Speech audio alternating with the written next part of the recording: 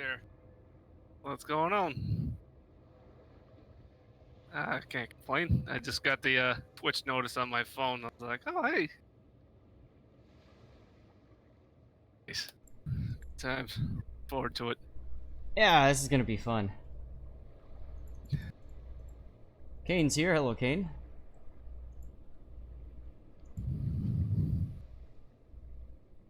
You go live in about 4 minutes, right? Yeah. Yep. Okay. Cool. I'll drop off once that happens. Alright, no problem, man. So you're here for the pregame, huh? A little bit. Yeah, just to say hi. I hope all of those codes work. I'm pretty sure they do because I've only used one and I had that card separate. And those were other cards I got from... Yeah, I attended 3 of those tour stops last year. Oh, nice. Yeah. And 2 of which I got my kids along for a ride too, so, and if they don't have accounts, I got their cards. Awesome stuff. How you been up there? Fine, it's actually a nice day out for a change. So I don't know if we're gonna get the cat cam working here because, well, they're all perched up on the ledge there, very happy. It's not bad down here in South Louisiana. It's actually low 70s and not even humid outside. Well, that's good. Hey, I got a silly question for you, and I don't know if this is going to be a quick answer. What is involved with getting started with the streaming stuff? Like if you wanted to become a streamer yourself? Correct. I have an idea in my head of doing this, but more with a focus on doing like PvE. Oh, that'd be cool. So I would say the basics: having a microphone, headphones, OBS, or whatever you want to use for broadcasting. What's OBS? OBS is the software that I use to broadcast. It records whatever you want to record and outputs it to Twitch or YouTube or Mixer, wherever you want it to go. Okay. So you'd want to look into that. There's two major streaming sites that kind of work with streamers. There's probably more, but I'm aware of 2 at least. One is Stream Elements, which I'm using, and the other one is Stream Labs, which I used in the past. Both are very good things that you might want to check out as well. Beyond that, Streamlabs, and what was the other one? Stream Elements. Right. So I'd look at those 2, make a determination for which one you prefer. Stream Elements, there's a lot more stuff that you have to do to get everything to work, but once it works, it's great. Stream Labs is a little bit more noob friendly, I guess. Okay.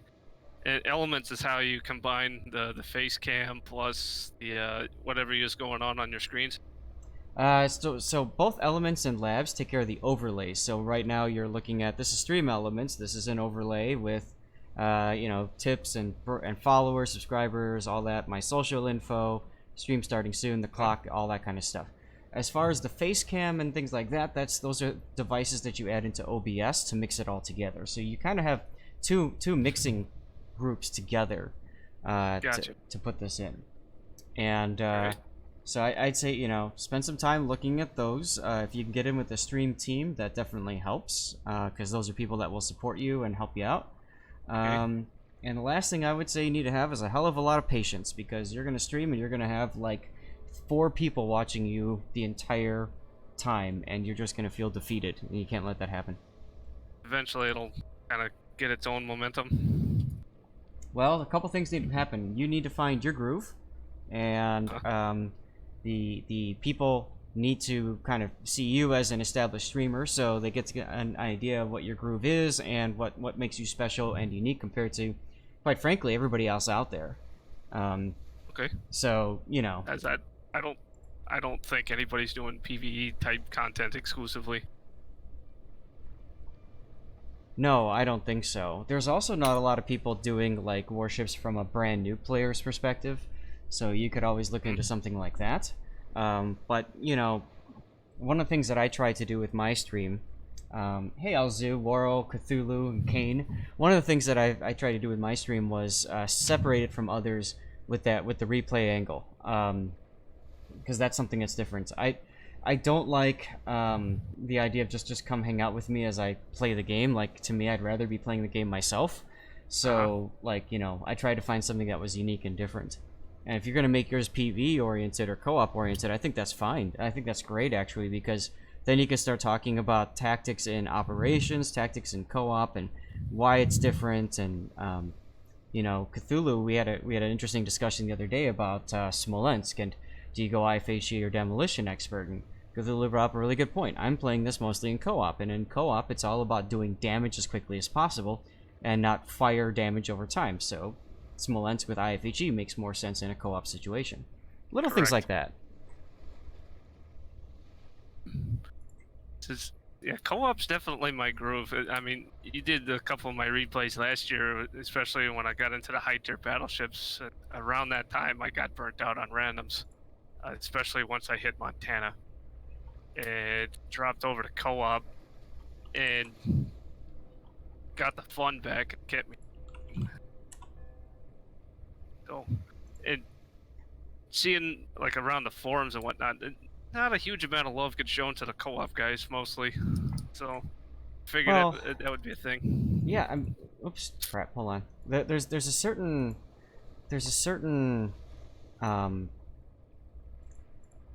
for lack of a better word, just kind of... I don't know, way the people play co-op are treated or something. It's just like a prejudice, stereotype, I don't know. And I don't agree with it. Because to be quite honest, I spent a lot of time playing co-op, especially when I was trying to make certain things happen. So it's definitely a little bit more time consuming, especially if you're working up a line, but it's more fun and enjoyable, and it just works. That's right. All right, well, we're about ready to get started, so if you don't mind, we'll transition into doing the stream, and you're always welcome to ask questions if you want, man. Roger. Thank you, thank you. BH, that was Ace Combat music. I have a backup stream playlist for people. If they don't put in sound requests, they can listen to certain background music. If you do have a song you'd like to hear, BH, or anybody else, just hit !SR space and then copy paste the YouTube link in or something along those lines, and you're good to go. I'm so tempted right now. Go right ahead. You're gonna do your In the Navy, aren't you? It's kind of been a thing. It's been a thing, indeed. Absolutely. Tell you what, I'll spring that one later, at random. All right, fair enough. What's up, guys? How's it going? Everybody enjoying their Friday? It is a beautiful day outside here in the Chicagoland area. It is 65 degrees outside. It's actually just about equalized finally with the house, and it's sunny. It's incredibly sunny out. So the background, it's gonna be very washed out. That's the sun. Here comes the sun. Da da da da. You know, like, so. That's just how it's gonna be. Chevalier class, how you doing? And so we're gonna start off by talking about the mines, and then I'm going to send a little bit of a replay to you guys. I'll show you guys how you can take this brand new new hotness ship into action. First things first, just need to mention that this was provided to me for free by Wargaming for review purposes, so big thank you to Wargaming for doing that. Let's talk about the mines here. Diesel, are you still in the chat? You are. Alright, I was just going to ask you if you've played the mines or if you've played the Hipper or Eugen at all. I have never played any of those. A clanmate just got the mains yesterday, and he seems to really enjoy it. His build, since he's also mostly a co-op player, he did, instead of concealment in slot 5, he did both steering modules, and he can really make that thing dance.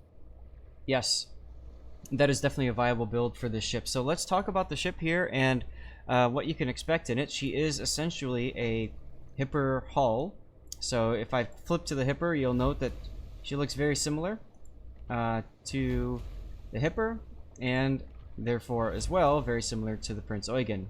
Never mind the 1960s swimsuit camouflage. But anyway, so she does look basically the same, but there's a couple of key differences. One is when we get into her armor layout.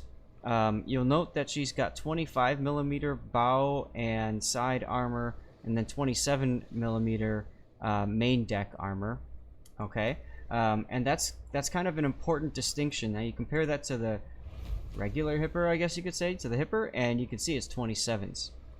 So that 2mm of armor, extra armor, is actually quite important when it comes to overmatch with battleship caliber shells and that sort of thing. To find the overmatch formula, you take a battleship shell, you divide it by 14.3.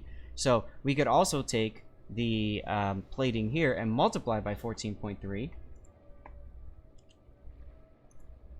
So I'm going to go ahead and do that right now. So 25 times 386mm.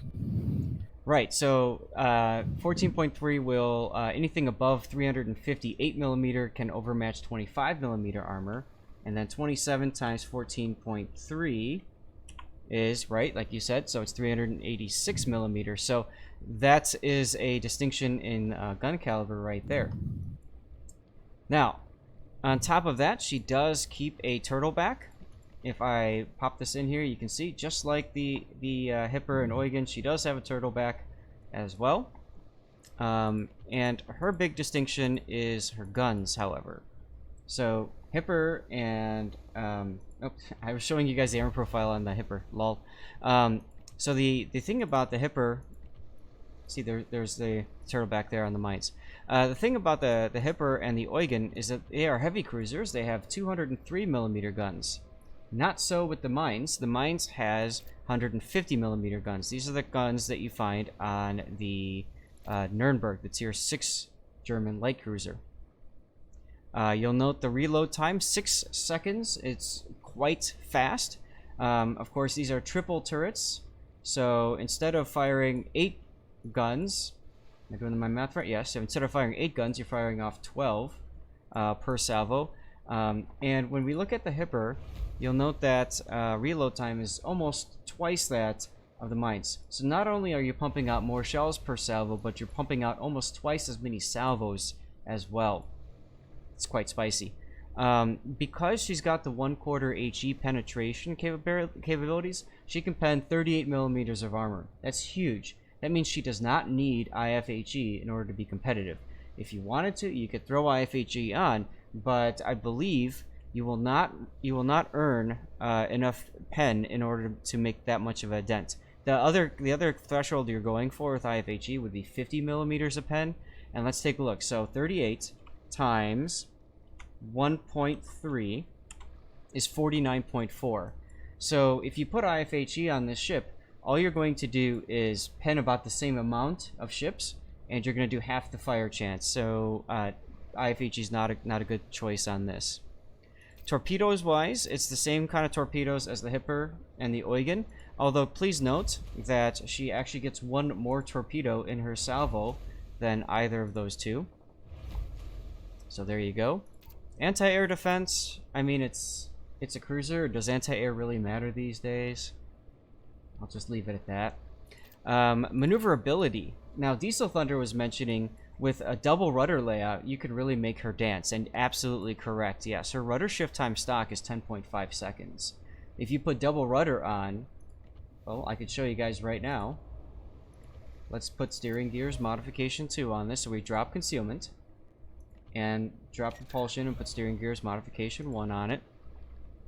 And look at that, you've dropped her rudder shift time to 5 freaking seconds.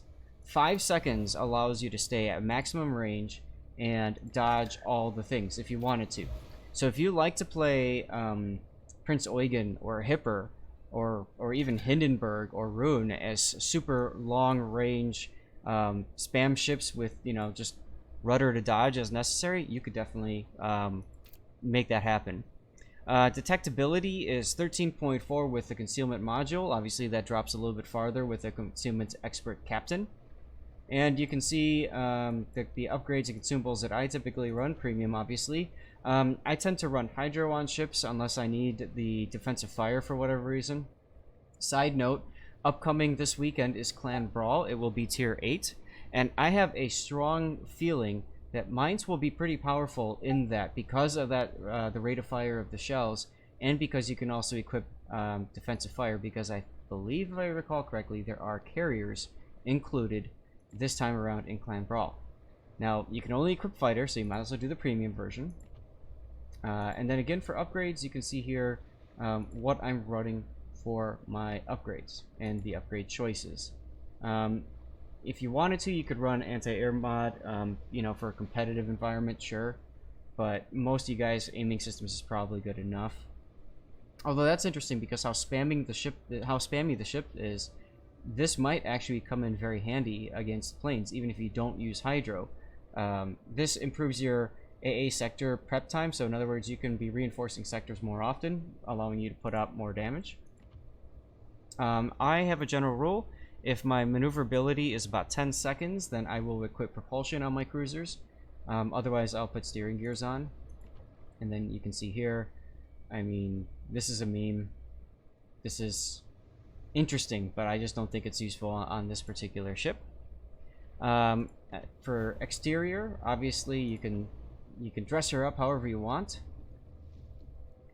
But what I would typically do is run your fire chance flags. Flood chance doesn't really matter, because if you're in range to use your torpedoes on somebody, they either need to die very quickly or you're dead, so it doesn't matter if you flood them or not. Always run protection, and let's see, speed is good, and consumable reload is okay. It's not incredibly important, but it does help. You could also run anti-air flag too. Secondaries, I just don't see a need for it, so you could also run Hotel Yankee if you want to be that like super aggressive player that goes in and just, you know, blaps people and stuff like that, and, you know, uses the final torpedo. That's fine too. For captains, I'll share with you guys how I have my my special captain set up for him. Where is he? I think I threw him back on the Hindenburg, or no, he's in reserve. I think he's in reserve. Come on. I have too many captains, guys. Where did he go? There he is. I had Gunther Lugens on it. And so here's how I have, this is my Hipper cap, or my Hindenburg captain. So this is a general, like how I would build her. I probably would drop Superintendent. There's no need, because there's no heal on the ship. And instead, I might pick up Survivability Expert. Just to give that little bit of extra staying power, might be very handy. If you're a person that likes to be aggressive, then Vigilance is really useful, especially since it stacks with the German Hydro. So that might be nifty as well. Alternately, you could pick up, say, Last Stand and even Expert Loader, although at 6-second reload, I don't know that you really care about Expert Loader much. High Alert, Joad is okay. High Alert might be the better of the two if you wanted to go that route, but honestly, it's up to you. It's so nice, though, that you don't have to worry about IFHE. It really does give you a lot of flexibility in terms of what you can do with that ship. Now, some people have been saying, "Oh, well, she's just a, you know, a Talon," because the Talon was also a Hipper class ship that was, I believe, sold or given to the Russian Navy after World War II. So some people are saying, well, the Talon's coming out on the Tech Tree line, so why don't I just wait for the Talon to come out? There's a few big differences. Again, this is a work in progress ship, so all of this data, all this information can and probably will change. So that's something important to note too, is what people are saying right now is based off the current stats. We don't know if that's going to stay the same. But if you look at the artillery, the 180mm guns, these guns are better served firing AP. And if they are shooting HE, they're 30mm, which means 30mm a pen, which means IFHE is necessary in order to do damage to most battleships, whereas the mines already gets it built in. The torpedoes are different as well. The torpedoes on the ship are 4 km instead of 6. Again, this is all subject to change, but I just want to put it out there that yeah, you can get another Hipper hull for free, I guess, with the Tech Tree, but it's a totally different ship, so I wouldn't look at it the same way. Alright, give me a sec to just take a look at the chat here, just to see what's going on, make sure I'm answering anybody's questions, and then we'll go into replay here. How does it compare to the Bayard? Similar, except for the, yeah, so Kane, let's now that you asked that question, let's pull that up.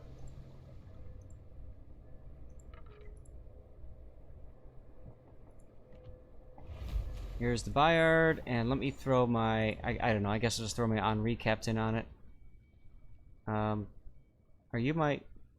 You're my clever captain. Where's my Henri captain? Are you sitting in reserve too? No? I went and... Oh, okay, I haven't... I went and respec'd all of my captains for free because of the IFHE change, so I'll just throw my clever captain on it, just so it's got a captain. But the big difference here, these are 152s that also only pen 30 millimeters because it's 1/5 versus 1/4. So you can see the difference in that 1/4. IFHE is also necessary for the Bayard if you want to damage battleships, but you get it for free with the mines. And then reload time, actually the mines fires a little bit faster. Now if you look at fire chance at 15%, HE at 22, let's take a look at the mines. So slightly less, actually about 500 less damage per HE shell hit, and then about 4% less fire chance. So you're giving up a little bit, but keep in mind that if you're going to run the Bayard and you want to pen battleship, you have to run IFHE. So you take that 15% fire chance and divide it by 2. So suddenly the mines looks a little bit better in that regard, doesn't it? For the viewers, please compare the rate of fire with the Tech Tree Tier 8 gold standards. Cleveland, Chapayev. Okay. So I just kind of did that with the Bayard. And we can definitely take a look at some of the other ones. So let's go with everybody's favorite, the Cleveland. Where's the Cleveland? There's the Cleveland. Also 152s, and you can see here 13%, so 2% better fire chance. But again, you're probably going to want to put IFHE on the ship, so you're gonna lose out a little bit there. You also notice the reload time is half a second longer. So the Mainz actually is a spammier ship than the Cleveland, which is hilarious because the Cleveland is quite a spammy ship in her own right. What else did you guys say? You wanted me to take a look at the Chapayev. Here's the Chapayev, 8 seconds. Although these, of course, are the railguns because they're, you know, the Russian railguns. So there's a slight difference there as well. But even then, IFHE needed if you want to pen the battleship hull. So, there you go. Charles Martel. Oh, these are 203s. We don't care about 203s. What else is 155s at this tier? Italians? Italians have SAP, so that doesn't really matter. Alright, well, any other questions in chat you guys want to ask about the mines before we go into a replay that I took out of her last week? I'm doing this again because I kind of screwed things up a little bit and I had work in progress logo up on the top and I didn't want to do that, so. Cthulhu, you're a little excited with that, huh? I think she's a great co-op ship, like seriously. This is a ship if you want to be stupid aggressive. Yeah, you can kind of do it. It's kind of fun. So, alright, let's go ahead and pull up the replay. Just give me a moment while I load that up. Come on, game. Game is thinking. There we go. Took a sec for the game to drop, so game's gonna load up. While it's loading up, a chance to double check with chat, see what's going on. After you're done with the mines, maybe thoughts on the German CV announcement. All right, sure thing, Crow Panzer. We can do that as we get started in the replay segment of the day. Absolutely. And for those of you guys who were curious to know what our replay schedule is, I'm posting that in chat right now. So I took the ship out last week, and of course I get stuck at a tier 10 game. This is what everybody hates when they play tier 8, right? Oh my freaking god, a tier 10.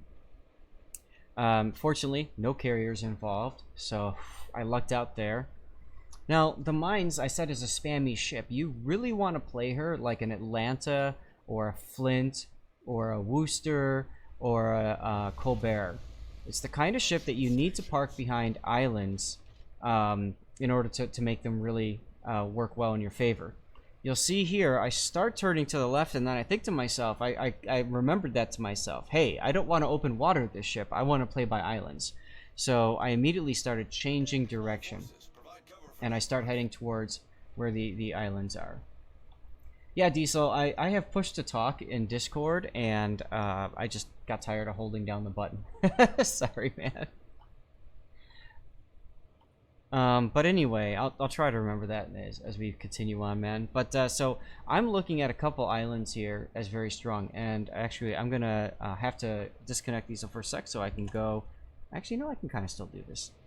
So some strong positions for these ships is like right behind this island here, either on this side of the island or on this side of the island. Are very strong positions for the ship. If you can fire your shots over, right over that long range, you can spam, spam, spam, and you're good. This map also gives you another really good spamming island, which is right over here. Same kind of deal. Although this side, it's a little bit exposed for ships that have pushed around on the 1-2 line. So you have to be careful there. You have to be ready to basically run away in a jiffy if you have to. Enemy force sighted on the horizon. Eisenhower's, what's up, man? How's it going? Good to see you. So you can see I tried to slow down here. I was busy talking with people about the islands and stuff, and I got a little bit too far forward.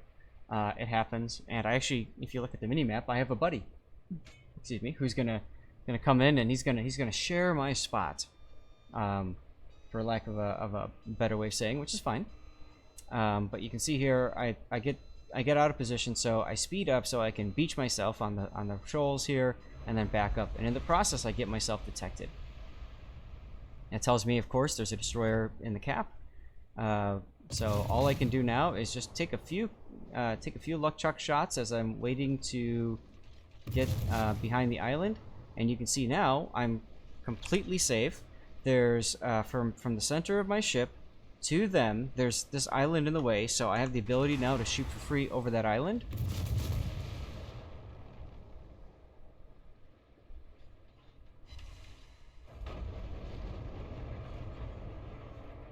And of course I want to shoot, but my buddy's here, so I shot anyway, and I clipped him. Oh well.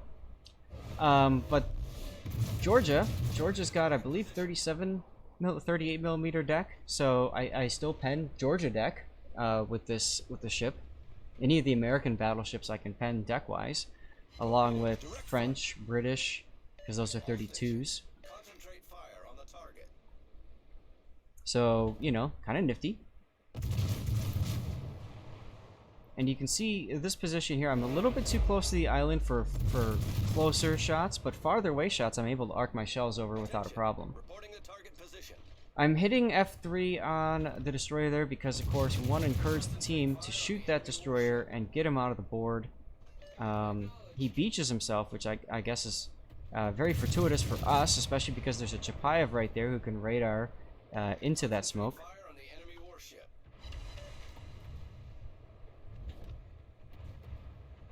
And there goes radar from the Worcester. So that Akazuki's fate is sealed at this point. And I'm using the torpedoes here just to gain an idea of how fast this guy's moving. Is he moving full speed? Is he slowing down? You can see now he's starting to slow down. So I know to start aiming closer to the center of his ship.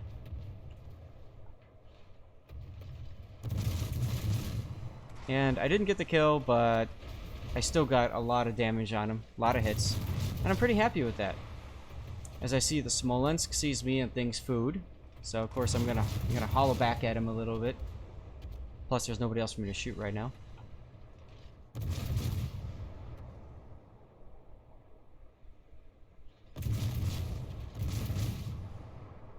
I've got the German Hydro, so I feel relatively safe from destroyer pushes.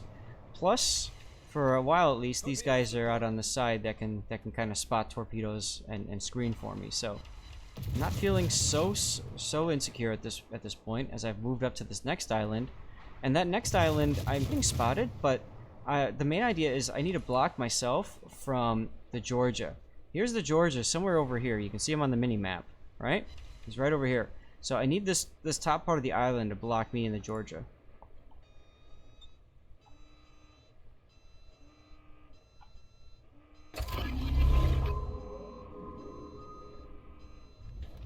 See, there's the Georgia.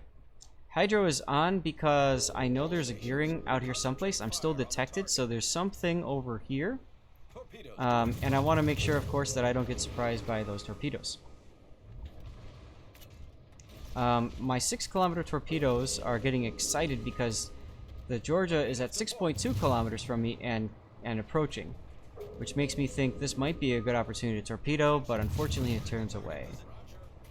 I do have advantage of smoke here from the gearing, but of course I've got 8.4 kilometer smoke firing penalty, which is pretty high considering these are you know, 150 millimeter guns. But fortunately for me, he's busy on the booster, at least for right now. You can see I lost detection because we have that island get between us. So that tells me that the daring's back and nobody else is really up in our grill. So I can afford to be a little bit more aggressive with my positioning here.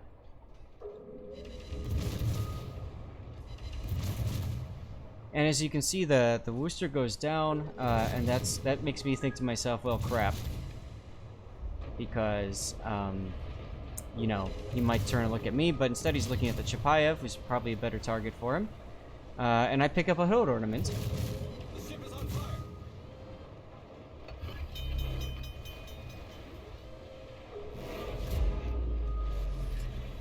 Problem solved, sir. A little bit of extra bow armor, because the ship needed it, you know. A little spaced armor here.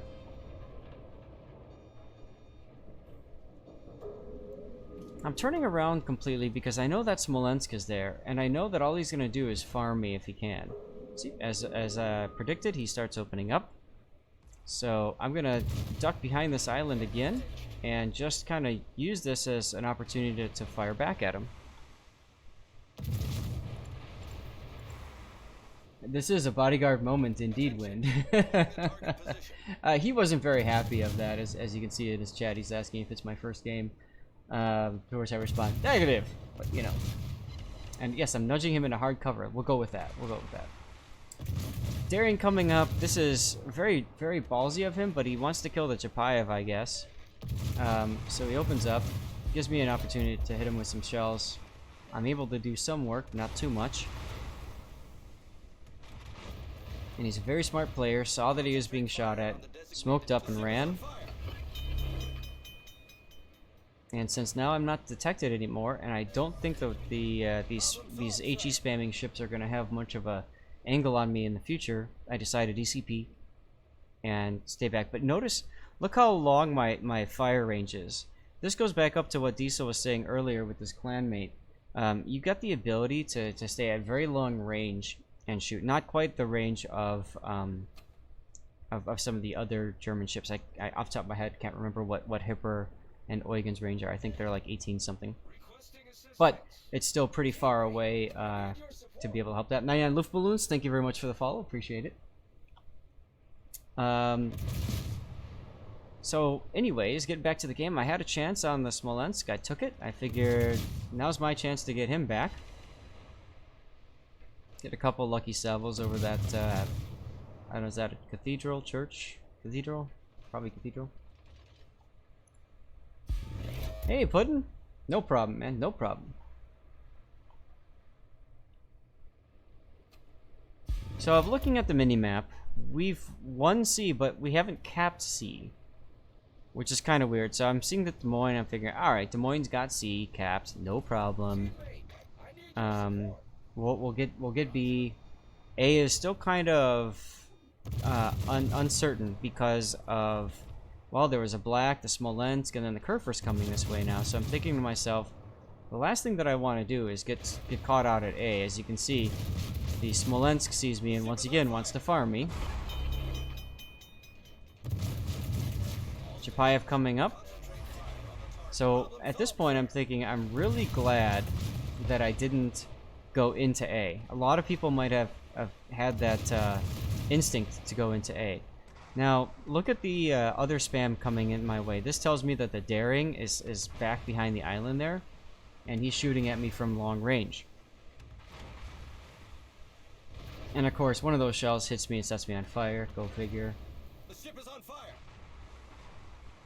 So I'll holler back a little at him. I don't think I can hit him from this range, but that's okay. Take a couple of shots, you never know. Besides, nothing else going on. Concentrate fire. No worries, Cthulhu, no worries. GMC Yukon, how's it going?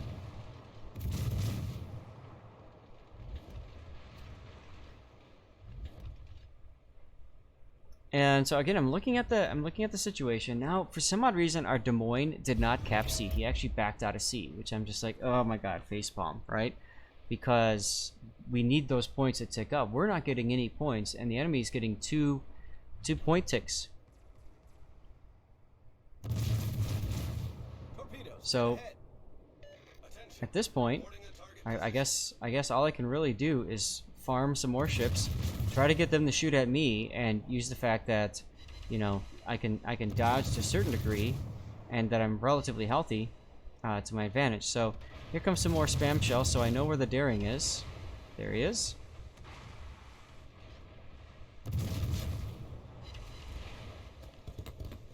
And oh, by the way, I'm running loot gens, so fireworks, although they don't render, I guess, in replays.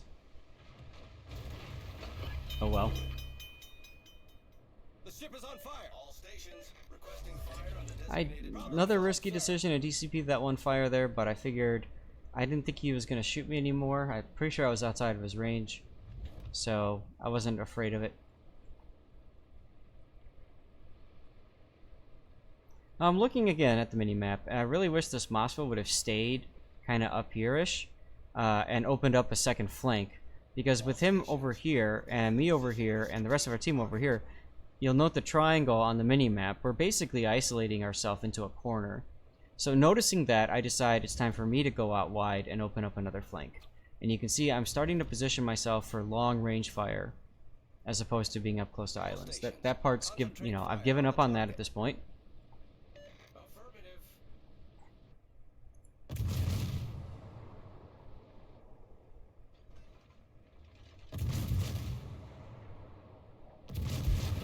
All stations requesting fire on the designated target. And we got the chance to shoot at the Chapayev, so I might as well. Again, at pretty max range. And I'm looking again at the score. We're tied up on ships, but we're down by quite a bit on points. But we get the Smolensk, that's important. And I'm looking at the fact that there's a Worcester sitting right here, and we've got 3 destroyers that are really close to that Worcester. Like, why would you put yourself in that position as a destroyer player? But, oh well. So once again, we gotta farm. So, moving this way because again, I need to open up that front. I need to keep these ships busy and focused on me, so that my team can reposition themselves. Moskva's getting C, which is important. Those are points that we desperately need. And oh, look who's there! Who's there? That's the Kurfürst. But the Kurfürst hasn't really noticed me. So, all right, let's set him on fire. The enemy is about to win.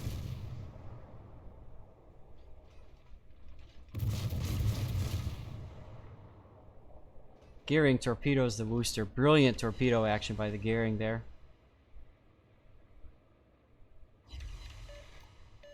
Hey, Flipperovka, thank you for the follow. Appreciate it. What would be the advantage of this ship over a similar light fire bug like a Kutuzov or Chapayev? That's a good question. So I find that the Kutuzov, as long as it's got smoke, is definitely a problem ship. But once it runs out of smoke, it has to do basically what I'm doing anyway. And don't forget that 1/4 HE pen is huge, especially if it's top tier. Unfortunately, I was in a bottom tier match, so you can see the penetration hits here versus non-pens. My shells are bouncing off of the deck, so I'm forced to shoot at the superstructure of the curve first to get those HE pens. But, you know, Chapayev and Kutuzov would run into the same problems. Now, I don't have radar, of course. I do have German Hydro, which will detect ships out to, I believe, 6 kilometers. Yep.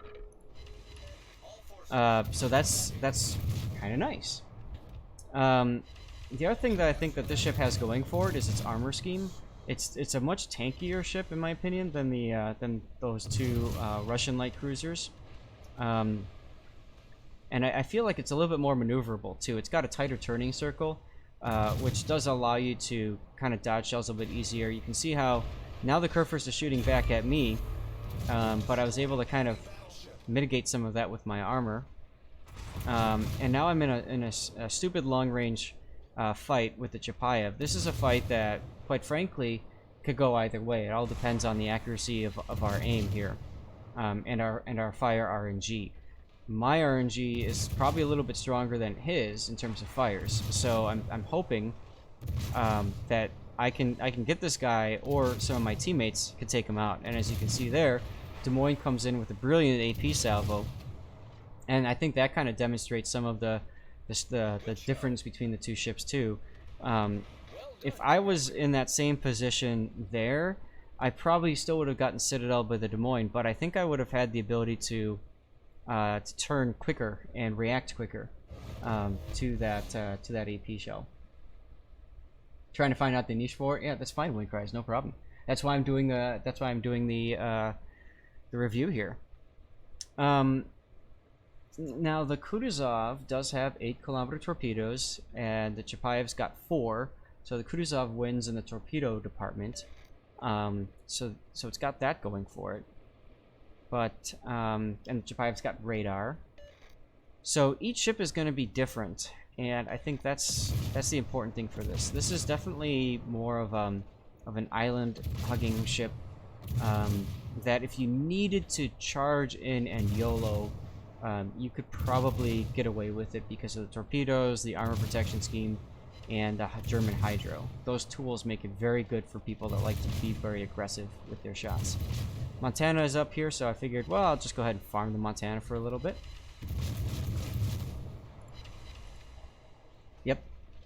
Yep, it's got a lot going for it, absolutely.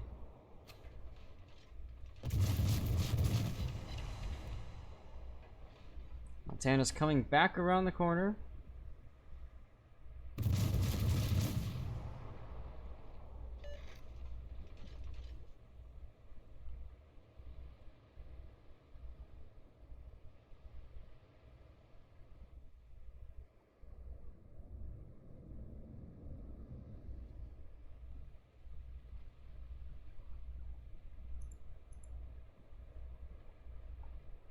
And at this point, we've managed to pull them back from defeat, and there you go. So I hope this helps to kind of describe a little bit about what to expect with the Mainz. She's a comfortable ship, but you have to kind of play her right. You have to play her as a more cautious ship, or a super extreme aggressive ship. She's a great late game ship if you want to. If you think about it, the Kutuzov, like when you were asking earlier, I think that the Kutuzov is a much stronger early to mid game ship because it's got the smoke. Whereas I think the abilities of the Mainz kind of give it that ability to just jump right in at the end when either you're going to win or you're going to lose, and just destroy whatever you want to, or get destroyed yourself, one or the other, right? So, any other questions about the Mainz, guys, or are we good to put that away and start doing our replay analysis?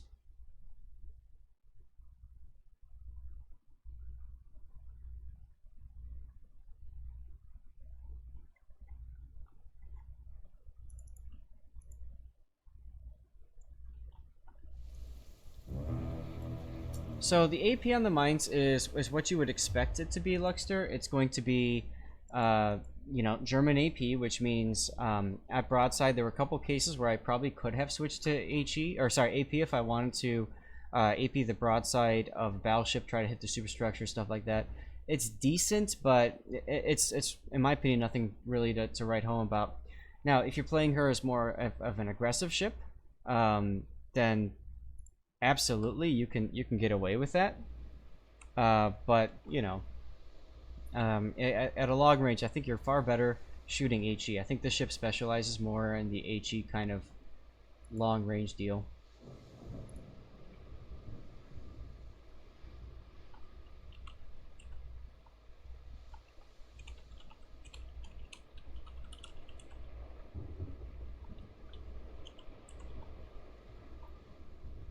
Thanks, Raining. Appreciate it, man.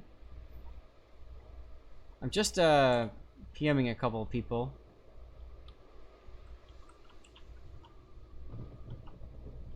Zampy.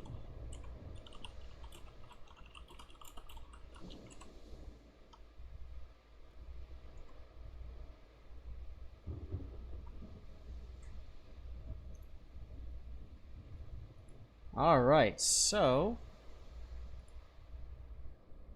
Guys, I'm noticing a lot of dropped frames on the network. Are you guys seeing that too?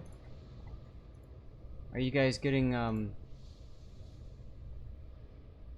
parts where it kind of stutters a little bit? I don't know why it would. I don't have anything really that's gonna... You did have a big... Okay. I'll keep an eye on it. Normally I don't get this bad of frame drops here. My bitrate is down a little bit. Looks fine so far? Okay. Battles you saw at the mines was all HE. Yeah. Engaging enemy. Okay. Well, something weird must have happened. I don't know, guys. I apologize for that.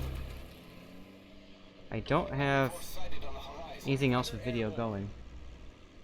After Shima, you wanted to grind another destroyer line. Any advice for a good gunboat? Absolutely. I would go for the Russian destroyer line. Would be a good gunboat line, or the French.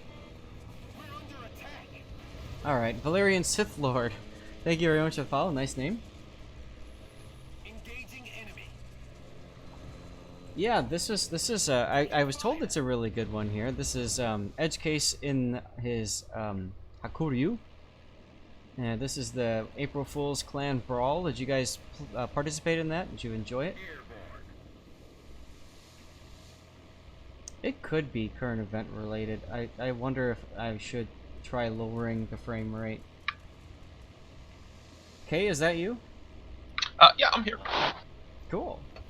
Engaging enemy. How you doing? Not too bad. Fighter airborne. We're under attack. Fighter airborne. It was a rare thing for me to play Battleship, especially a Thunderer in a clan battles context. Right. I see that. It's not just the stream here? Okay, good to know. Yeah, you're... Why did you guys pick Thunderer? Because it was that or Kremlin for me playing Battleship. Oh, got it, got it. Edge Case trying to make things happen with his planes, just not able to do so. I do like how Zampy smoked Tedster up to that point there. That early destroyer smoke is so important when you got carriers here. You just can't allow your ships to get spotted. Engaging enemy. We didn't expect these guys to tuck as hard as they're coming to tuck. We're under attack. Most teams Well. kind of spread a little bit along that northeast of Big Island from that spawn. Right. Airborne. Meanwhile, now it's time for AP bombs on Tedster. Engaging enemy. Fighter airborne. We're under attack.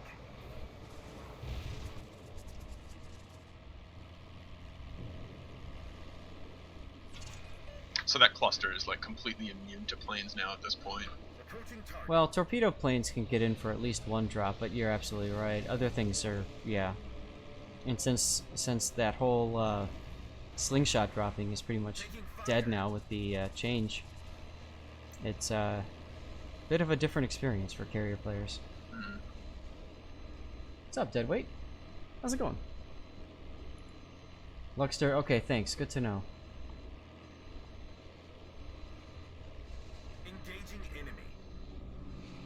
We're under attack. Yeah, so Edge dropped a few of his bombers out at long range just so that he could get them back to rearm. Trying to climb out of here, but I don't think he's gonna make it. Nope.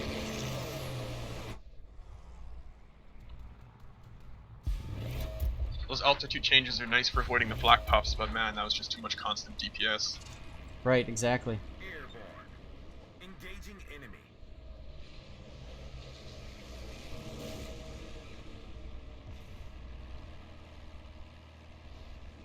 Guys, if you haven't already hit exclamation point ticket, please make sure you do so. I do have a giveaway going right now. It will be for camo codes. I'll be giving that away probably after the next replay or two. Turk, what's going on?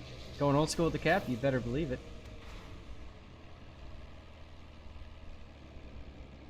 Hey, Windcry is giving Luxter a sub. Thank you very much. Appreciate it. It's awesome.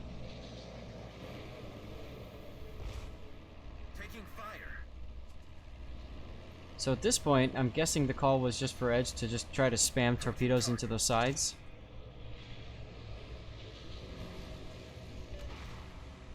Although it looks like he's more just trying to keep him spotted.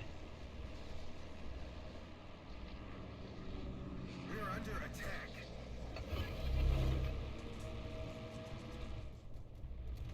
Yeah, we're trying to wiggle into spots where we can do a little bit of damage without getting farmed over the islands.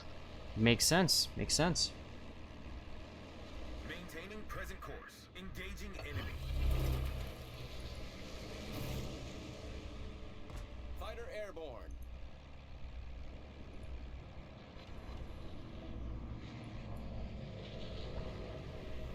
We're under attack.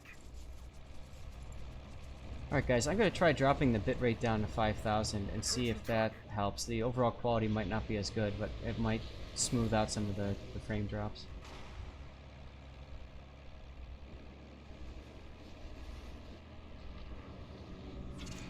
We're under attack. Hey Turk, if you want to see a really old hat with a wide brim, you should have tuned in on Wednesday.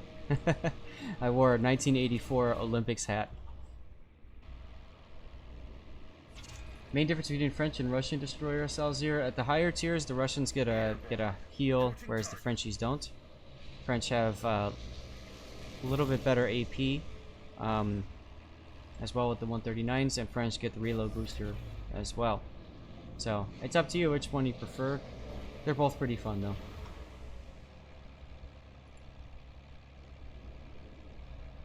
We're under attack.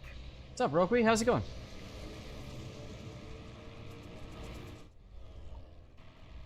Yeah, okay, you're exactly right. You could have said it in chat if you want. That's fine. Oh, that's true. Oh, and their Des Moines backed up a little bit too far. Now, what do you mean by backed up a little bit too far there? There's arcs at them now, I think. Oh, gotcha. Engaging enemy.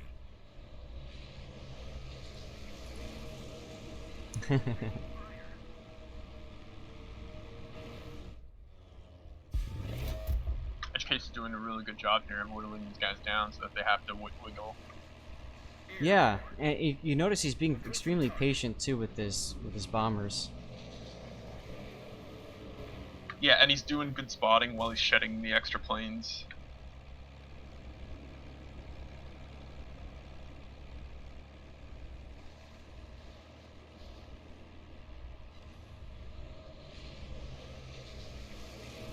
Taking fire.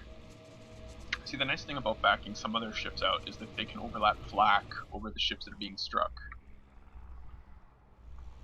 Because flak is a lot worse for the carrier when they're not like stacked literally on top of each other, but they're kind of like adjacent. Mm-hmm. Taking fire. And that's important, right? So, I mean, in Clan Brawl, and I think this, for us, is a really good preview for what to expect when carriers are allowed in clan battles as a whole.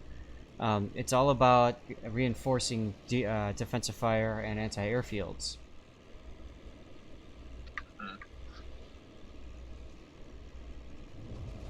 Gotta take a WoW's break. Glambass is playing Resident Evil 3. That's hilarious.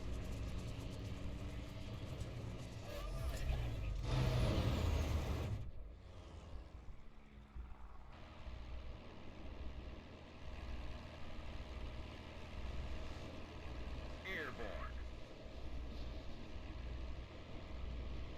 Deadweight, yeah, we ran into that a bit where the battleship was in I was trying to find a replay that somebody submitted that had that, and I don't think I could find one.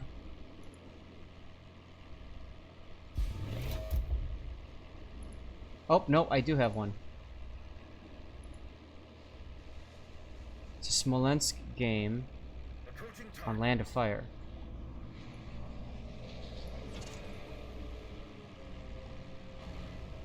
We're under attack.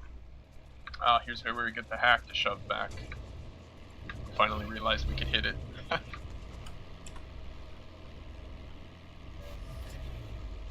Oh, right. So, also we noticed that the carrier is very important too for providing anti-air. Also a distraction for ships. So, if you have people on in your team that play carrier that like to sit far in the back, Engaging that puts a lot more pressure on everybody else in the team. Yeah. Yeah, all of these maps and stuff that you're seeing in the Clan Brawl for April Fools, this was all intentional. Like that super small cap circle, intentional. So now they've packed back in there. Engaging enemy. We're under attack. Yeah, and there's the angles open now.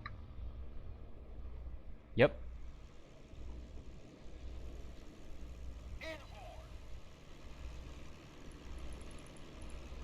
We're under attack. You almost took out their whole team before they got you as a battleship? That's hilarious, Deadweight.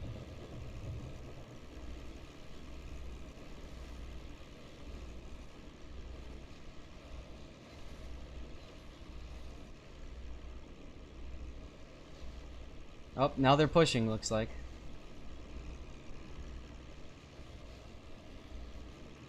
You still gonna use the American torpedo? Yeah, the risk here is that if they get a good result from the push, they can swing the balance back to even. Oh, Sill's going on the broadside of the Ohio. Engaging enemy. Combined with AP shells, this might be really good. Taking fire. Nice work, Edge. It's like he was saving those AP dive bombers just for that one moment. We're under attack. Yeah, it's crucial to at least trade ships when you've got one committed to sinking there. Taking fire.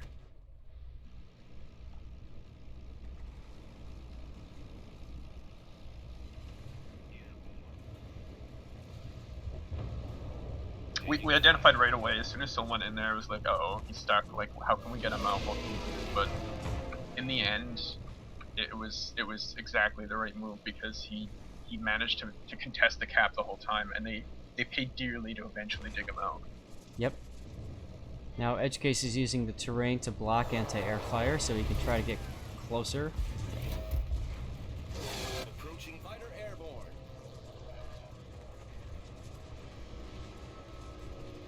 Taking fire. And the Stalingrad's trying to back up to get shots at our Grozoboy now. Fighter destroyed. Airborne. Yeah, Rokri, it was a little bit different. Some silly maps, Clan Brawl, and then the captain stuff I think is pretty cool. That was not expected. Oh, is Zampy doing Zampy things with his torpedoes? Maintaining present course. Taking Oh, fire. Fei with the really good dodge there, staying behind the dead Hulk of his teammate. Taking fire. Yeah, the problem here is if we lose Zampy, they're still on 2 caps, and they swing the points around pretty quick. Mm-hmm. Approaching target. We're under attack.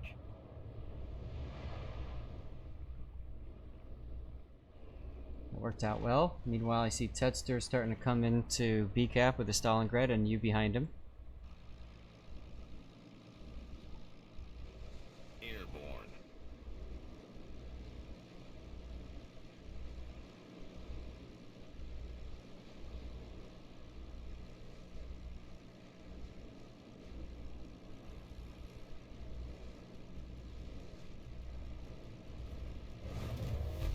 So this plane here, squadron, is simply just to keep Zampy covered. Yeah. I mean, he's only got one bomber, so what else is he gonna do with it, right?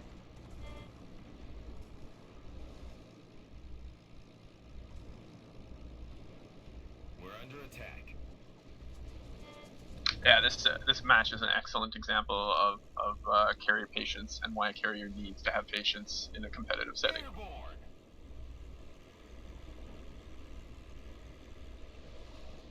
And Zampy still goes down, but that's okay. He did his job.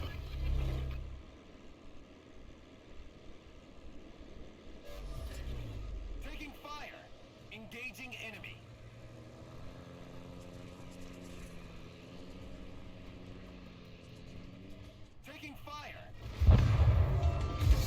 waiting. Fries are done. Oh, I got a death pick.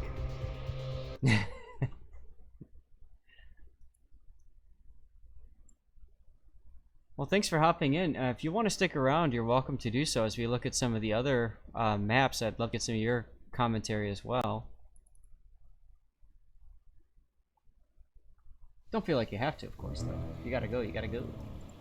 I can maybe stick out one more. I've just been kind of doing some light clerical stuff here.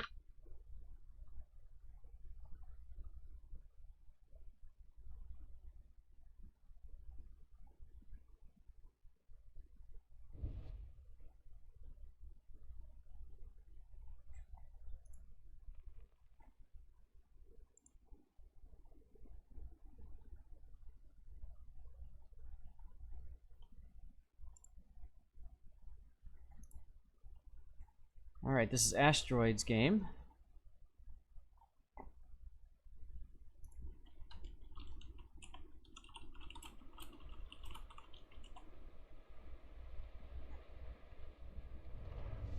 Okay, so Oni Senpai's not so happy. This is... So, if you look at the mini-map here, this is the meme spawn where the battleship spawns right in the middle of the opposing fleet. So it turns into a race to see who can take out the opposing battleship as quickly as possible, while not dying or losing as many ships as possible in the process. So both battleships are kind of off on their own, being told to just kind of, you know, either take out their carrier or take out like another key ship. Do you like this this mode? Okay. I only saw it once, and I saw it as the battleship, and I was not in a good battleship for it, and I didn't even... It went badly, so I wasn't a fan. Now, Smolensk here should probably be using AP and penning the bow of the Ohio. You can see both Des Moines and Smolensk have backed up, but I think the bow is a better target, or the stern even better, as you've already gotten yourself killed. This happened to me in the Minotaur. The other thing too is when you're in a ship that's really easily dead like this, moving forward is probably the better choice.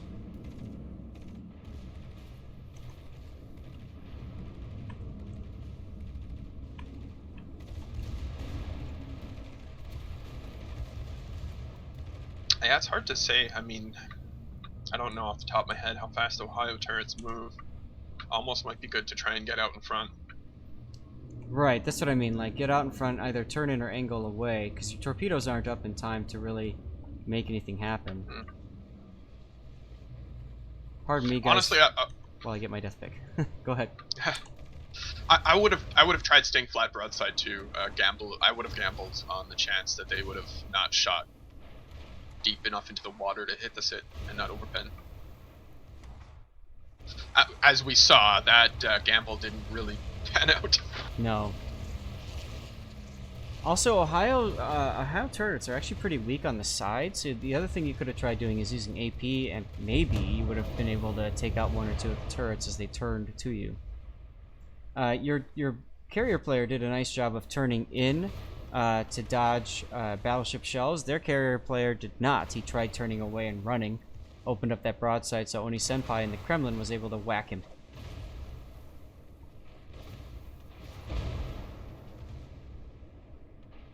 And the longer it takes for the enemy team to kill Oni Senpai in the Kremlin here, the better off your team is going to be.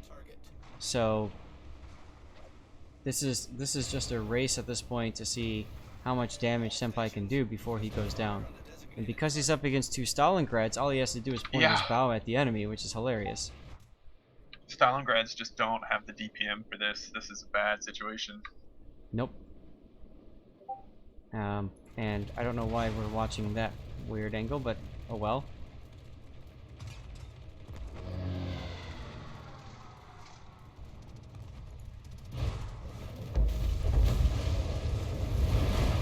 And there he goes.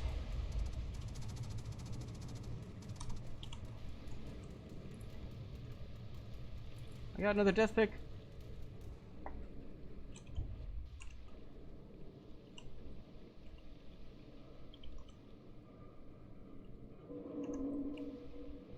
So what the Stalingrads did do is not waste any time taking up a better position on the mid here.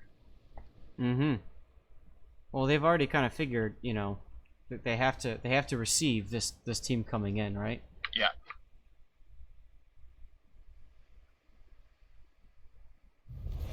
Our victory I is do in like sight. that they are both going for angles, so they're not approaching from the same position. It's very smart. Yeah, Akazuki unfortunately has got no chance here because the Des Moines has that island cover from the other Stalingrad. Mm-hmm. Good music choice by my backup playlist, by the way.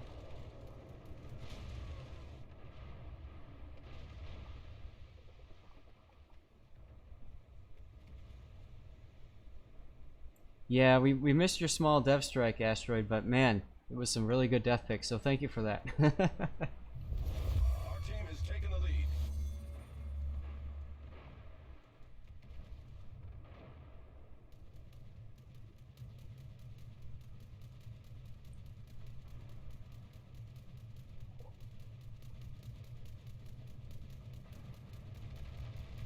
All stations requesting fire on the designated target. The other nice thing about these clan brawls is that the games were so fast.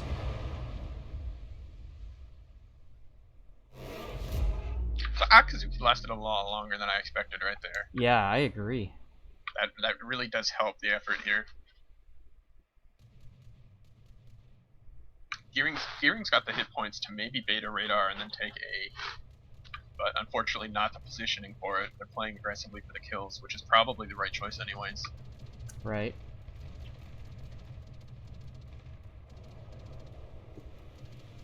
Those torpedoes now have Faith stuck, showing too much side if the Des Moines can get around. He's also Actually, just a flooding very now. good cross torp from the midway there.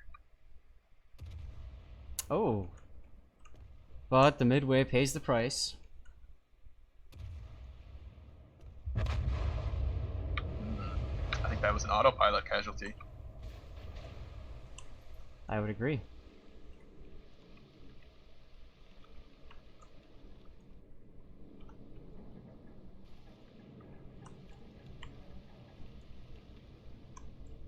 So this could be very interesting still if the Des Moines doesn't have sonar. Which brings up another interesting point, because you're absolutely right. The carrier could, because of carriers now, DFA is almost more valuable in the Des Moines. He does have hydro, and that ends it.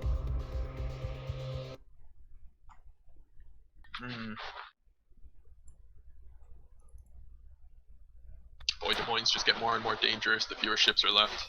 That's very true.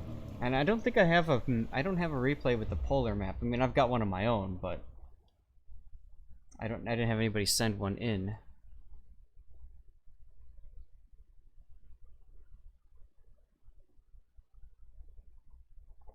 Played your first clan brawl the other day, since just managed to get first tier 10. Nice, congratulations, Walt.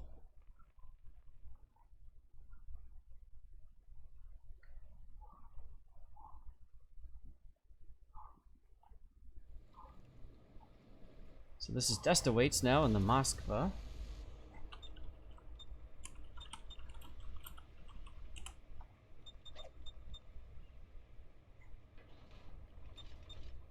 Now we didn't see we saw a few midways and a few audaciouses, but the Hakuryu is definitely the best pick, right?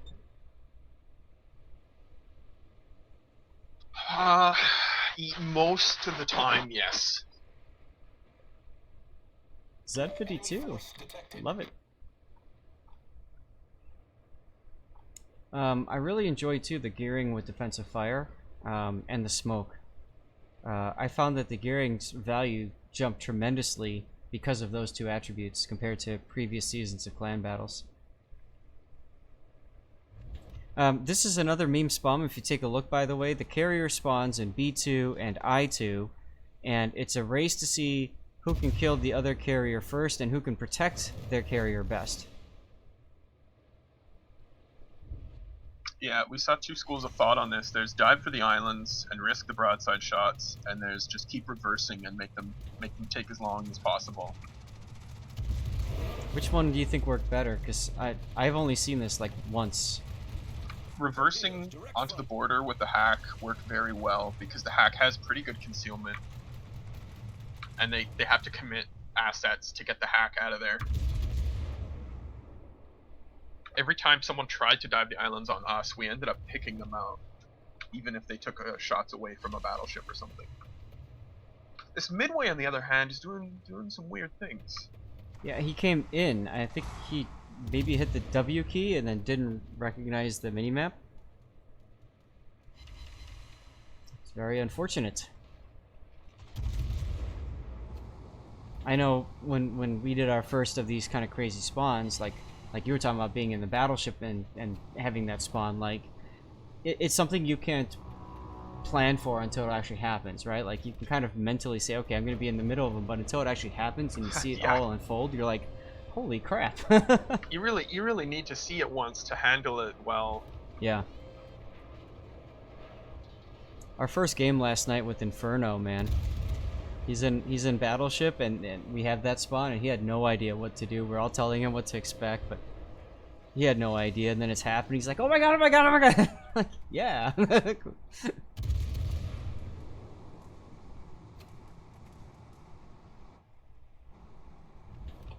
Well, you got the carrier, and yours survived diving into the island. Interesting. But it's not all over yet, because they can still push your cap, so you have to be thinking about that gearing too. That's what got us the one time we played this map. Yeah, when you get your destroyer over by the carrier, if you need to bring the destroyer over, that really puts you in a vulnerable spot. It's almost best for the destroyer to kind of play the guardian, right? The goalie, so to speak. I loved just sneaking onto the other cap when like the green team does what it does, because like what are they gonna do? There's an island you can play Ring Around the Rosie if they do try. This is also a really good map for Moskva here, as Desta is kind of demonstrating. You see how many broadside shots he's getting because it's a small map, and because everybody's incentivized to go broadside to chase after the carrier. Moskva actually makes a very good leave behind ship on this map too, because of the sonar and the radar. And the armor. Then again, we're seeing DFAA on most of the Moskvas naturally, so.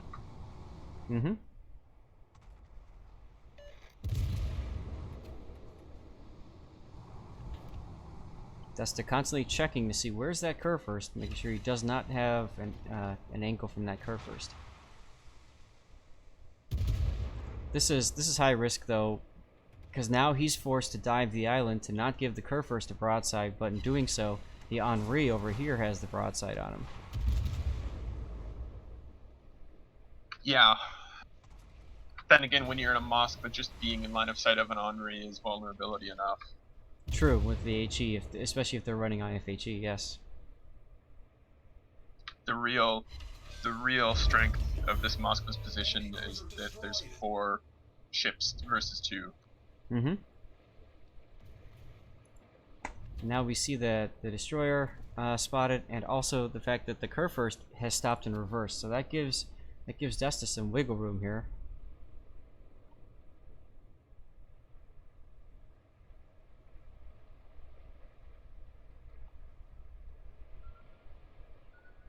Deadweight, yeah, counting out to die, sure, but I mean an Henri with reload boost and AP can just decimate a ship, even if it's just one salvo away. Interesting that Desta did not DCP as early. There it is, and was also still using AP. Problem solved, sir.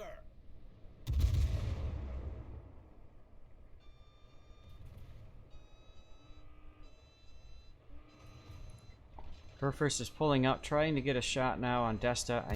He might be able to arc it over the island.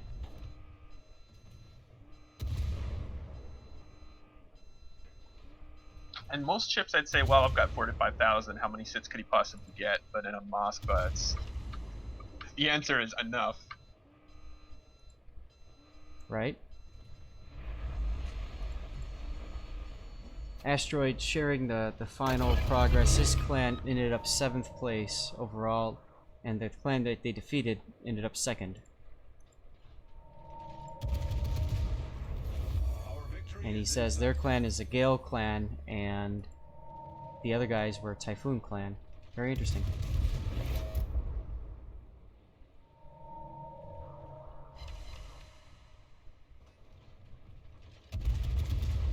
AP usually is for more guaranteed hits at this point, so those AP shells will ignore saturation, and will do guaranteed damage, assuming they penetrate.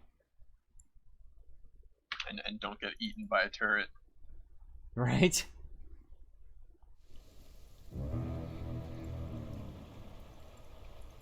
Hey, Fitting, yeah, no problem, man. I'm glad that you enjoyed the King of the Sea games. Speaking of which, don't forget, King of the Sea is tomorrow! And yours truly gets to hang out with Sea Raptor. Sea Raptor will be doing the main World of Warships channel, and then I'll be streaming on this channel here as well. So you guys are welcome to hang out on one or both streams. Question. You say question? Yes. Will we be able to earn the King of the Sea container mission via your channel, or do we have to go to the official channel?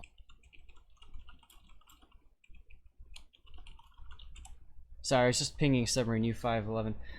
I believe you can still get your container codes by watching mine, but my recommendation, if you're not sure, load up both of them and just put one of them on as your main, like at either 720 or full resolution. That's my channel. And then you can put the other one at you know, 360p or something like that, and then it doesn't have a big impact on your bandwidth, and you're doing both channels that way. Gotcha. Thanks.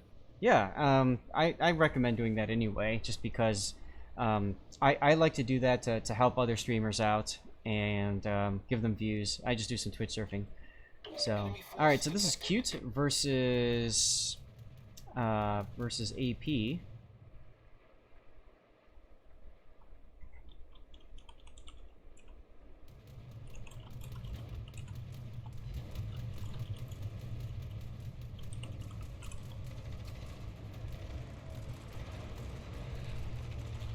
Now you can get those King of the Sea containers by streaming by viewing for, it has to be like an hour, I believe. It's viewing for 1 hour.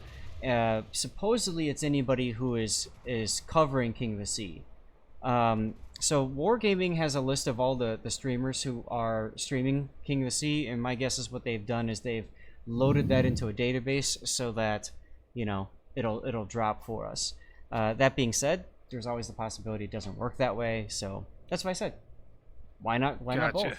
Plus, I have stuff to give away. So does Raptor, of course, but you can double your chances of getting prizes. Can I offer a minor correction to that? Go ahead. In the news article that I read today, it was an hour and a half of watching the stream. Okay, thank you for correcting. Yeah, not a problem. It's hard to keep all of this stuff straight, man. I know for you guys too, but oh my god.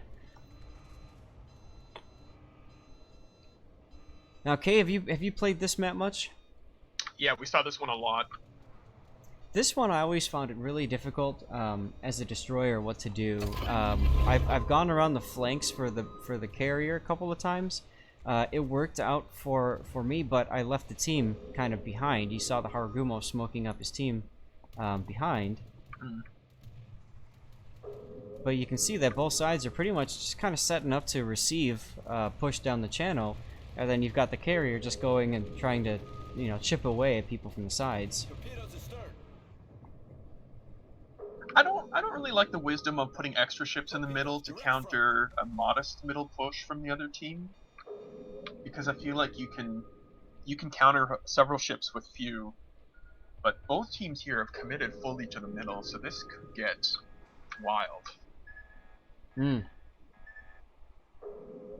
Just catching up on the chat here. Two Brothers is your clan's best map. Nice. You pushed the Kremlin, Smolensk, and into center. Okay. They said the same thing on the stream yesterday, so okay, cool. Good. Oh, here comes the dive bombers.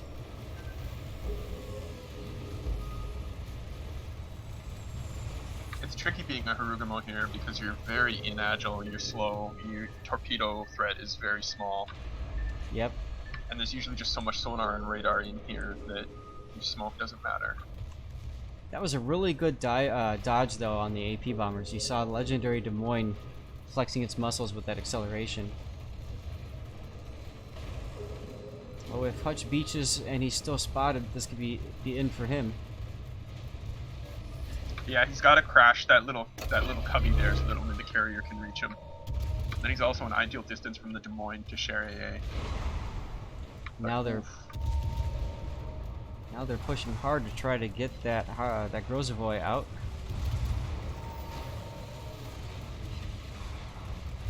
They need to get kills. They've committed ships to dying. They need to get kills now. Yep, especially with the Harugumo going down now.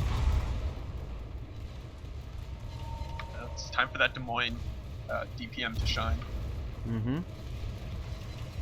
It's one of the reasons why I liked using Des Moines in clan battle. Oh, beautiful. Beautiful hit there as Frosty Beverages takes out probably 2 ships here. I think he's going to ram. This Kremlin has guns on nobody. They needed to... Oh, there's the hit. They need to get Des Moines' turrets out of the action faster by destroying the turrets at least. Pardon me while I take an epic death pick here. This is crazy. That's the first turret disabling on that Des Moines, and that's a fundamental error on the receiving team there.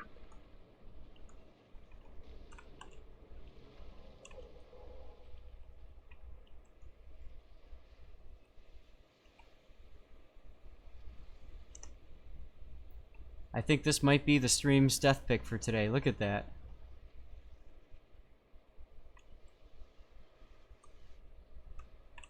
Wow.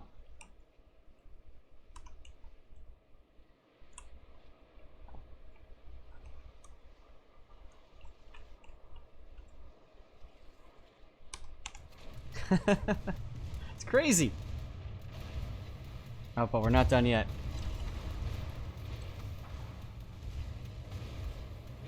The ship is on fire. He's doing it.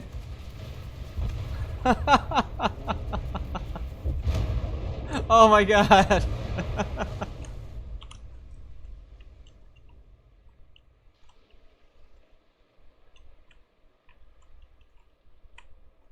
I still like the other one better, I think, but oh my god, look.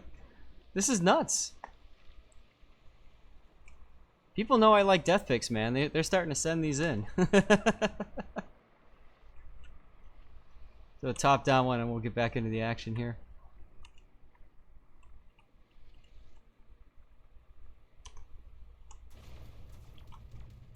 My god. So now it's just the carrier versus... Oh look, carrier Zuiho just sailing through in the Stalingrad like, what up? Stalingrad has more than enough hit points to just get a ram and get this over. Oh yeah. Gonna take one quick shot of the Stalingrad just sailing through past a dead Puerto Rico that's sinking. And all these other ships. This just looks so badass. This is the king of death picks, you better believe it. Oh my god.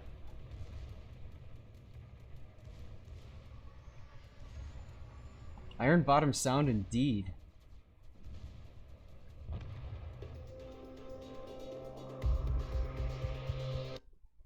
Wow.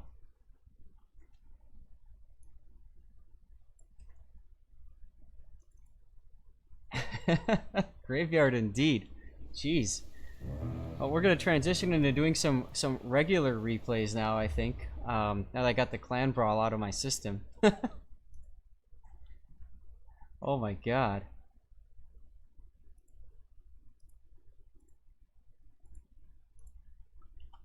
Puddin', if you're here, go ahead and do a drawing when you get a chance. This is for subscriber camouflage. Have fun, guys. I'm gonna take my leave, and thank you. Yeah, hey, no problem. Thanks for hanging out, man.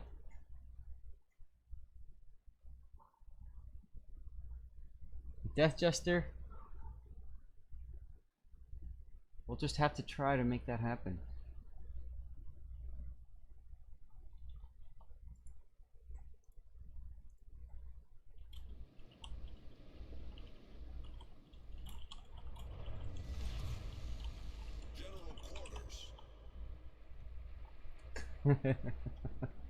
This is tax dollars at work in the Amalfi. Ping that man. I don't have that person on my Discord. Luxter wins. Congratulations, Luxter. He won a gift subscription today, and he gets some camos. Awesome stuff.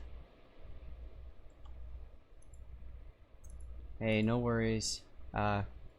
Submarine 511, U511, no worries. Uh-oh. Luxter hasn't responded yet. Now, this is a middle tier game. The Amalfi is, oh, why are you running standard damage control party? Premium smoke is good, but no. And flag-wise, you're very low on flags too. So I'm guessing maybe you're just trying to save resources, which is acceptable at the lower tiers. I think at the higher tiers, you're probably better off splurging a little bit.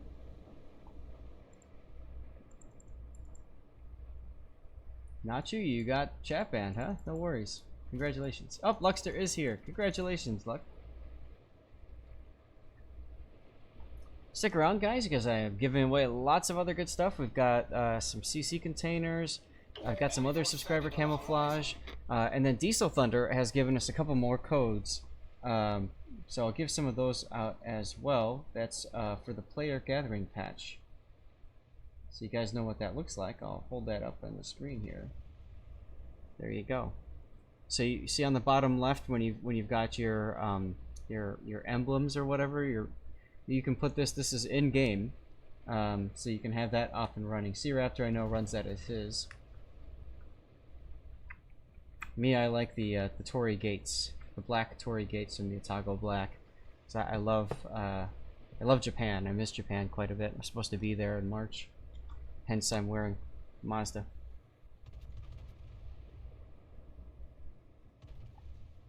Diesel, have you ground up the Italian cruiser line yet? I have made it to the Zara so far. Okay, so what do you like about that line, and what do you not like about it? I hate their concealment. Those things can be seen from outer space, but I do enjoy the SAP shells, especially against thinly armored targets. Yes. And the torpedoes can be a nice little surprise at times because they're a little on the slow side, but they do hit decent. I want to point out right here would have been a really good opportunity for you to go inky. The thing about these cruisers is as soon as you hit the smoke, it's like a deep water smoke. It immediately you disappear, and it allows you to turn and run away. You took a big risk there by not smoking and showing your broadside as you turned out. Boy, or did you get lucky though. They didn't shoot you. Like North Carolina and Izumo just kind of said, oh well, I'll shoot somebody else. Or maybe they had somebody else shot at already. Probably the Amagi.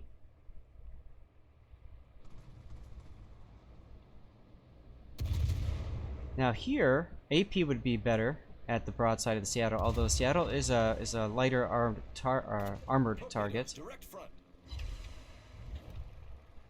There you go, you're changing now.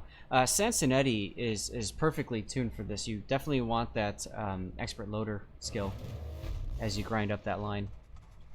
Oh, it's that expert loader skill is nice, being able to swap shells in about 3.5 seconds.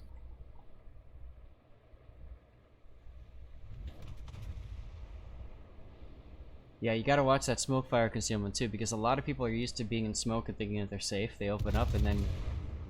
surprise!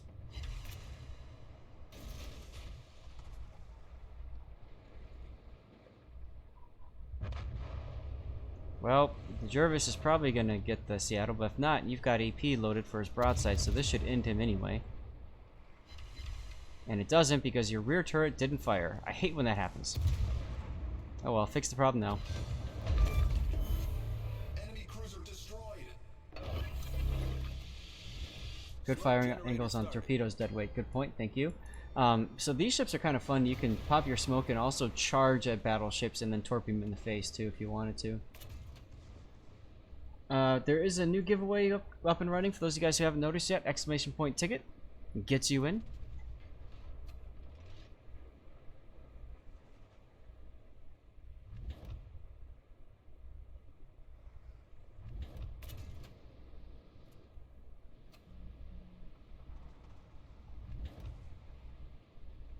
Nightwish. Ghost Rider requesting this one. Interesting song, Nightwish. Ghost Rider, good to see you again. Smoke screen set. By the way.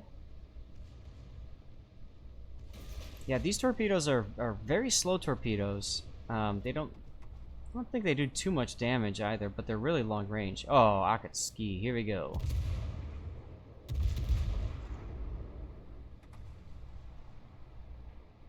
Of course, you gotta hit the target. I hate when that happens.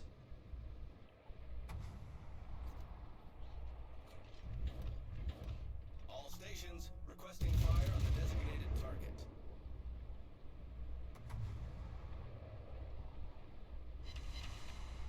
Naked Shores.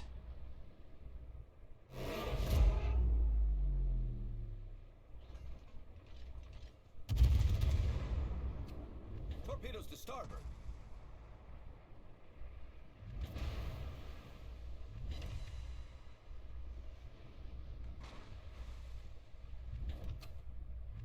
I like the idea of targeting the Izumo here at this point, because you need to get this guy out of here. Concentrate fire And you on can the do some good designated HE or SAP pen on the superstructure, but you got to aim high for that. You're aiming at the bow. There you go, aiming high. Good, good, good. You note the Izumo doesn't have a lot of superstructure to pen, so nice. enemy team has taken the lead. Any tips for slogging through the mid tiers for the pasta cruisers? SAP feels wonky for you. So raiding, I would say one of the best things to do, if you're in a random battle, if you're one just by yourself or division, but especially if you're by yourself, find a destroyer that's nearby, and just communicate with them early on. Say, hey, I'm with you. You know, you spot, I'll shoot, that kind of stuff. And as soon as you get detected, you know, pop your smoke if you want, get in deeper, and then as soon as your destroyer buddy spots their destroyer, just go to town on them with SAP. That's definitely one thing that you could try doing. Kane, should you trigger replay? Whatever you want to do, man, it's all good. You just had a 3,500 base XP game in Venezia. Nice. Zara is pretty good.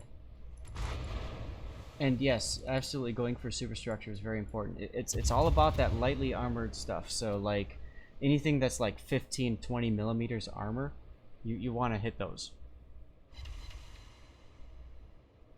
Most people instinctively aim too low with SAP. So if you're running into problems with penetrating, you want to try aiming higher. Spotter airborne.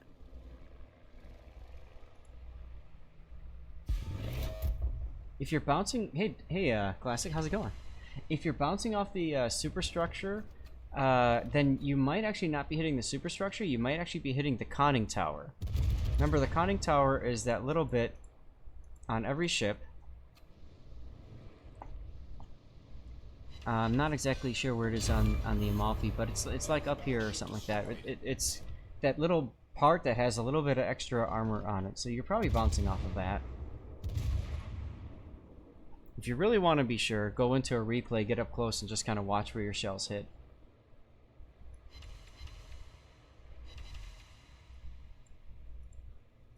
Yeah, exactly, Repone. Yep.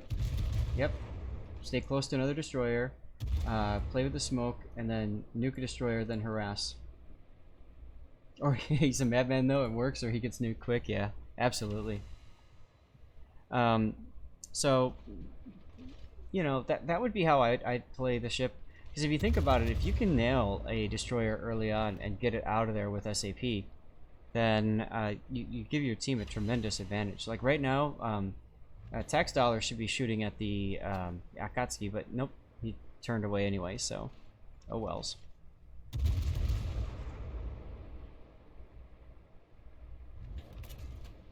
And he gets the torpedo kill on the Amagi, which means that the North Carolina is now going to search for a new target. And you just happen to be right in front of him. So now would be a good opportunity to use the smoke, especially because you've got a Soyuz over here too. A little late on choosing to smoke. And that's the price you pay for that. Reporting a target position.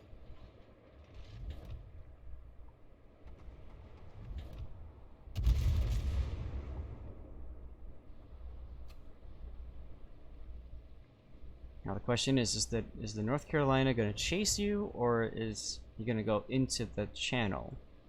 Either way, you don't really can't really afford to think about that too much, because you've got a Soyuz that's coming up, and an Akatsuki right there, smoking him up for him. Smoke screen Yes, set. these ships are very fast ships as well. That's right. They've got Ferrari engines in them, right? Lol.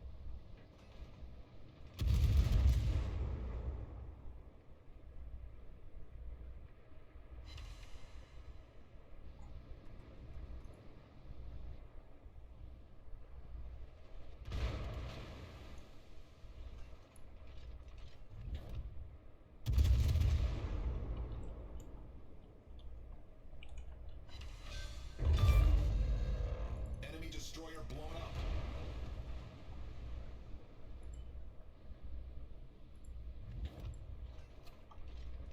Nice kill, by the way.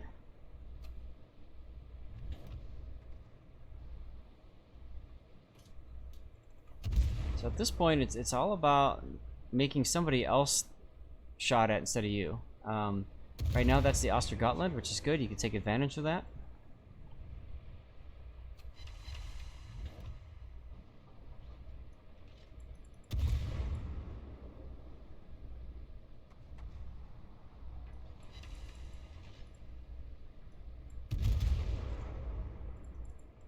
Kane, I'm not sure if I'll be doing replays this weekend or not. The plan for right now is I'll be streaming the finals tomorrow, starting, it looks like at 2 p.m. Central Standard Time. I'm not sure how long that's going to go, though. So I know for sure I'm not going to be doing replays on Saturday. Sunday, I'd like to do replays, but if I'm, like, super tired or something, Is about to win. I might choose to take the day off. But, I'm gonna try to do replays because this is a patch week coming up, I think. So if that's the case, then Monday would probably be the last time for any of you guys to get your replays featured before the patch. When the patch hits on Wednesday, I don't even know if I'm going to bother streaming on Wednesday, because if it's patch day, I won't really have any replays. We'll see. I might be able to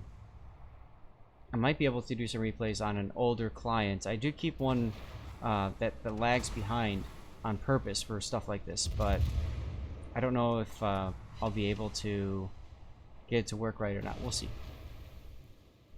Soyuz now coming in, ready to pen you. Now you can't show full nose on because he can penetrate your bow, so you have to kind of do exactly what you did there. You took a big hit, but you bounced a whole bunch of shells in the process, and there you go. So, gotta get my death pick.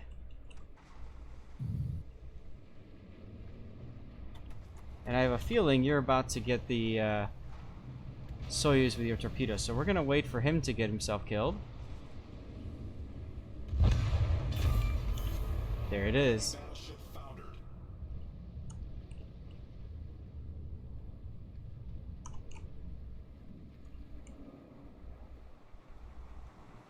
And I'm gonna use the extreme telephoto zoom.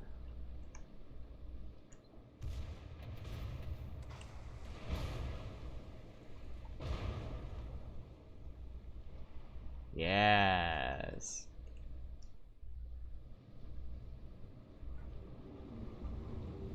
And there goes the Amalfi,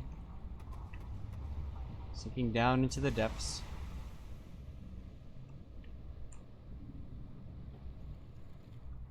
Hey, Oh, Zed, Cap's do you had mind if I pretty good. jump in with a quick reminder?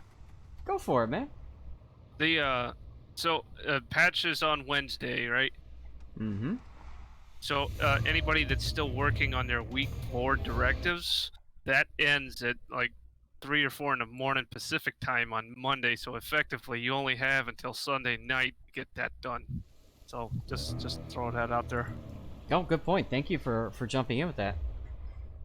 It's always hard to Not keep a problem. track of like when things need to be done, right? Yeah, indeed.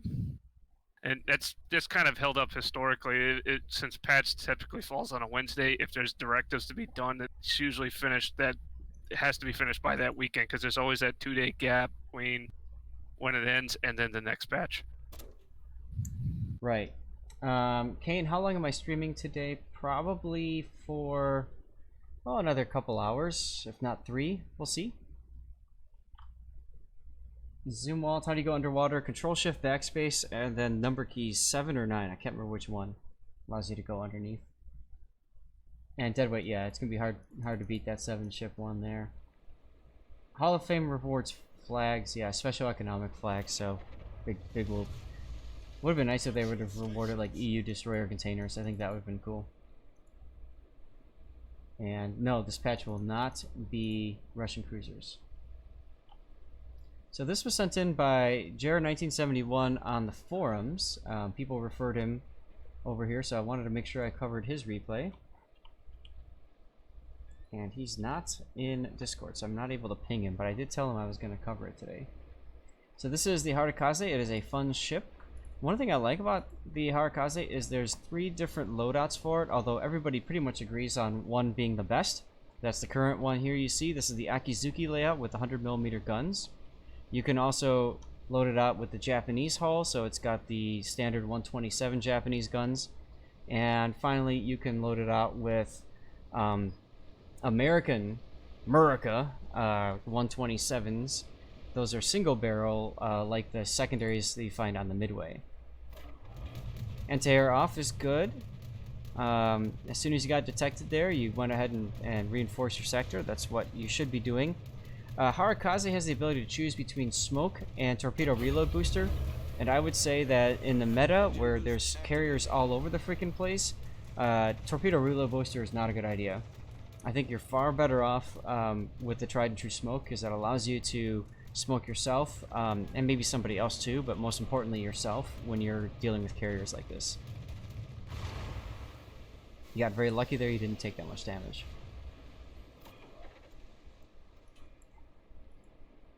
Right, A hull is the 127s, B hull is the 100s, and then C hull is the American Midway-ish-esque whatever secondary thing. Kane, that's correct. Cover your replay means I will cover your replay.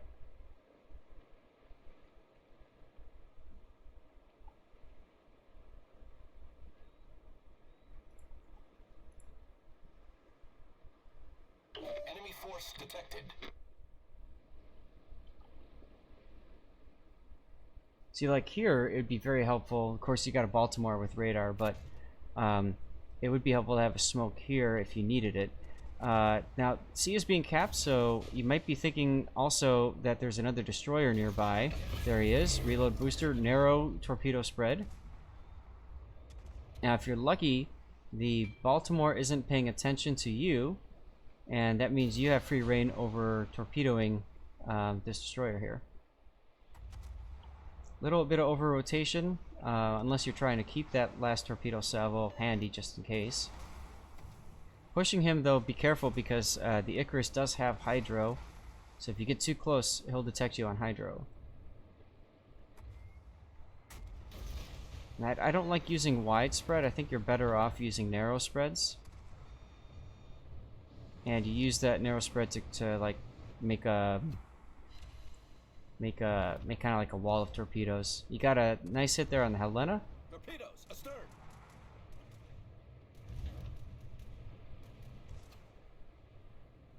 Not sure you ran reload on it in a double carrier game and somehow got completely ignored. Man, you got lucky. Oof. That was my first game in the Skane, whatever. Bottom tier and 2 carriers. That was the tier 6, the nice torpedo hit there though. So I tell you not to do widespread and you come up with a couple torpedo hits. Whichever one's the tier 6, I can't remember off the top. Vasteras? I think it's the Vasteras. Double tier 8 game, carriers. That was great.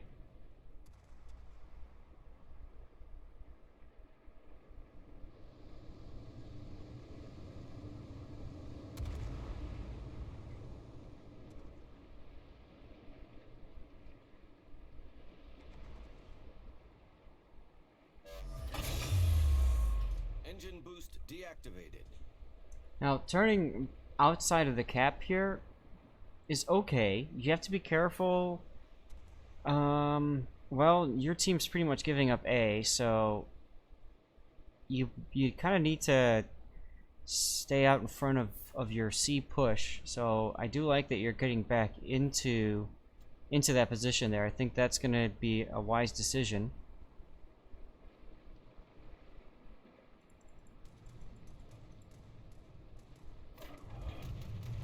Yeah, in brawls, yes, absolutely. So a widespread is good when you're like doing a 1v1 with another destroyer. Absolutely correct. Yes.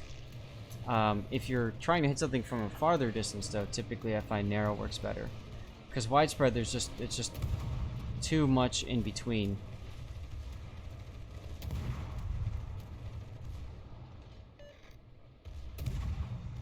Now shooting here is okay. Who can shoot you back? These guys can shoot you back. He can shoot you back. You're choosing not to, of course, because you've got a Scharnhorst pushing up. So you can use that to your advantage as an opportunity to kind of sit and farm a little bit. Holy Joe Tart, you just found my channel and I kicked your butt last weekend. Thanks, I think. What game was that? I don't remember, man. Yeah, dodging with narrow, it can still happen, absolutely. It's just harder.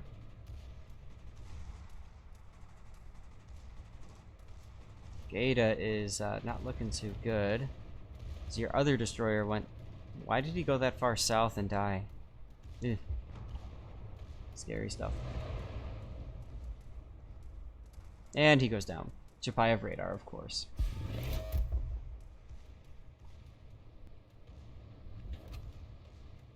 Now, I would like to see you up here more. Where you're going right now is into a lot of danger. These ships can shoot you, these ships can shoot you, these ships can shoot you. So, I know you're trying to prevent a push on B cap, which is commendable, but you don't have a lot of support near you, and your support is dwindling. In a situation like this, being the only destroyer, you might be better off giving vision to the rest of your team here that can shoot. So keeping these guys spotted becomes really important. Regardless, let's see how this turns out as you go into a 1v1. Actually, it's probably going to turn into a 1v several against the kid here. And we're just going to kind of zoom out and watch as shells come in. CV, no spot, no fighters. Nice name.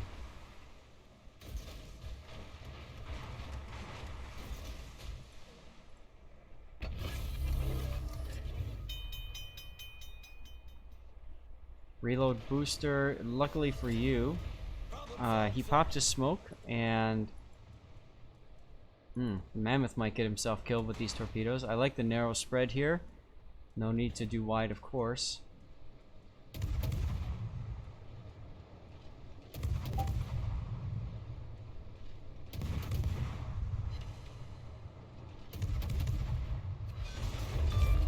Hey! Enemy destroyer sunk. Kid repair is the difference, yep.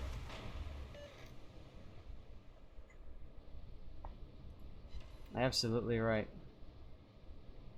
Concentrate fire on the enemy warship.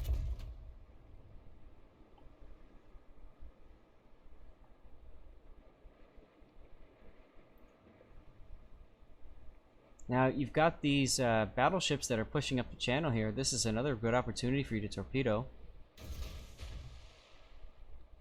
So you're figuring the carrier is going to drop and force these battleships to turn. I'm interested in why you decided to hold one torpedo. This is the second time. Oh no, you did use them both. Okay, never mind.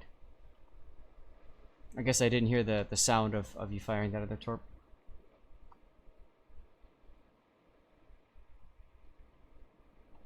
So guys, I'm curious to know, those of you that are here, where are you guys at in the European destroyer mission grind thing, whatever? Like, which EU destroyers do you have?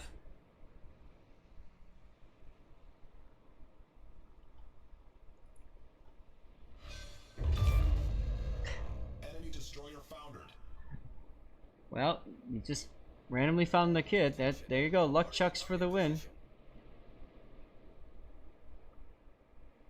You have the first and the second. Okay. Barely got up to the skin today with all the containers. That's the tier 7. Short a couple hundred per skin. You made it to Vasteros. Not enough for the skin. Okay. Mustang, you got the skin. Cool. Good to see you again. 0, screw the containers. Love it. You got the Visby, tier 5. Okay. You guys are kind of all over the place with that. I'm just curious. You got 800 tokens, but that's enough to get the 6.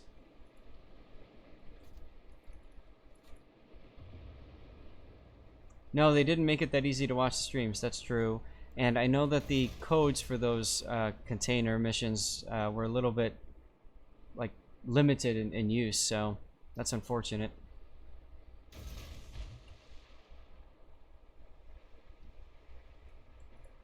Yeah. So one of the things that I've been trying to do on my Discord is I've got a channel for like deals and giveaways and stuff like that. And people have been doing a nice job of posting like when those codes come up and stuff. So if you don't have a means of getting news and information and you have Discord, you're welcome to join that Discord. If not, it all comes down to just watching Reddit, because they often post on Reddit too, I think.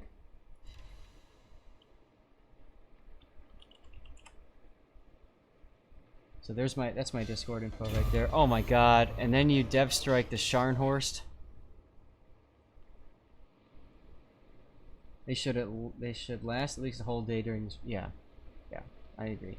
They're trying to reward people for tuning in during the stream, which I understand, but at the same time, like, especially for me, like right now I'm fortunate because I'm working from home like so many others, but back before that was a thing. Like, I mean, I would be getting this message, hey, there's a code available, and I'd miss out on it too, and it was so frustrating. You're about to be spotted by the carrier because he knows you're in the cap, which is great. You let your anti-air loose, and obviously you're gonna go up and you're just going to torpedo the heck out of the Shokaku, which is going to be fun to watch. Of course, there's a couple of ships that can shoot you and take out a torpedo launcher, so watch us. We'll have to see if that happens. Now, I'd hold my second for when you get to his side, because that triggers, and I'd be shooting him too, because you want to trigger that that DCP from the carrier fast, but you don't need to. I'm gonna. You didn't die, but I'm gonna take a screenshot of this because it's got fireworks in it, and fireworks are cool.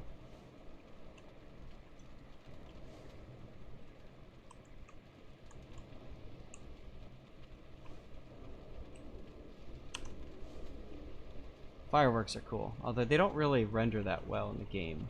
Unfortunately, they should work on that. That needs to be a top priority. Fireworks.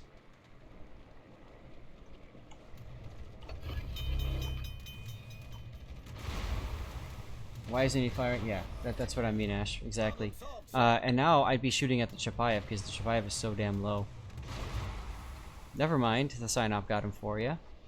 So now it's 2 battleships versus you guys. Okay, you can still do this. And oh, that's right. Since you've got oh my god, since you've got what's his name, Yamamoto. Now look at the heal.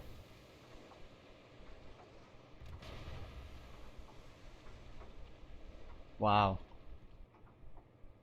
Yamamoto.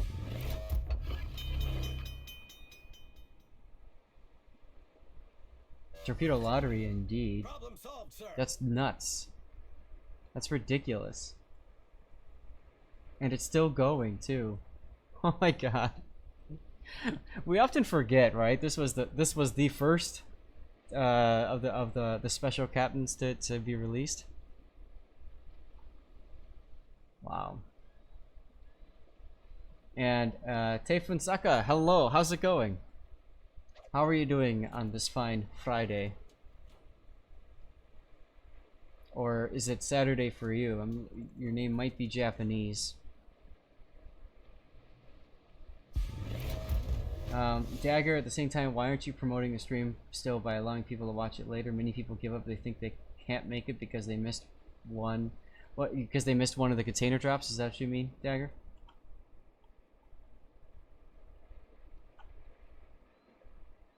Yeah. What I found is that the so they had 4 weeks of codes, and you had to watch one of the community streams. So it was Asia, EU, NA, and I'm sure Russia did theirs too. So technically you had 4 chances, but like, yeah, I mean, I don't know. I think they could have done a better job of getting that out there. At least make it so that it's active for maybe 6 hours, maybe 8 hours, you know, and then maybe increase the number of activations or something along those lines. That could work. Just notice my head is off a little bit. There we go. You blame the Rona. Hey, it's because of the Rona that I'm here, so there's that at least. But I agree. We're all in a pretty crap situation, aren't we? I'm surprised you didn't decide to go and kill that King George just for the... Never mind.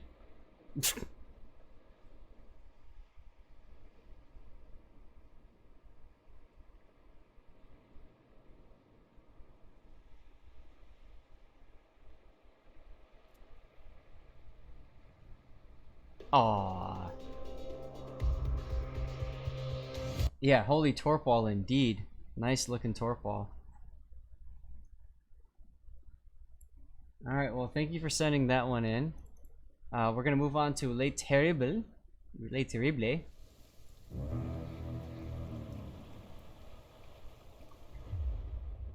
How am I doing? How am I looking on codes here? Okay. I just want to make sure that I keep enough codes for you guys. I don't want to run through all my codes. See, last time we had the patch drop, and then I didn't have codes for a full week because they were delayed by a week. So I'm trying to be a little bit more cautious with giving codes out just because of that. I'm also out of water, so you guys, you know what that means. I'll be right back.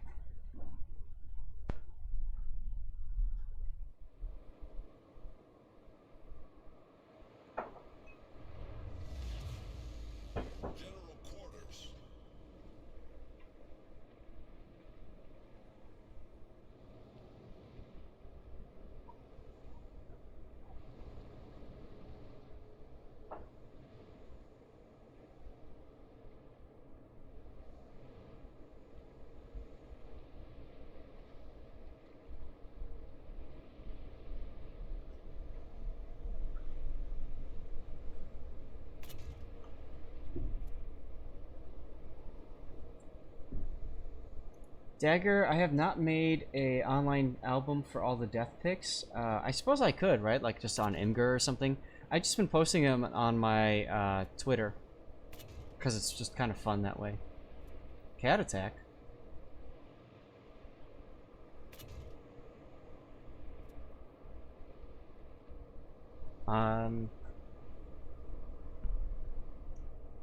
They are currently sunning themselves. It's really sunny out, so both of them like to just sit in there. True. Yeah, they're both looking at me like, leave us alone. So, sorry. Here's my replacement water. Good stuff. Sure, thanks for sending in that replay, man. Here I was thinking I'm gonna like teach you all these cool things and stuff, and then you just go and like wipe the floor with people. I mean, you know, whatever. But glad I could showcase Yamamoto. We haven't seen that many Yamamoto procs before, so That's always fun. I have my Yamamoto on the Harekaze. I just don't play the Harekaze that often, so unfortunately it's kind of wasted on him, I guess. I don't know what else to put Yamamoto on. He is hilarious with my Iwaki Alpha though. Yes, this is medicinal water. Absolutely right. Taught us that random games are still a coin flip and that you never give up. That's been a recurring theme on this channel. You never give up. I was playing with Sea Raptor the other day. What was he in? I think he was in the Italian cruiser. I think he was in the Brindisi or the Fiji. I think he was in Fiji. And he's like, oh, well, this game's done. And he just goes and gets himself killed. And we get to the end. He walked away. He comes back. He's like, holy hell, we're winning? I'm like, yeah, dude, we got this. It was the stupidest. It was tier 7. And who was with us? Somebody was in the Scharnhorst. It was Ryger in the Scharnhorst. And he was just, oh my god. You never give up, man. Never give up. Fire, water, indeed. This is the good stuff. Fire, water. This is Maker's Mark. Good stuff. You always get 4 with Yamamoto. That's unfortunate. I'm in the same boat with you. I don't get them that often. I did get Yamamoto to proc once on my Iwaki Alpha, and that was freaking hilarious. It turned the Iwaki Alpha into like an Akizuki with its reload, and then it healed, of course. So that was fun. So anyway, this is Rokatsuki. I should probably ping him on the Discord. One moment.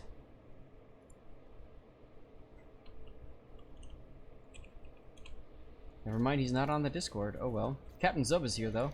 Welcome aboard, Captain Zub. Grunty is here. Everybody wave to Grunty. Say hello to Grunty. What's up, man? How's it going?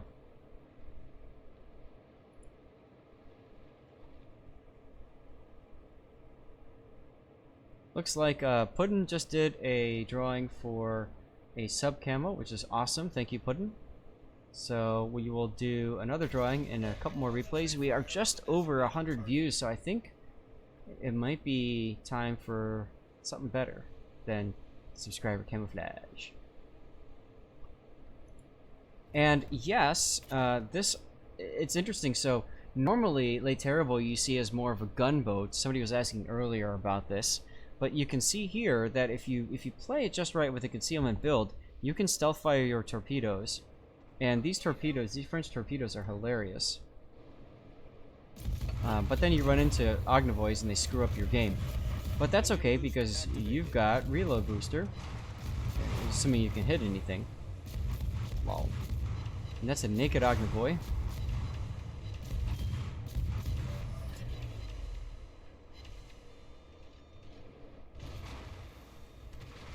Now by the shell tracers, it looks like you've got that special Philippe Abanu captain. If that's the case, getting a cap will definitely help because you'll get a better fire chance out of it. Puddin, thank you for the shout out. I was about to do that. Appreciate it, man. Ships is not very good to you today, huh? You got yourself a nice ship model on. What model is that, Grunty?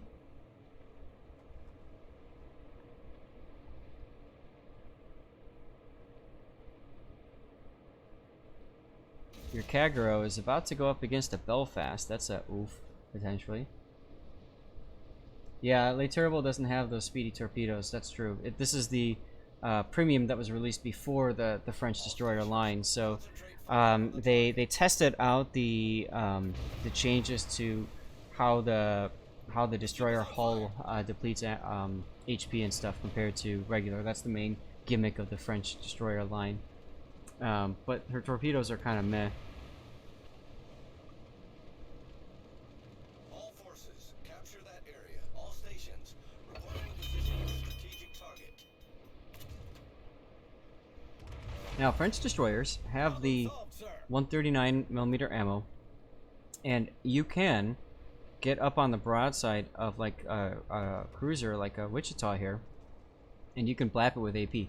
I have a feeling this is what we're about to see happen. Hey, Mloop, thank you for the follow. Appreciate it. I should use that hand instead. I'm holding down push to talk on the other one. Yep, here comes the AP salvo. And let's just watch this guy melt. Diesel, you're having connection issues? Sorry to hear, man. It looks like the network issues have worked out from switching to 5,000 bits. So, have any of you guys been noticing any kind of like lag or anything like that in the stream so far? Aside from the beginning. Oh, nice kill there by the FDG. You're up on points, you're up on ships, you're capping up C cap. They are surrounding D, but there's a weird fight going on in D with the Richelieu that went through. Thanks, I can really push into B now. Yes, you can. And you can get that extra fire chance. Alright, your Richelieu goes down. You guys get C capped, so that's good. Stream is good now. You get it sometimes when I do my screenshots. That's weird. Okay. That's normal? Alright. So maybe dropping it down to 5K helped. Grunty, have you been doing much streaming at all? Have you noticed anything like that? Seems like today, at least, I've been seeing a lot of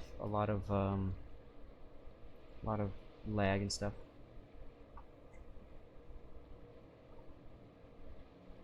Oh, Diesel left the chat. Okay, cool. So now I can use my hand. I can keep my right hand off now. So that's good. I can, you know.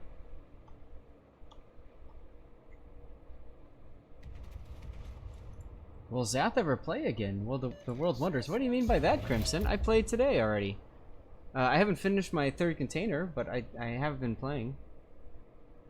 Had some really good games in the Oland, and I finished the Oland camo mission. So now I just need a 2,000 base XP game, and I'll get the last EU destroyer containers, and then I'll figure out how many doubloons I'm going to blow to get to the Ostergotland.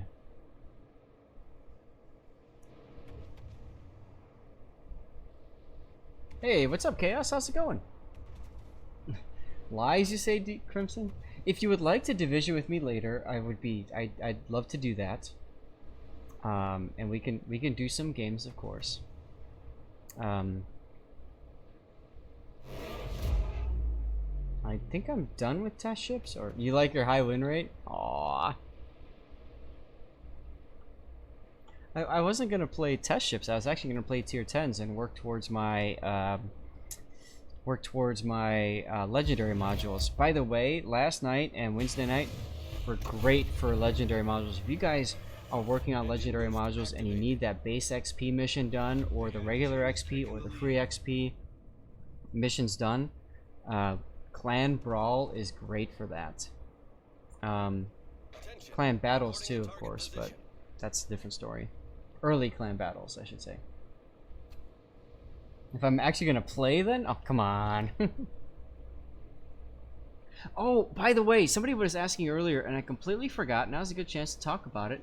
What do you guys think about the German carrier line being announced? You're doing DM and Grosser Kerr first? Nice. Those are good legendaries to have.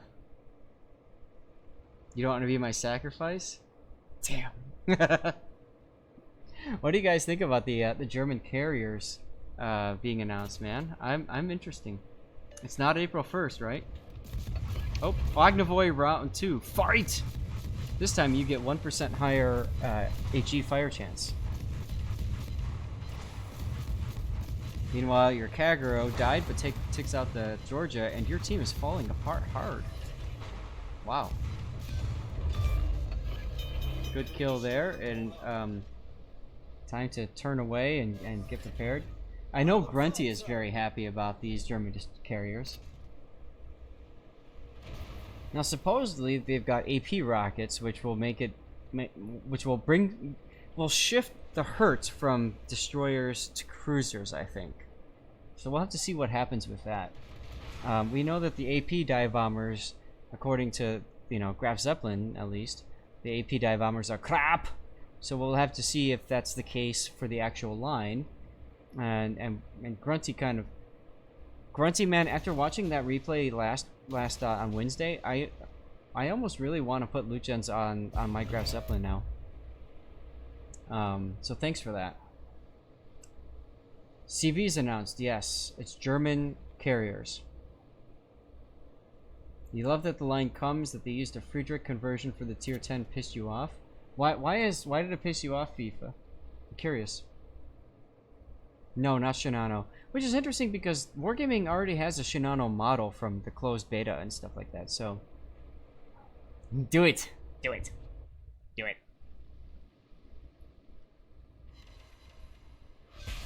And a Devastating Strike activates another talent. This, I believe, helps you reload.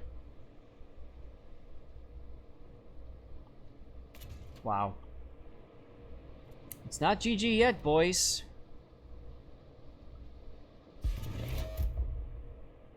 You have one reload boost left. You've got torpedoes left. Eisenhower is approaching you. Now, this is an important thing to mention to you guys. When a ship comes towards you, take a look at the mini-map.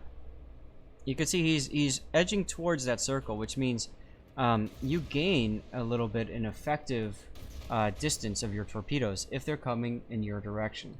If they're going away, then you lose a little bit in your effective distance.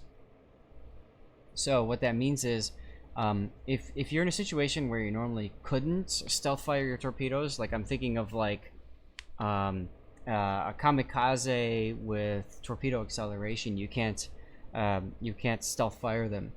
But if they're coming your direction, you absolutely can, because that adds a little bit of distance in terms of your effective range. Lozader, I'm doing fine, thank you. How the hell am I? I'm doing great. I'm here, it's Friday, I'm streaming with all of you fine folk. We're looking at some awesome epic replays. And I'm drinking water. So, can't get any better than that, right? That's why battleships should always drive away from destroyers, but we see so many times they push destroyers, and I don't know why. Adam whiskey? Kill low HP ships. I'm trying to tell the sign up. He's about to go down, but he does get the Alaska, which is really good, actually. Depends upon you. So now it's just you versus 4 people. This is when I always joke that it's solo warrior time. Now, knowing Rokatsuki, this is something that's possible. SW10. What's SW, Crimson? Because the Germans were actually planning to make a huge transport ship into a 62k ton CV, which would be perfect since the hull would actually exist, a real ship for once, minus the top part. FIFA, yeah, okay, so it's what I was just saying. So, Irish or Scottish? So, I would say, yeah,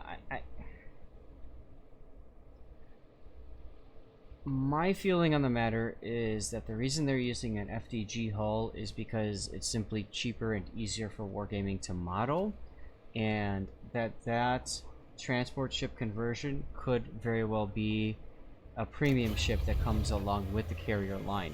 Engine boost activated. That's tinfoil hat stuff, because I don't know for sure, but that's how I'm looking at it.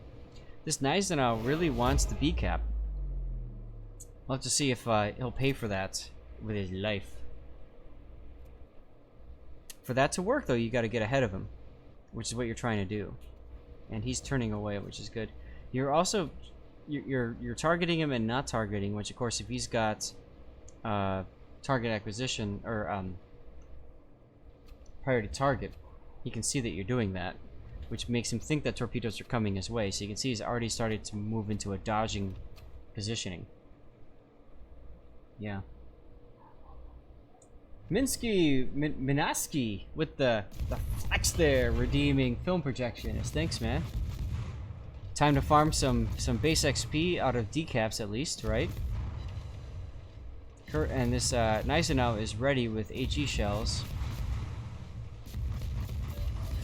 You watched an enemy Azumo get a solo warrior today. We were behind all game, and you played your heart out to get the game back and leave with 30 seconds remaining. Then 2 of your ships decided to die and you lost. Feels randoms, man. Now, by shooting, you actually baited the Gneisenau to turn into you, which is hilarious because now he might get torped. Oh my god, it's the Men in Black song, Wind Cries? Really? It must have been me on your team. Thanks, Crimson. Thanks.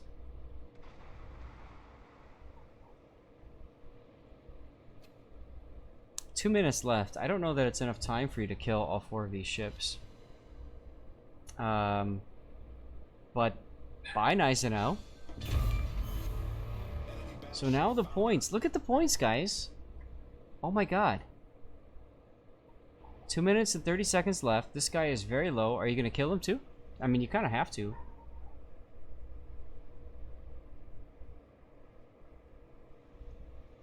He's getting ready with radar, possibly. He's turning out. So many low... This has Solar Warrior written all over it? Yeah.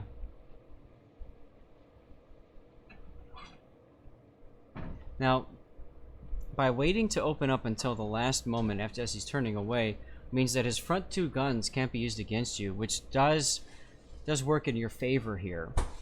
So I could totally see you going for some shots right now on this guy to try to finish him off. Shoot her! Shoot her! Come on, you can do it. You can do it. There you go. There you go. There you go. Waited a little bit of longer than I would, in my opinion. But now this Indianapolis is forced to turn their guns around, and that's gonna cost him. There he goes. Now you can cap the base. Oh my god, you got this. All you have to do is cap it. Bring her down, Legolas. 100% kill there with AP. Yeah, a little bit on the conservative side of things, but I can understand why. Those torpedoes, I think, were fired a little early, but that's okay. We'll see what happens. Hans, if you're in the game, no. If you're in the stream, it's not too late. And you won! You got a Solar Warrior! Those games, man, I'll tell you. I've had a few Solar Warriors. Those Solar Warriors are always epic games. Epic games. Absolutely epic.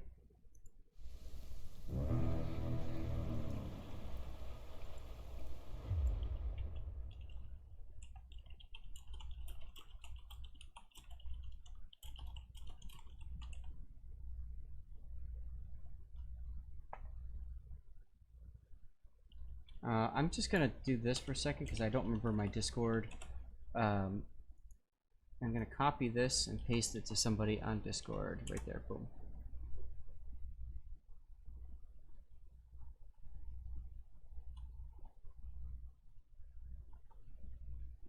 So this is a game that I was sent in, was told was really awesome. Supersonic, nice name. Let's see if he's on Discord. Probably not. No. This is one of those games where they hey, Belgrath is here. Oh my god, what's up, dude? Oh man. You see the message I sent you? I did, but Crimson. Yeah, I've been streaming though since 2 p.m. That's Central, cool, so I haven't had a chance to look at it. But I will. No. I will look at it a little bit. Apparently my roommates have known you for a while through Democracia Universalis. Which doesn't make sense because I've only played that a couple of times with you and Killjoy. No, the what's it called? It was like 3-4 years ago. Nah, but the first thing I heard was you yelling something. And I was like, God damn, that's a voice you know anywhere. Okay, well, I'll have to take a look and see. Are you here to hang out and talk ships? Or are you just saying hi? I've been floaty boating. I've been actually playing. Bringing out my old boats so I don't get too rusty. Belgrath, man. My favorite experience of Belgrath was when I was playing Kamikaze R. Do you remember this, Belgrath? Which of the Kamikaze R's? We Well, played a lot of it. Some of you guys know that I like to use a matchmaking monitor just so I get an idea of the the team and the opposing team. And I looked at the opposing team, I looked at our team, and I'm like, we got this. So I just casually threw my torpedo salvo at Belgraph. Both of us were running Kamikaze R's. Oh god. Fuck that game. Yeah. God damn. Yeah, no. I was like, which of the times? And yeah, no, that one. That was. Yes, I am the game evil. at the bottom of the sea. This is back when team damage for divisions were not punished.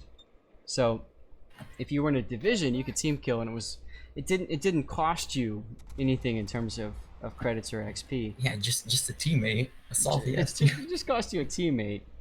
And that poor teammate obviously wasted their ship costs, right? But so yeah, so I just casually fired my torpedoes at Belgraph, and he didn't notice until the very end and said, Yeah, no, I didn't notice until I fucking got sunk, man. "What the hell, Dad?" Everybody in chat is LOLing and stuff like that, and the team is like, "Saf, what the hell, dude? What are you doing that?" No, the enemy team, of course, thinks that means that they clearly have this game. And I told the team, I'm like, "Don't worry, guys, we got this." Sure enough, we won. Yeah, God. I have that replay somewhere. I've saved every single replay I have. I've saved all my replays too. It's in there somewhere too. Yeah, no. Man, that was a long time ago. That was like 2 years ago. Nice Citadel. On an Alaska, no less. But yeah, that was me performing team balancing. Right, Rainy Econ gets it, see? And then you got me back. I think you were in Lexington and you just dropped me or something. Oh yeah. No, I got you back next game. I got you back real quick. It had to happen. Yeah, no. Yeah, no, I was just poking in, seeing who was online. No worries. Haven't been around too much recently. Requesting fire on the designated target. Admiral D's, ooh, thank you for the follow. Appreciate it. Tempting to kill me later is strong. Yeah, remember that when I think you were in the Lexington and you were trying to drop me or something like that, and so I started shooting you and you were like pleading with me not to kill you. Oh, we've had some fun times. Those were, you know what, like they're just fun, and that's honestly what makes me love this game so much. It's like, you can be super competitive and care about wins and care about PR and stats and damage and all that crap, but this is a game, and to me, I want this game to be fun. And unfortunately, it's at the expense of you, but It was a good memory. you got me back though, if I recall Oh correctly. yeah, no, we've killed each other many times. We have. It's like when I was covering a replay years ago, and I don't remember who it was, but I mentioned he was in a Belfast, and I talked about how it's like it's time for the team killing to commence, and sure enough, boom, he just gets nailed by his division mate in a battleship, and I'm just cracking laughing, and everybody on stream is like, "Why is this so funny?" I'm like, because like this is when the grab ass begins, when you know that the game is won, and you can just like You can laugh. fight for that damage. Like 2 nights ago, I team killed Mr. Endeavor. I was in the gearing and he's just sailing right next to me, and I think he was in the Alaska or something like that, or Des Moines. I think he was in Des Moines. And I just dumped both racks at him at like less than a kilometer distance, like just in time to arm, but like small enough time so he can't react to him. It's always fun putting him right at the distance and seeing if the distance indicated is right or wrong. Sometimes it's right, and they arm on the other side. Remember when Sometimes I did? it's wrong. I can't remember if it was British destroyers or British cruisers, but I single fire torpedoes and I told you to dance. Oh god, no, it was definitely destroyers. Yeah, no. Oh god, I haven't actually played against these new Hakuryus since they changed. Chris, and I almost Good spat that whiskey out all over the monitor. Yeah, I did it to Crimson too. He's a mean man. Yeah, you've done that to a lot of people. When you see that perfect broadside, it's just hard to resist. Absolutely right. Engine boost activated. Also, I brought out 20-kilometer Shima, and there's a Hakuryu, so I'm kind of fine. Also, whoever earlier said they'd give me a sub if I got a CV replay from Raptor, he's telling me no. And then I said I've been offered a sub if I get one. He says, until that sentence includes, Raptor gets a bottle of bourbon. I think we've set our price too low. So, Dutchester, you owe Raptor a bottle of bourbon as well as a sub to make that happen.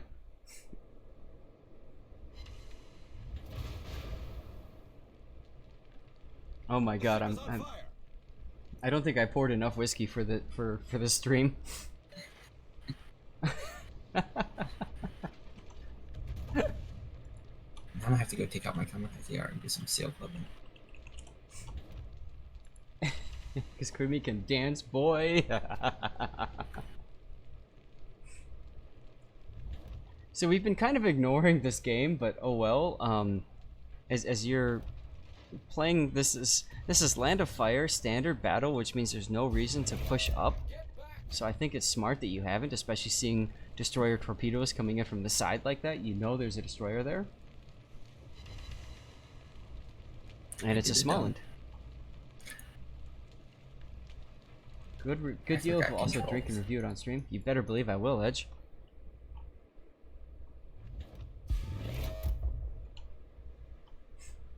What did you say there? I missed it. So I forgot which button turns off AA, and I pressed smoke instead.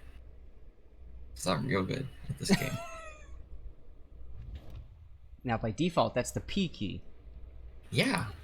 Apparently I had it off already. I remapped it actually, so I remapped it to the tilde. And I did that because I wanted to be able to reach it quickly with my left hand. Versus, obviously, P, I have to take off WASD. Yeah. They did have a Fat Freddy, that's true.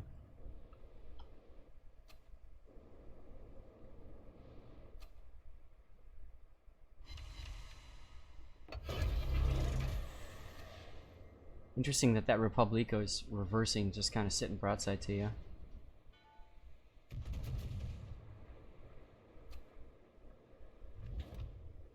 Also, what's going on the other side of the map? Nothing. Like, a Haragumo is by himself over there. Wife Aggro, what's up, dude? How's it going? Belgrath, how have you been, man? I haven't seen you in, like, months. I played a game of Clan Battle a while back. I know you did, and it was awesome to see you back again. Yeah. I've been dealing with the school and stuff, so dealing with that. We moved in an extra friend for quarantine since he lost housing. Oh, okay. I don't know. Can the Shima beat a Grozavoy? I remember college, man. I used to play so many games in college.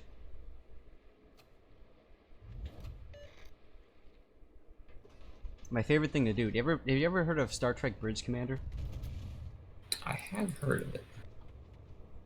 That probably dates me a little bit because that was in the 90s. You play so many games now? Right, exactly. Nice Citadel there on the Alsace. So if any of you guys know Star Trek Bridge Commander, it was a really fun game. Extremely fun game. It is good of him. Yeah, Belgrath's a good guy. Right, Belgrath? You're a good guy? Sure. We'll say that. Good guy. Nice kill. So I used to play with a friend of mine, and we would go into free-for-all games, and she had a computer right next to me, and so like we'd be in the same room communicating, but we'd go into free-for-all games and pretend to not know each other, and we would just destroy anybody that ran into our game, which is hilarious, but you know, wrong, of course. Like we'd be in Bridge Commander, both be in like cloaked warbirds or something like that, and then as soon as somebody spawns in, we just like uncloak and just wreck them. Cloak again. We did that in Age of Empires too. Like she would, like we'd pretend to not know each other, and then like what was it? Not Age of Empires 2. Not Rise of Nations. It was another one of those RTS games. But anyway, we just go in, pretend to not know each other, and then just like totally agree to not shoot each other. So much fun. And then my ultimate favorite. Ooh, Broadside Thunder. Nice, double Citadel, 34k. Oof.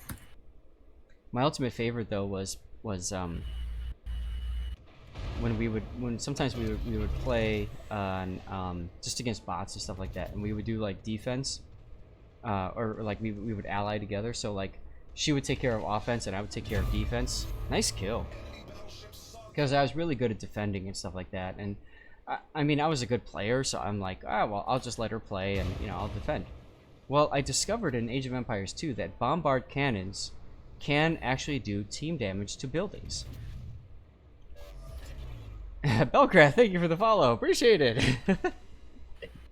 So I would like literally walk my bombard cannons into her base when she would go on raids, and I would like demolish all of her buildings. And she'd get done with the raid, be like, "What the hell happened in my base?" Like, I have no idea. I don't know.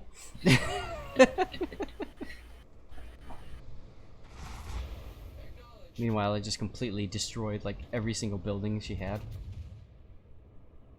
I'm totally not a troll, guys, really. Oh. Nice Nothing kill. I've ever seen from you would ever make me think that. Nothing. Nice hit on that broadside Moskva there. That was great.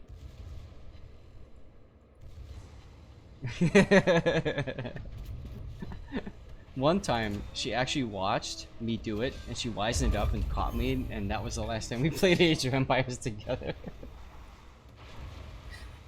Yeah. Nice kill on that Moskva, by the way. You are still down on ships, but you've got a Haragumo in the cap.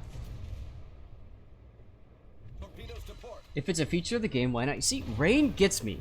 Rain gets me perfectly here. It's part of the game. Use it. If it's really a problem, nice secondary kill. I'm calling it right here. Boink. If they really didn't want it to happen, then they'd cut it out. Like Warship's Legends, there's no team damage. There's no team damage. So like, imagine not being able to team kill. The other thing difference about Legends is that you spawn in with your torpedoes and guns already armed. Nice Citadel on the Republique. Ooh, that's nice. Yeah. Fine, Grunty, I will cover your replay. It's the YueYang game from Discord. Okay.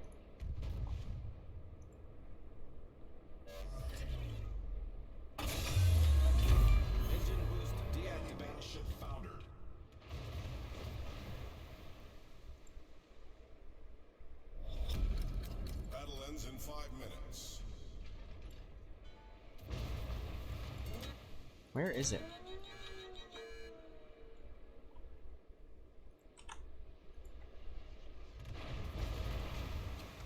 Ah, got it.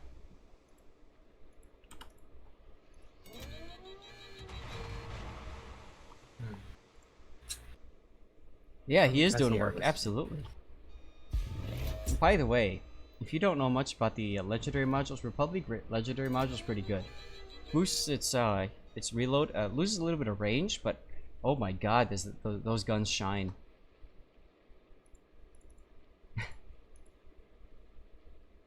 Not you. You're not a failure. We all fail at things. Let's put it that way. How's that sound? Put in flexing twice.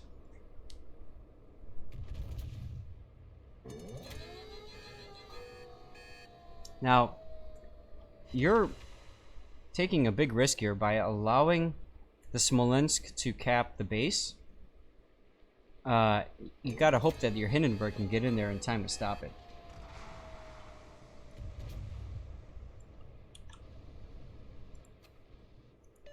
Death Jester, I'm gonna send that to Raptor right now.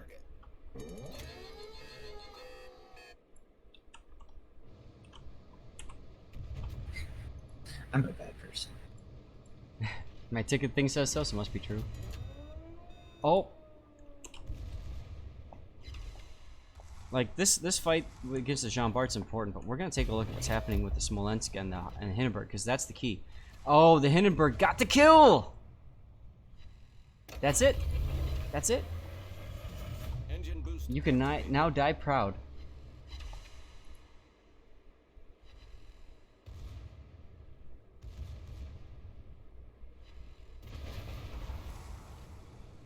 Oh my god. Wind cries. Oh my god. That typo on Sea Raptor's name can totally change his brand vibe. And I just PM'd him, right? Oh my god, he called him Sea Raper. Rape the seas, yar! There be pillage in here. You already got Kraken, High Caliber, Confederate, and Close Quarters. All medals that I can't get because now I'm trying to get medals for some sort of mission I have. And you're deciding you don't want to take the ram. You would rather just sail right past him and kill him. You can shoot out his guns, by the way. Very risky decision here. I don't know that I would take it, but okay. And bye-bye. Ding, price are done. This song is in honor of my whiskey. Thank you very much. Nice game in that Republique.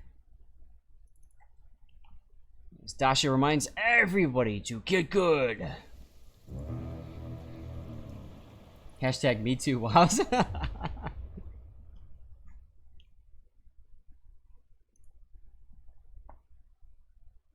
My god, since I didn't do work in progress ships today, I've started streaming early with replays, which means I ran out of water early doing replays, which means I've started whiskey early. This might be bad. That sounds horrible. This might be really bad. Got an hour and a half, if not 2 hours to go. Grunty, here's your game in the YueYang. Let's all suffer with you, apparently.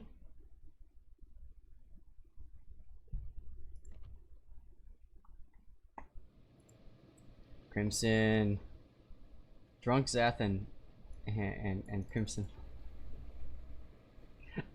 Dude, you want to see Drunk Zath? You gotta see me back. No, that's Dash just saying no. It was really this big. you gotta see me at the CC summit. Oh my god, dude! Me sitting there with my laptop doing 2-player mode warships with Arya. Captain Arya, by the way, is an Indian community contributor, and so they said they were going to.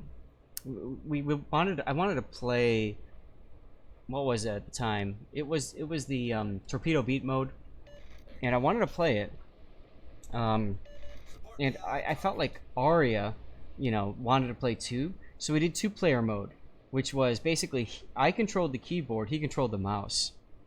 So he would shoot and I would drive, and we were both drunk. It didn't end up well, although a couple of times we did win, which is hilarious. Stream it live, lol. Can I claim out your redemption queue? I don't know what that means, Edge Case. Oh no, wife is on a new car kick? What did she get in Rokeby? That's a scary consideration right there. Although now's a good time to buy a new car. Subaru is doing like 0% for 7 years or something ridiculous like that. God damn, man. I bought the car last year.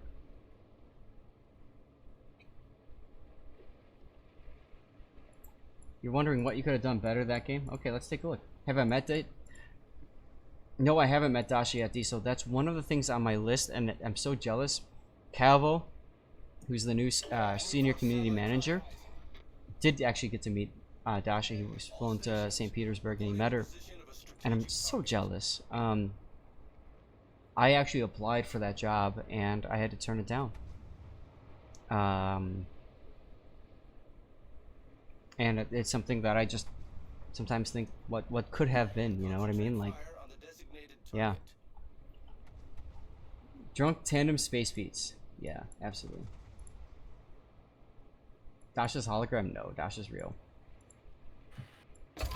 You have 139 film projectors and 13 cover my replays in the request queue, and they're triggering my mod OCD. Well, clear them out if you want to. I don't care. I'm a hologram, thanks. Okay, so we've got Hydro on, we've got Smoke on. Phoebe 80AU, thank you for the follow. Film projection is just flexes your muscles and says you hang out here way too much. That's all it does when cries. It makes me do the flex thing on screen. That's all. Problem solved, sir. I don't know. The big thing is cover my replay. Now the Oland is turned away from you. Target. You're on trap. You are bottom tier. Smoke screen set. Now I would stay in the smoke actually. I'd stay in the smoke so you can hit the Bismarck. Instead you're trying to go for a hit on the Oland. And I would say go for the easy damage. And the easy damage right now is shooting that Bismarck.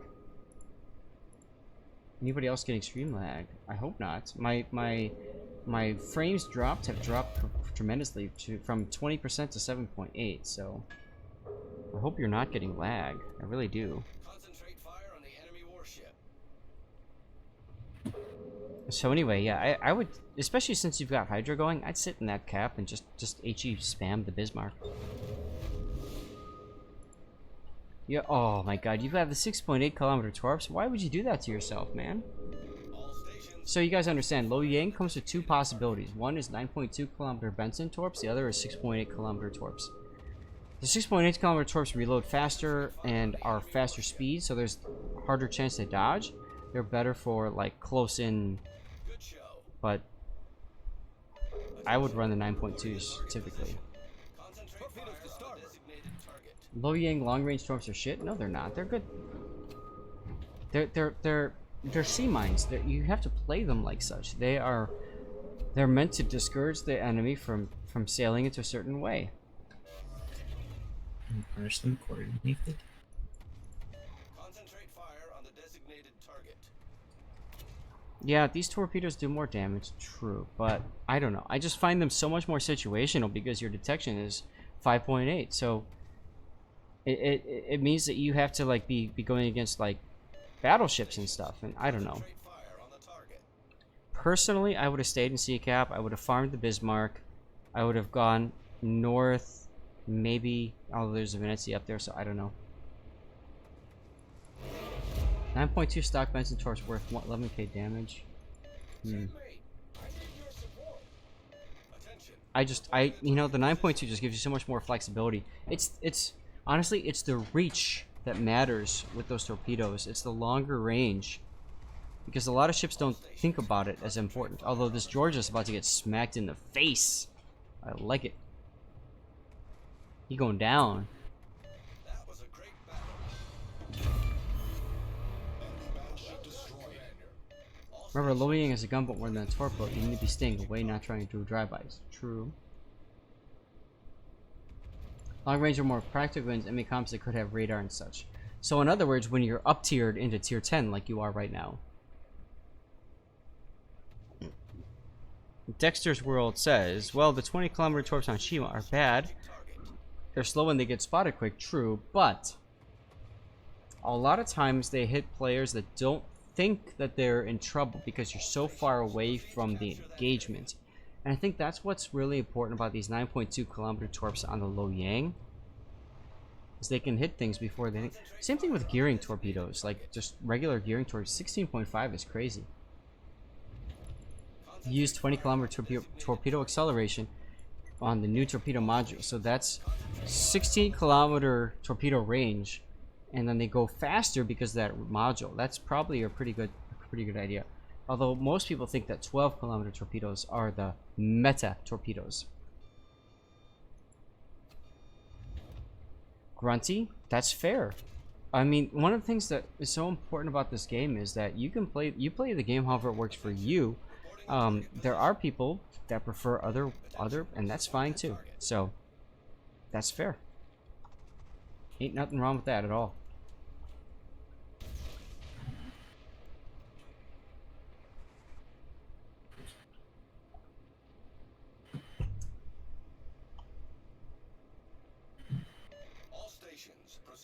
capture that area.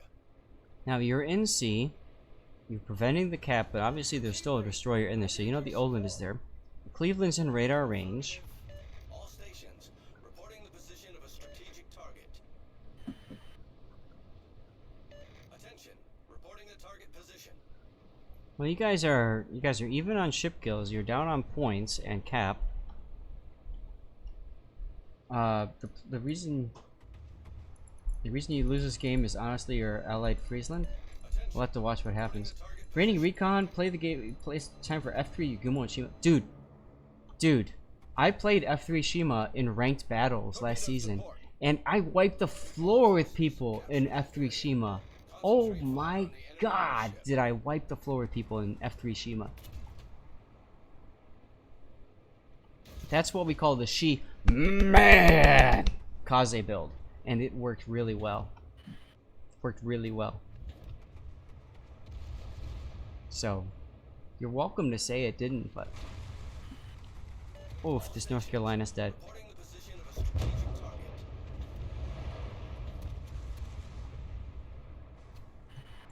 Torpedo acceleration F3's edge case. Really? Concentrate fire. 6.4 kilometer? Really? I mean, you could do that, right? For the ultimate assassin mode. I just didn't have those 2 points free. I also have a problem. Do F3s need a torp-centric captain? It helps. All stations. It helps. Concentrate fire on the target. I have a problem, guys. I'm out of whiskey. I'm out of whiskey. I'll be right back. Try the F3s with Super Street? Lol. All stations reporting the position of a strategic target. Affirmative. Torpedoes to starboard. What? All stations concentrate fire on the target.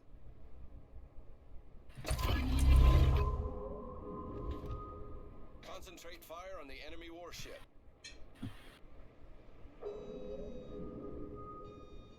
Roger.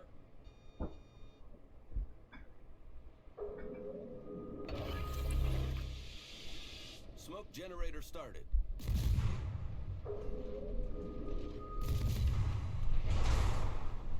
All right, guys. We have a problem. We have a real problem here. All stations proceed to capture that area. This is the last of the whiskey I have. Reporting the target position.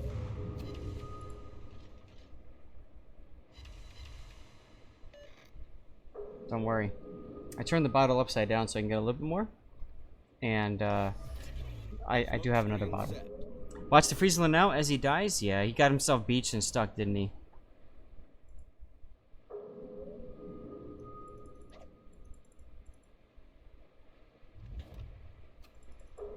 He just open shoots and dies. Yep.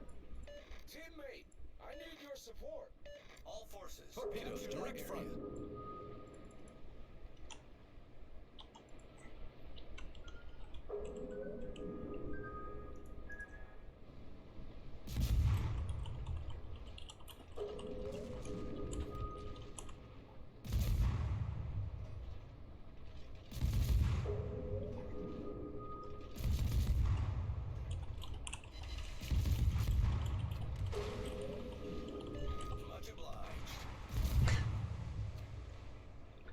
Well, now you're in B cap. Reporting the position of a strategic target. Concentrate fire on the enemy warship. You can't control your teammates, as you know. That area. I like the fact that you've got the Oland on Hydro. I'd be F3ing him to try to get people to shoot him. Which it looks like somebody else has done. But this guy's reversing. Or no, he's pulling forward. So your torps aren't going to hit him. So in this situation, I think you need to get out there. But there's a Des Moines nearby, which is a problem too. I wouldn't fire those torps. I'd wait till you spot this guy as you come around the corner. Just take care, man. Enjoy your homework. Good luck. Or shoot, your chess staff meeting starts. Oh no, chess staff? What? Well, the Oland ran away, so I guess best to play safe and not get yourself killed. I like that. Zath agrees with this.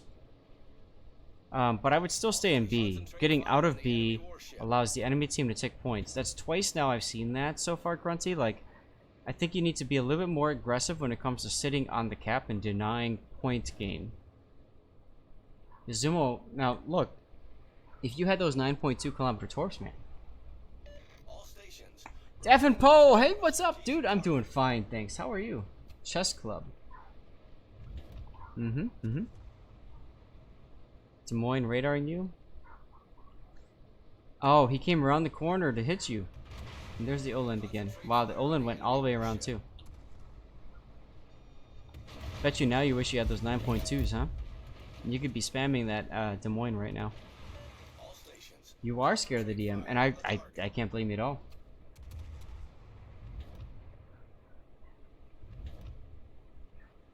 Yes, if you stayed, you would have died. That's true. Nobody would have, I mean, you know, I didn't expect the Des Moines to come up that way. I thought the Des Moines would have come on this way and got himself wrecked.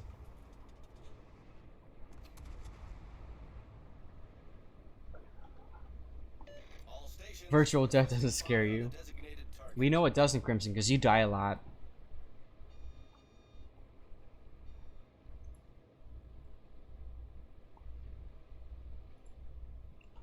Belgrath, okay, fine. I'll take your kamikaze replay.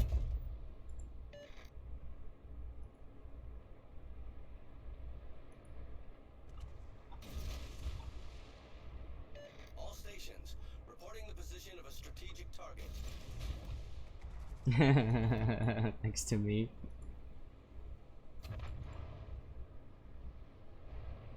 Man, you tell you didn't have a winning team once today. That's frustrating. When I have stuff like that happen to me, Davenport, I just cool off and I either walk away and come back later. I div up with people like Crimson because then I have somebody I can beat up on, or I'll take out a gaming co-op or scenario. I'm just chilling important. Here comes that saying, "Hey, let's div while I test ships." Right? Right? Nothing wrong there at all. Nothing wrong.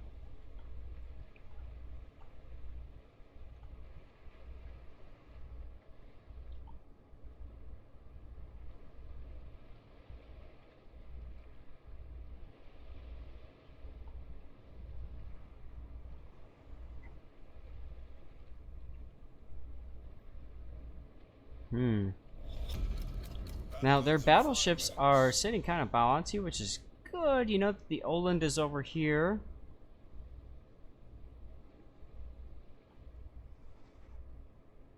Translation is let's div while you die lots and I laugh at you because it's my fault. Oh, you're still working on directives, Dan? Which ones are you working on?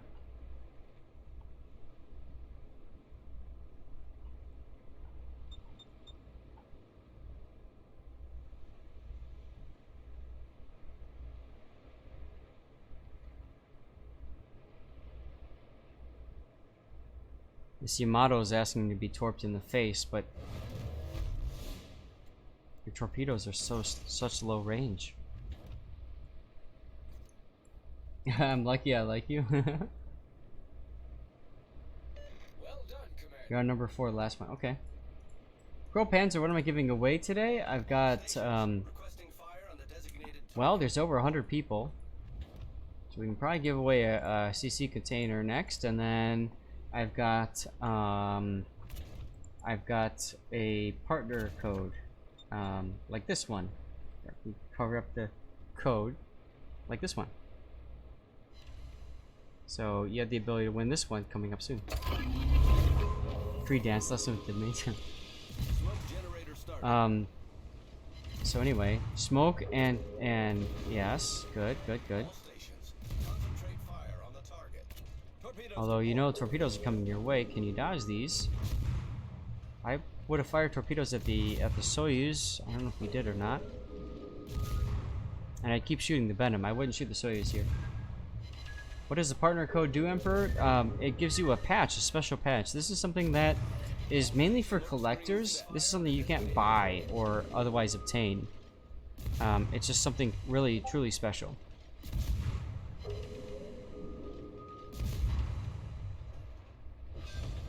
Nice kill there. Oh, you got a double coming up. Here we go. Double strike.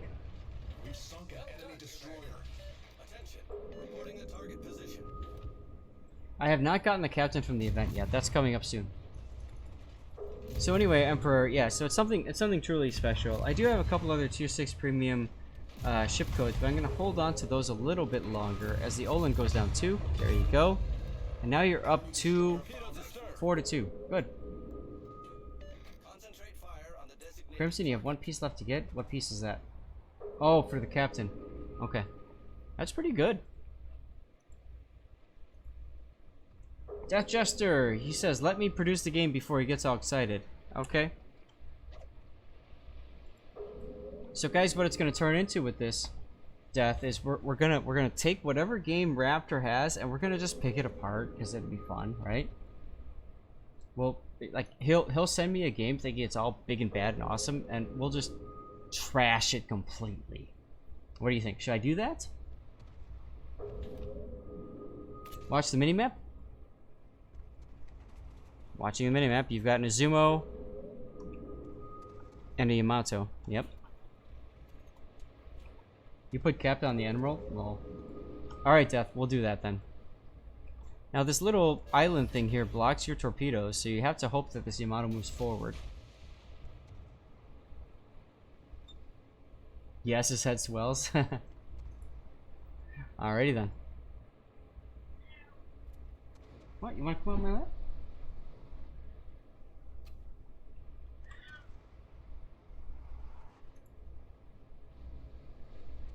We have ourselves a visitor, guys. Here's Prudence. Nice work. Cap is nation specific H9. He is a British captain. Requesting fire. Nice kill on the Yamato, or, well, Stalingrad got it.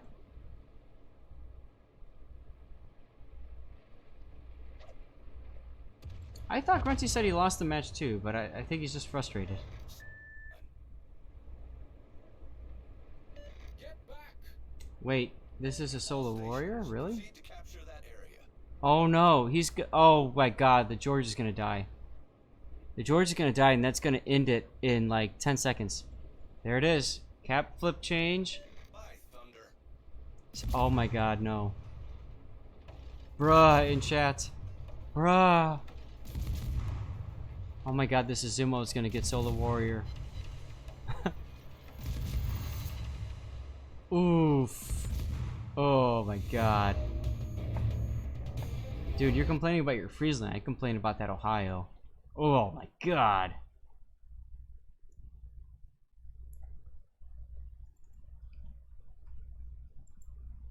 Wow. That stinks indeed. I mean, it's great for the Izumo player, I guess. He gets a solo warrior, but... Oh. Was it in Ohio? Okay. Yeah, you've been through that situation. It does hurt, right? You think you're winning, so you watch players just go and get themselves killed for no good reason whatsoever.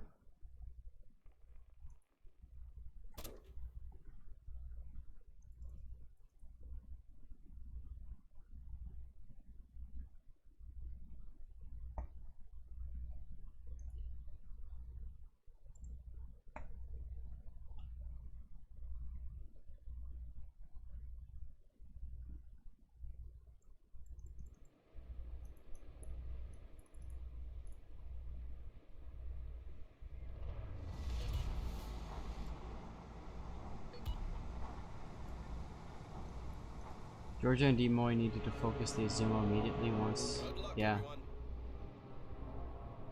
Davenport, you got your first Kraken today? Nice. Congratulations. Our transport ships have been captured. Attack the Now this is something a little bit different. This is Diesel Thunder and the Izmail.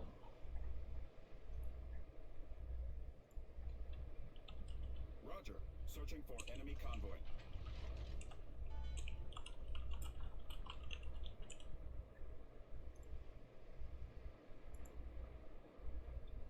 Alright, Kane, I got your Venezia game. Stand by for action. Enemy approaching from the north. Hey man, sometimes when you get those first few achievements, it means so much, right? Like when you get that first Kraken, woof, suddenly you're like, dude, I got this, right? And then when you get that solo warrior, ooh boy, Demasaur, congratulations on your victory. Did you redeem cover your replay? You did, Kane. Okay, fine. I'll do your Venezia game, sure.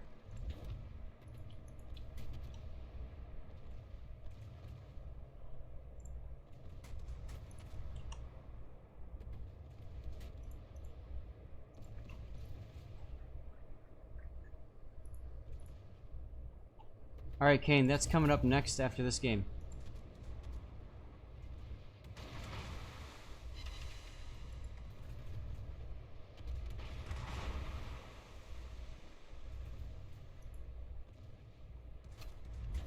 This is Operation Aegis, and Izmail's a pretty strong ship on this because you got a lot of low health, mid to low health, low tier I should say, cruisers that you can just totally blap.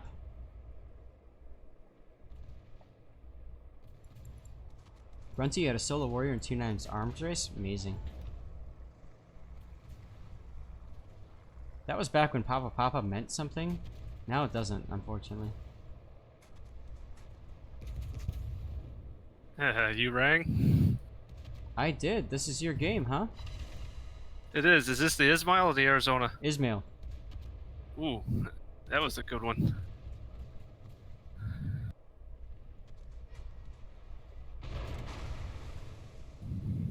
Enemy ships detected in the northwest.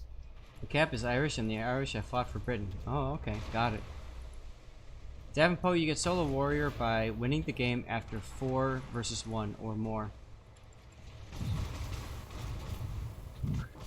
Wait till C Raptor finds out he has to change his name.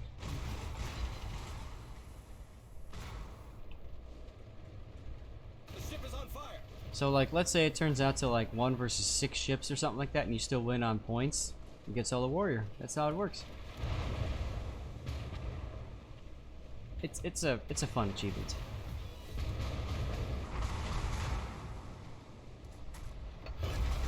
Now it looks like you're choosing to go after the Isuzuchi here. Why aren't you going after the cruisers? I was divvied up with a bunch of good players also, and they had the cruisers covered, so I was battleship versus battleship. Okay. Personally, I would go for the cruisers just because of that easy XP. Oh, I agree. Huge enemy forces. In this case, though, it was covered by a lot of times when I'm divvied up with these guys, what tends to happen is the cruisers and destroyers tend to melt fast, so I gotta get my shots in where I can. Yep, I've done that before. I've played many a Narai where like I expected people and everybody else I think expected the same. Nice kill. They all expected the same thing to happen, which is that emerald at the beginning gets killed. And I've actually had a game where nobody actually shot the emerald, thinking somebody else is going to shoot him. So, lol. My goal whenever I'm in a heavy cruiser in Narai is to one-shot that first emerald. Now, pointed out by Crimson, good point. You are eating a lot of damage early on by cruisers. I don't know that I would DCP that with the Furutaka there. Like if he sent you back on fire again, or even worse, floods you. That could be a problem.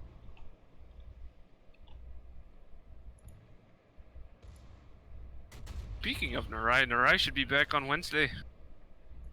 Oh yeah? Yeah, it's supposed to come back with this next patch because it's in the test server right now. Right, but at like a limited XP earnings. Yeah, no problem, Mercs. Yeah, it did get a nerf to its econ, which is surprising. Yep. It was a good replay in your Republique. You're very lucky that Smolensk managed to kill that Hindenburg. Or the other way around, I can't remember. Good song by Mulan. SAT Score has an epic ranked version of this song. SAT Score, go ahead and post it in chat if you can.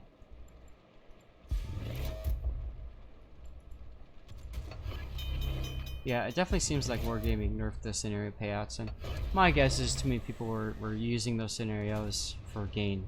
Totally not this guy at all. Problem solved, sir. Yeah, me either. It is a fun mode, though.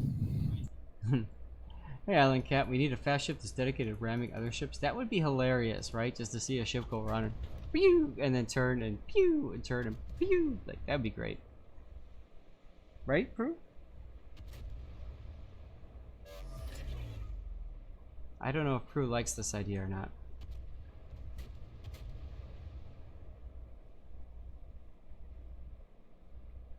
Spartan War Galley. Do tier 6. That would make a good April Fool's. Can you imagine? Dude, can you imagine if they did like a April Fool's mode where it was like ancient era warfare, like Greeks and, you know, like quinremes, quadremes, all that kind of stuff, biremes, triremes? That'd be hilarious. Viking longships, right? Epic indeed.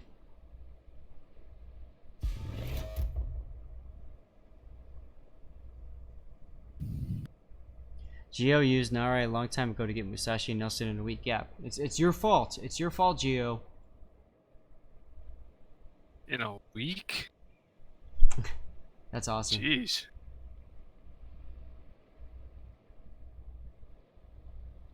I really wish I would have discovered this game a few years ago. Yeah, back when things were available. Yeah, especially Missouri. You can get her for a rental now, apparently, for 250 doubloons, possibly. I would love that, except the first one that popped up for me is a Tago, which I already have. Oh, rip. And not wanting to burn through doubloons to find it. Nacho, you were in beta as well? Yeah, I've been playing since closed alpha. Oh, nice. Look, Yeah, I like this game too much. I enjoy it a lot. It's definitely helps pass the time. Mm-hmm. Yeah, it was love at first login. I got up to... Oh, nice kill. 49,000 damage. Oof.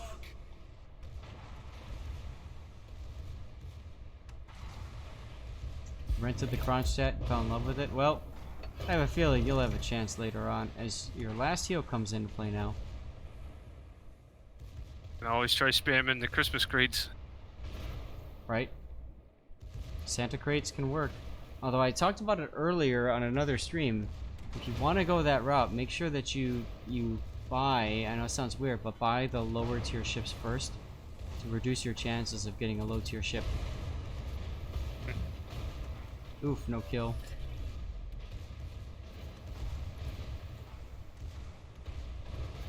Belgrath, you joined an open beta? Yeah.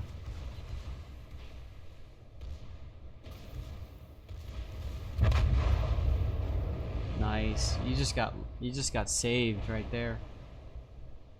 Ah, the hand of Stalin. Right?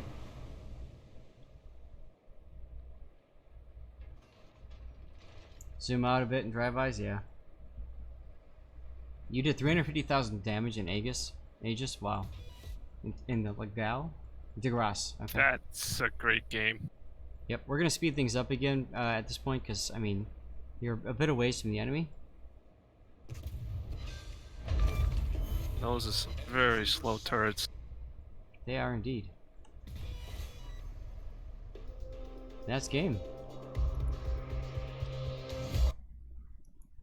I thought it was a good one, so I thought I'd share it too. Yeah, totally. I mean, it was interesting how aggressive you were early on. I thought you were probably going to die, and I was getting ready to take a death pick, but then you managed to survive, which is pretty impressive. That Arizona one I sent you this morning is well, I won't spoil that one, but let's just say it's up there with this one. Awesome. Well, thanks for sending them in, man. Yeah, anytime. Translation, Zath wanted you to die. Crimson gets it. Crimson gets it. Dev, wait, when you push in like that, when a battleship, you get focused and killed first, keep in mind that the way bots work is that they go for low health targets, especially destroyers first, then cruisers, then battleships. So in a bot situation, he can push in all he wants. If there's somebody else's lower health than him, they get focused, which is hilarious. Alright, Kane, this is your game in Venezia. Straight tier 10, so that means you're top tier and bottom tier at the same time. And carriers. Scary thought.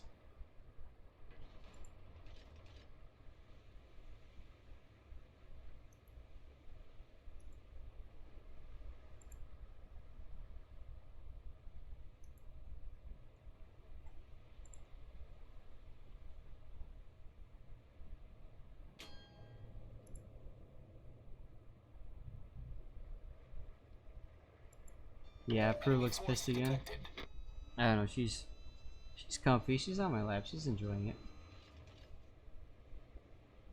We should have Zaf pay us in codes to get replacement. I'd be out of codes, I'd be poor. You don't want that, do you? Go deal with Belgrath, go for it, Crimson. He's a good guy, you'll have fun. So this is Trap. You've got a couple of Shimakazes and a Gearing. You could possibly blap, but torpedoes could be problems. Kane, are you here by the way? Because we're covering your game now.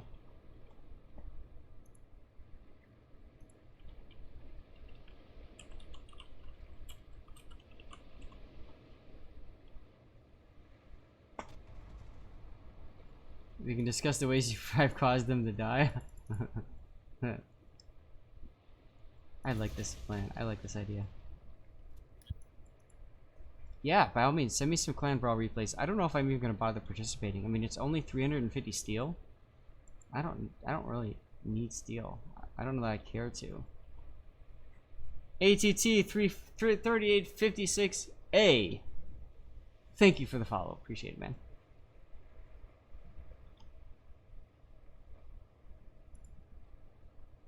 I'm in clan battles more for free XP anyways. Don't tell them the secret, SAT. I'm out of Spring Sky camos though, so we're... Well, I can help you, man. You're 3.1 thousand steel off Stalingrad. You want the 350. Hey, I get it for that, absolutely. I don't know why you left CCAP. Honestly, I think you should have been... I think you would have been better off staying in CCAP. The secret to free XP is not to play clan battles, but to win it. I like it. Oh, hey, Kane.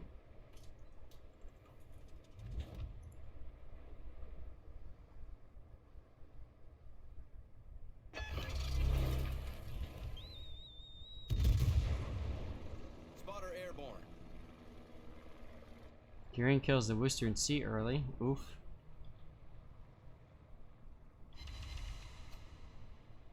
So Kane, why didn't you go into C early on? All stations, reporting the position of a strategic target.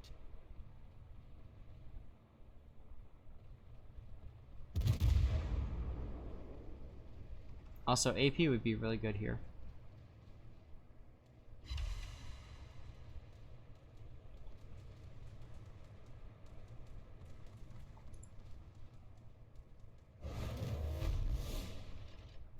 Yeah, but it's the CV. Gotta shoot the CV, Grunty. AP might have been good to against the CV. Because it's broadside to you. This is PTO2 soundtrack. Great game. I should get back into that, actually.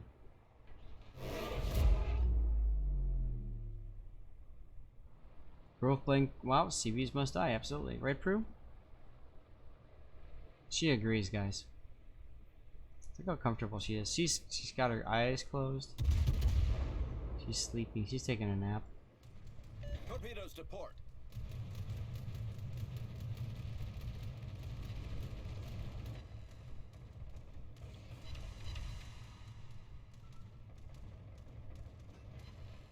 Concentrate fire on the enemy warship. Well, your Hakuryu didn't take a torp. That's good. I need intelligence data. Spotter returning to ship.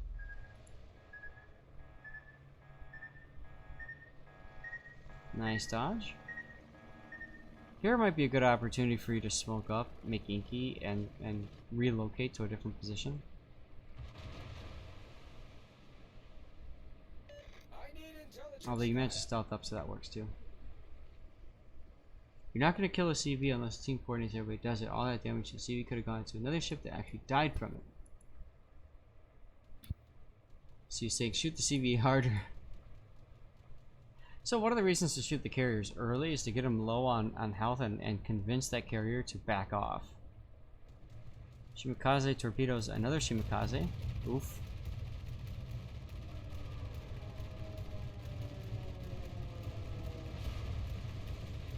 Grunty with the facepalm emote.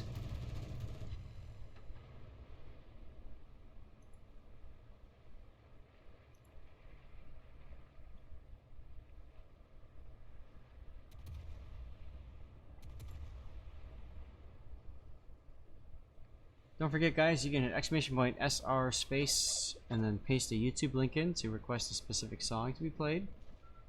Without that, we are listening to backup music on my playlist, like Battlestar Galactica, right, Prue? Right. I need Torpedoes, dead intelligence ahead. data. Hi.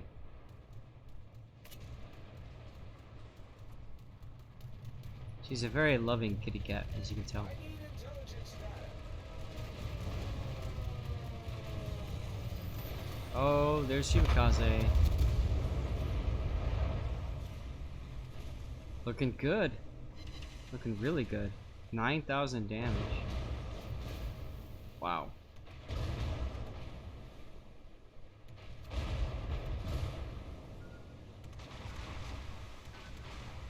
Hakuryu gets a Shimikaze, that's good. Now, I don't like the fact that you didn't bother to look at these torpedoes. You might have been able to actually dodge one of them. Instead of taking two, you could have taken one. But you were so focused on keeping a shot on the Moskva The ship is on fire. that really hurt you in terms of your damage taken.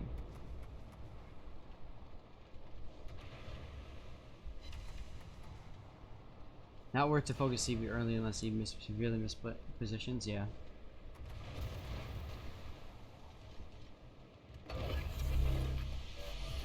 Smoke generator started. And Inky Maid. Probably a good idea because you're pretty low on hit points. Spamming torps would be a good idea if you're looking to leave the area.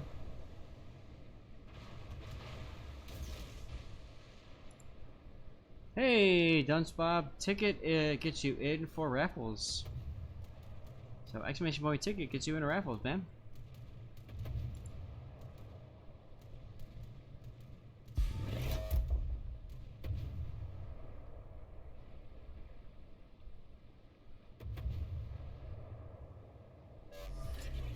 Smoke screen set.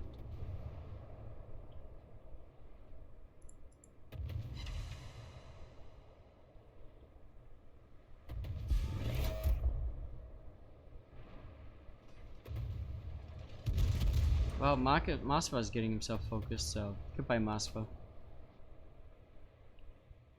Your Harugumo, though, is also getting himself focused. Because he's definitely way too deep. I need intelligence data.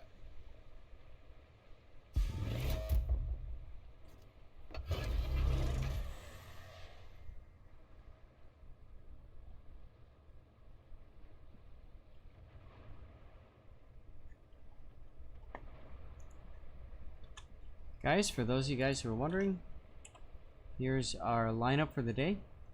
SCT, good luck controlling how much damage taken CV, right?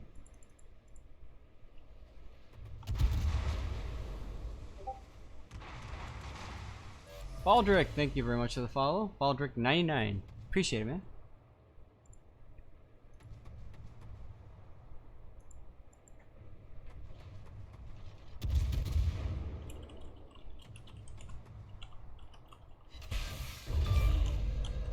We've sunk an enemy destroyer.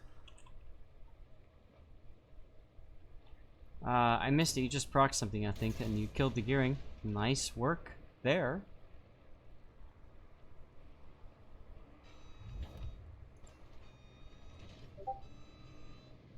Oh, Minotaur, you can absolutely wreck with AP salvos. And he knows it too. He's turning away already. Yeah, a lot of fireworks today, absolutely.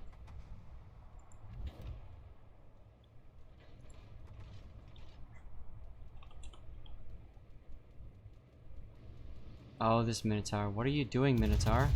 Other than getting blapped in the face with AP. Bye! Enemy cruiser. Wow. Yawn, Prue? Big yawn? Keep AP on Zao. Wait for him to turn a little bit more. Loose!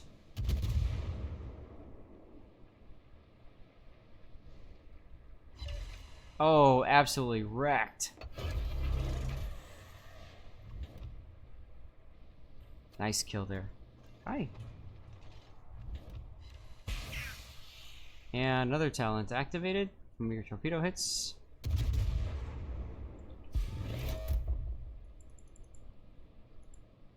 You had somebody see me ranked. Okay, nice. 15 shells, they just go poof. I didn't play Venezia this season or ranked. I mainly played ships that I needed to get my legendary modules on, which weren't the meta ships by any means, but got me progress, so that worked, I guess. Now, Venezia penetrates that 50mm armor on the Kurfürst, so that's a very spicy AP pen, or SAP pen. There's the other talents. Alright, so let's see. What do you get? You get reload, you get range, and you get speed. No, you get consumable duration, right? It's hard to keep all this stuff straight. When you do that in a Russian cruiser, people call it OP Russian bias. Absolutely right. Trying to make Inky and get some free shots on the Kurfürst without him spotting you. Probably a safe idea.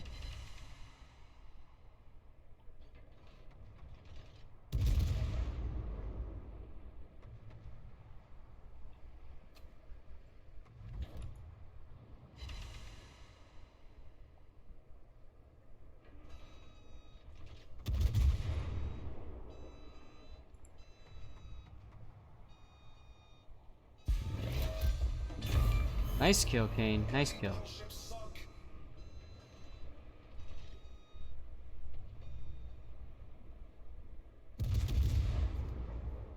Here comes the AP salvo.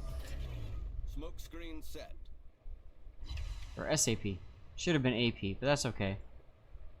Because he's so low, you might also keep shooting SAP. It's got better chance of penetrating. That should kill it right there. Nope. Voodoo Popeye, how's it going, man? How you doing? No, I don't think he ever used expert loader at all, SAT. Doesn't look like it.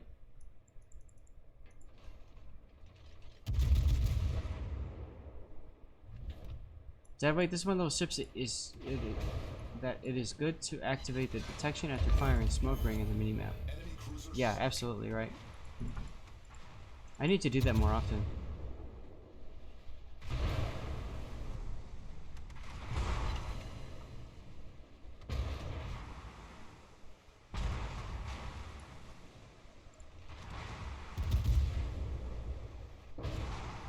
And now you get to laugh in this guy's face. Nice kill. We're the Kraken too. Oh, you are using it. Oh, okay. Yeah, I guess we just didn't see it here, Kane. It's alright. Just the carrier left. Fast forward mode. Oh, you've got RPF too, so you know exactly where the carrier is. That's good.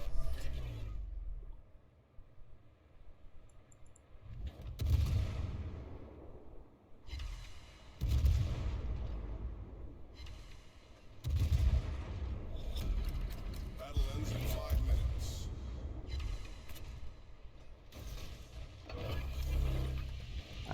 Why the smoke here? Generator started.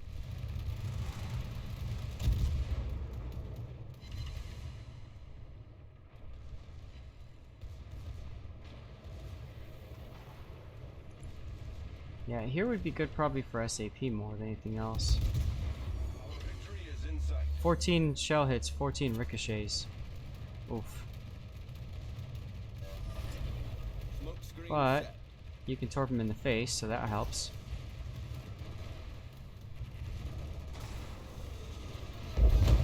And there he goes.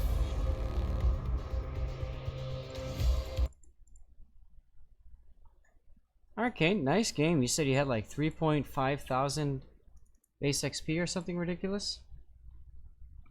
Edge is right, got the job done. It's crazy, man. That's a hell of a game. Hell of a carry. Voodoo Popeye, yes, you can, absolutely. You can send it to me in email or on my Discord. There's your links, whichever one you want. At this point, we might get some replays in for later. I don't know.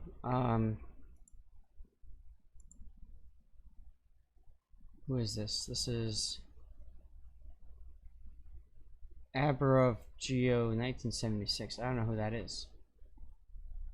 I know they sent me some replays.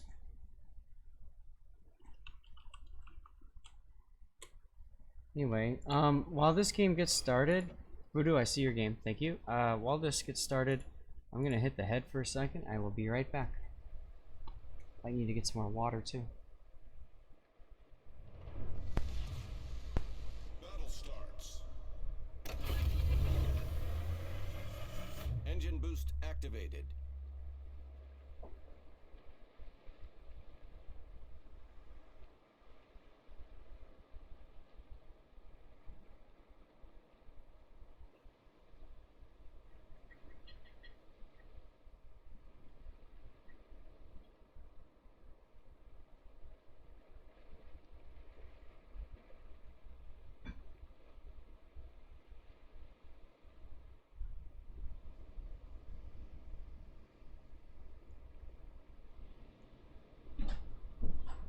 Affirmative.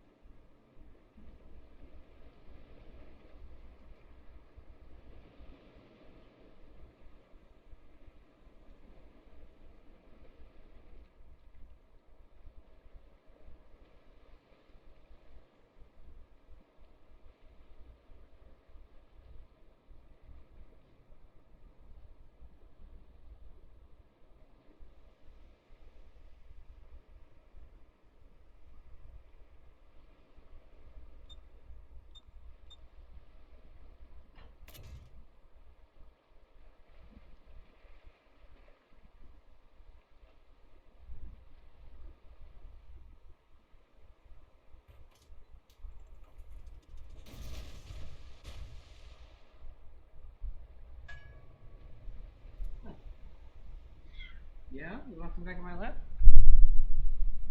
Alright, peoples, back. What do we missed so far? This is YueYang. Torpedoing the gap there might be very useful. Engine boost deactivated. No carriers, straight tier 10 game.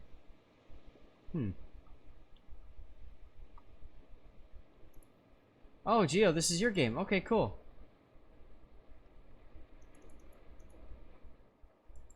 Lux, I don't have it in the lineup. That being said, we might have some time for some more replays. We'll have to see where things are going. First mistake playing the YueYang? Lol.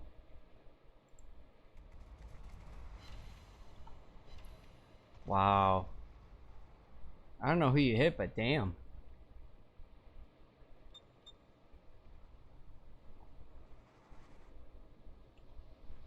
How's it going though? Dude, I'm doing fine, thanks. I'm having a good time. Remember, you can redeem Cover My Replay, and I will guaranteed cover your replay on stream. We got about an hour left, so if you want to do that now. Otherwise, we might get time, or we do it Sunday or Monday. In any case, I'm gonna be right back. I need to close my windows. It's starting to get cold outside, and it looks like it might be raining soon.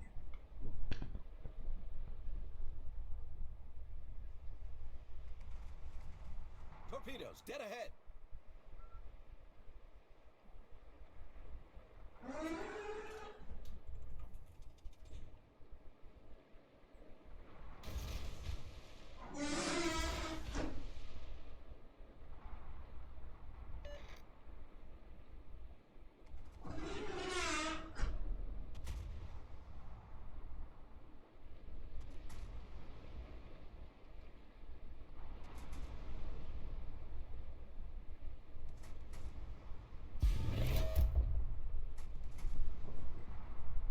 Warmed up, it started cooling down. It's 63 degrees outside. It was about 67, 68 earlier.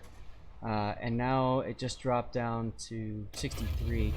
It's 68 in the house, so I figured, hey, why not? Activated. Also, South, I didn't catch your reply to what I said or not. I said if you want to use cover my replay, you can on the channel tokens. Otherwise, I'm not gonna. I don't know. We might have a chance, but we'll see. All stations, concentrate fire on the target. It's 43 degrees in Texas? Is that cold? Really?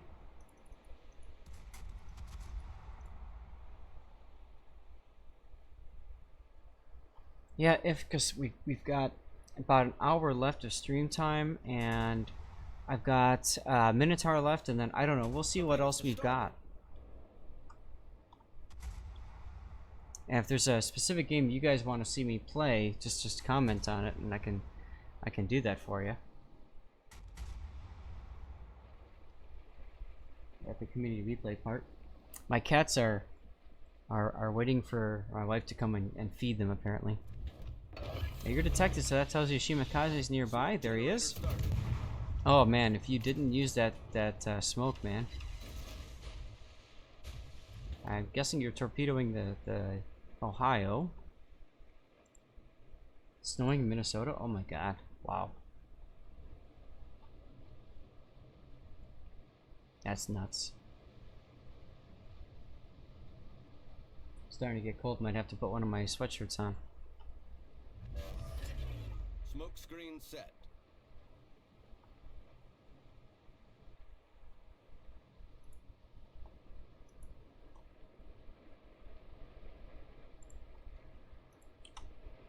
I have 75 replays submitted so far. You're afraid of the Ohio secondary. I don't blame you, man.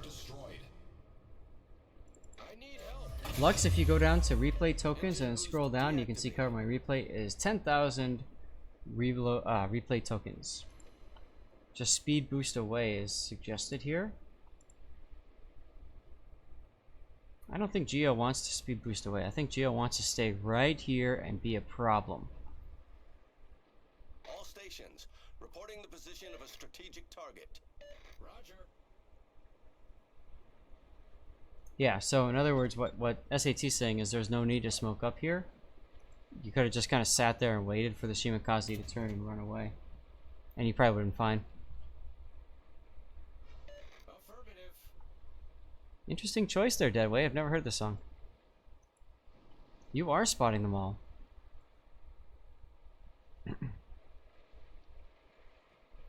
And you just happen to have torpedoes available too, don't you?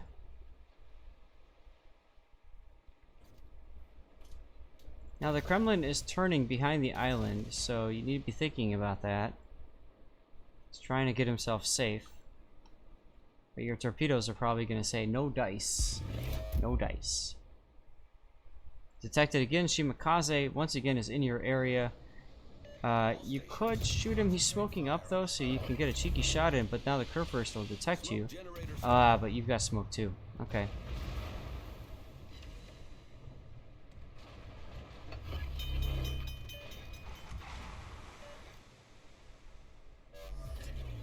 Problem solved, sir.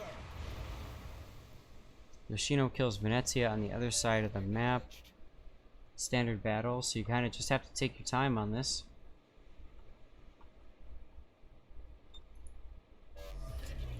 Baldric, did I miss an Baldric99? Thank you for the follow. I think I might have missed you. Engine boost activated.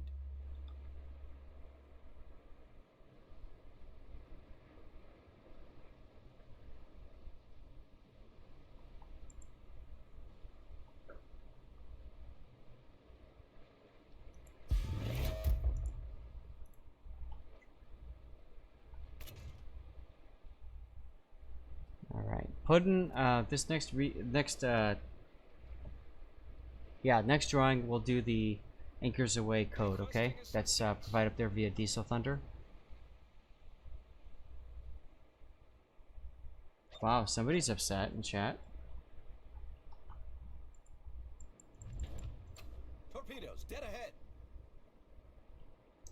Be careful when doubling back into smoke because, yes, smoke typically attracts torpedoes, as we just saw some torpedoes go right past. Stevie, you want to come up?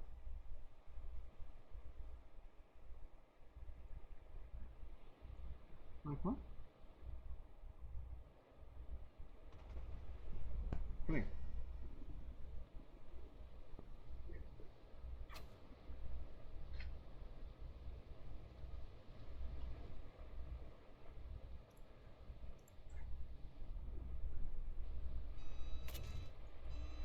Alright, my other kitty has joined us.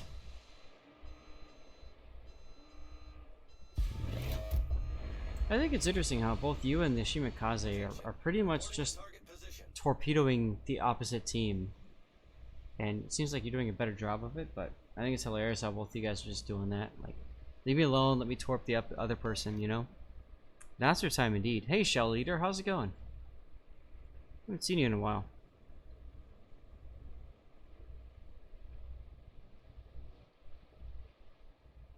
Now, you do have a Zao up to the north. If he starts pushing south, you might be in trouble, so you gotta keep an eye on that Zao. And the YueYang's been nerfed a bit, but I think it was slightly buffed recently. Torpedoes and guns are okay, not as good as they used to be.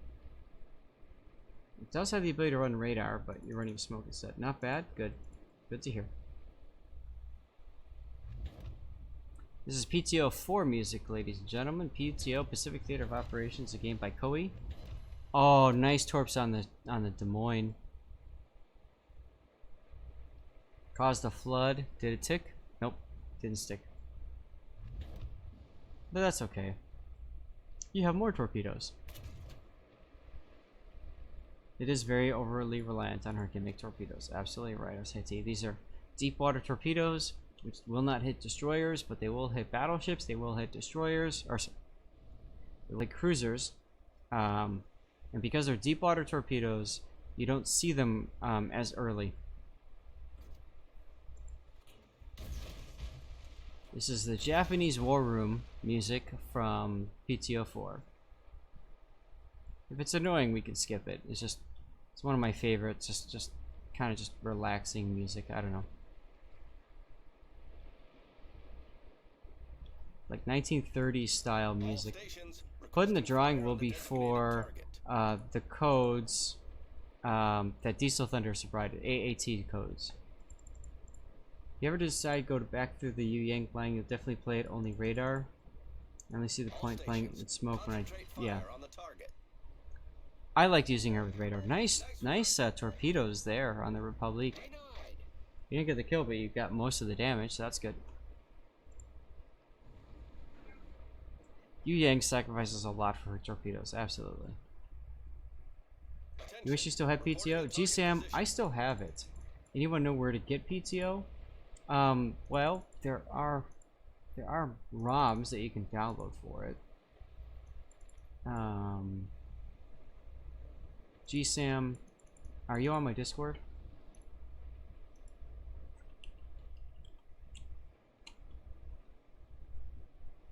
If not, get on my Discord and I can help you figure out how to do that.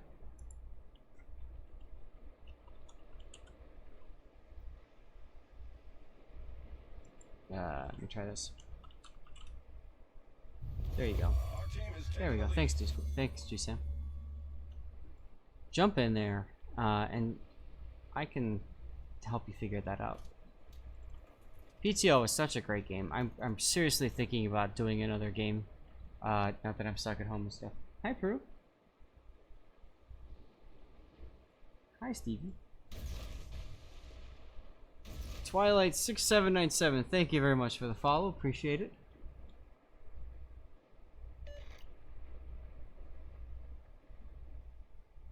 Wow, your divmate got a wither. Nice.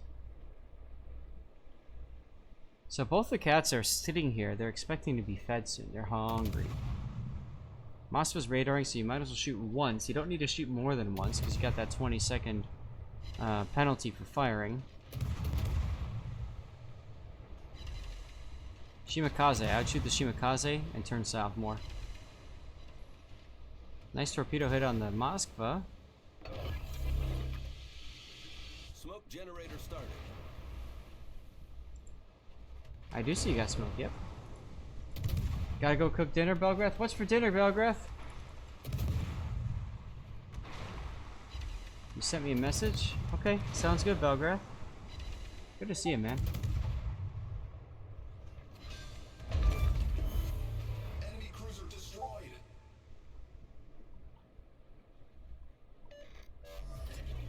Smoke screen set.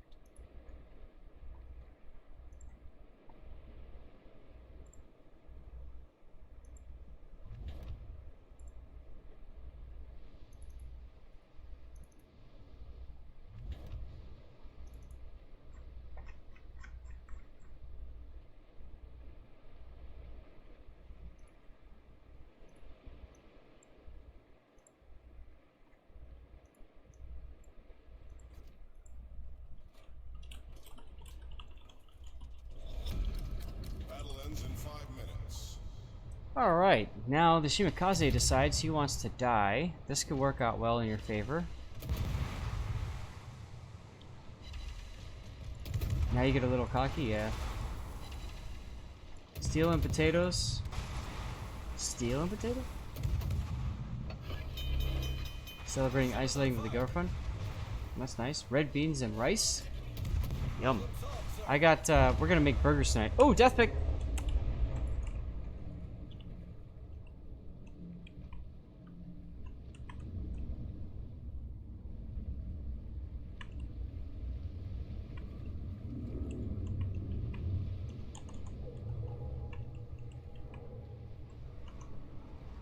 Little greedy here, Geo.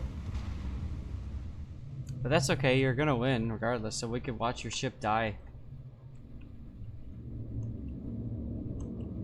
Look at that little, like, sonar thing down here. That's cool.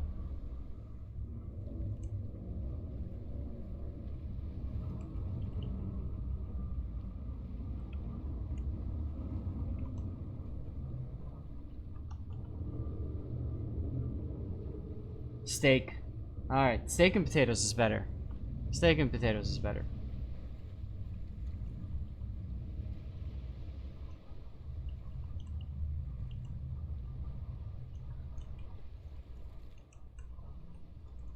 I love being able to look underwater and watch these ships as they go down.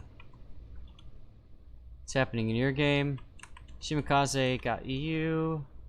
Okay, but I mean, yeah, you pretty much won this game. Propellers still spin, that's right. Alright, Animara DB. If you are here, please say so in chat. Can't wait to see ships sink to the bottom in your subs, Black FIFA. Yeah, it'll be interesting. It'll be a different game. I don't know. We'll have to see what happens.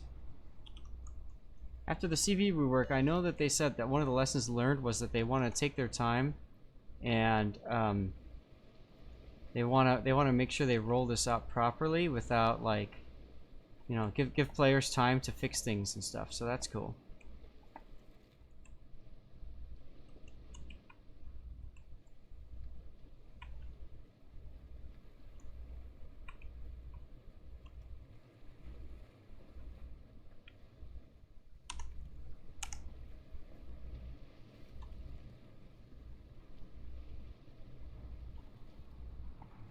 Looking forward to subs.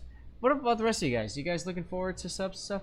Animara DB, are you on NA? If you are on NA, we can get you the code. If not, we'll have to get you something else.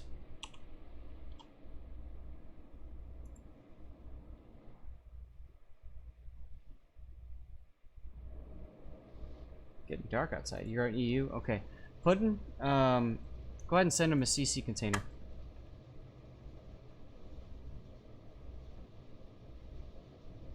Guys, we'll do one last drawing probably. Do I think subs have a place?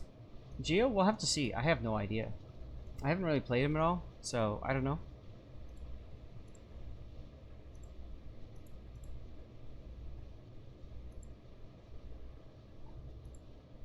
Yes, they're NA only codes, Puddin', so go ahead and give him a CC container code instead, okay?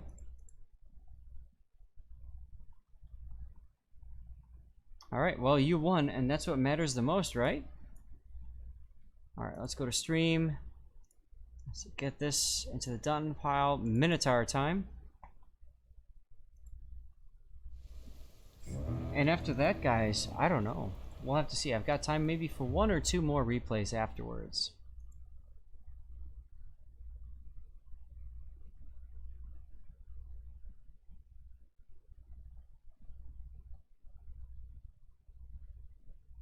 Hey, no problem, man. I want to make sure you get a prize. You get something special for hanging out on the stream and stuff. And thanks for hanging out. You don't chat that much, but that's okay. It's all good, man.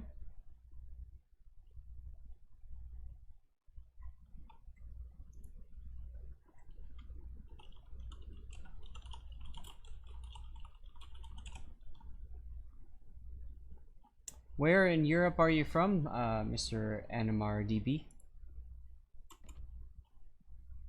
It worked good. Let us know what you got. You're welcome. This is a smoke Minotaur, not radar. Smoke. So in a Rudelius 83. Thank you. You're in Germany. Cool. Which part of Germany? Deutschland.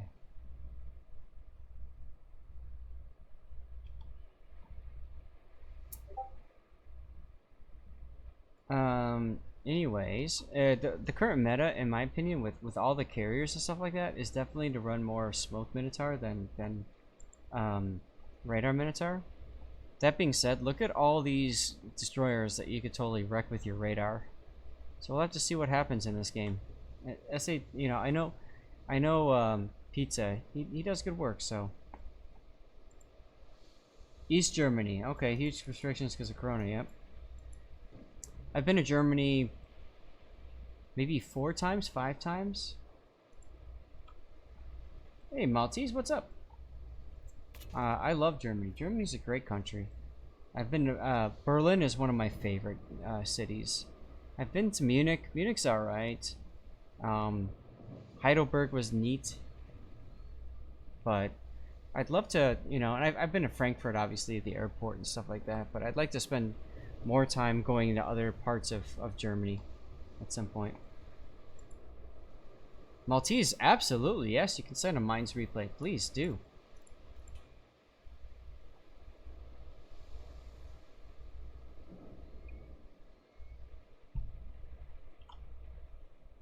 BFK, what's up, BFK? Enemy force detected. I don't understand what this whole gear going thing is, but okay. Or YueYang. You like the Minotaur with smoke, but you're... Oh, there goes that thing. You like the Minotaur... Oh, okay, cool. But your influence on the match felt so small, you never... Ever since you took the radar, you feel awakened to the true potential of the ship? Yeah. It's just that with carriers, you don't have a lot of defense against that spotting, and obviously people can blast you, so... BFK, how have you been? You enjoying your Friday? Starting to get dark over here in Chicagoland. Probably gonna get some really bad rain and stuff. Matter of fact, let me take a look and see.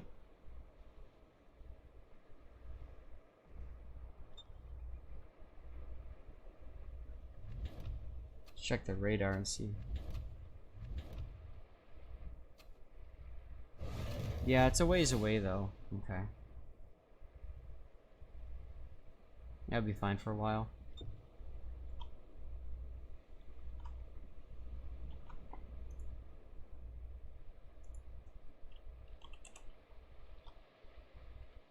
So Lazy Friday. Lazy Fridays are the best, man. You should have a replay of gear going. YueYang? Okay. Instead of this pizza guy. Fair enough. Now, a big threat to pizza here in Des Moines is battleships, but fortunately, there's only 2 battleships to worry about, so pizza, you kind of lucked out there. AP from cruisers can still really hurt you, though.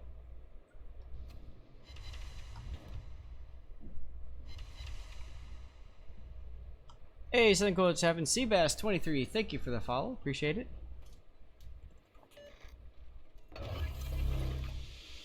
Here comes the part where pizza just sits and smokes and farms. He's got the Texas, so he knows there's a destroyer close by, and there you go. You got to destroy your buddy to detect the gearing.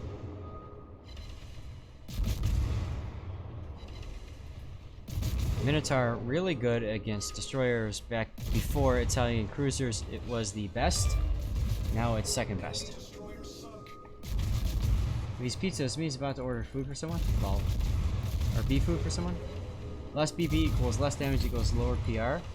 Well, I thought Is PR based only on damage? I thought XP is also a factor. Because you get more XP for less ships, more XP, right? Per percentage damage or something along those lines. XP is not a factor? Okay, well never mind. Farm away by all means for your PR.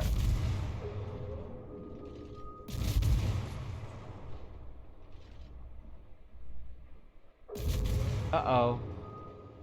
Ugh.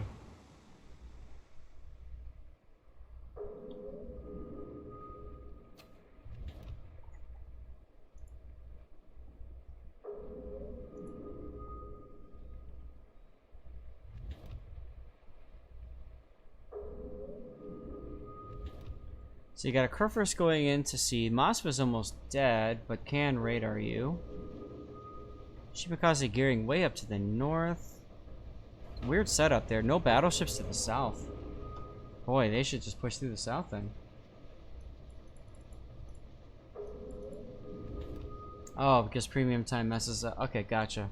Because warships premium adds 65% to your XP earnings.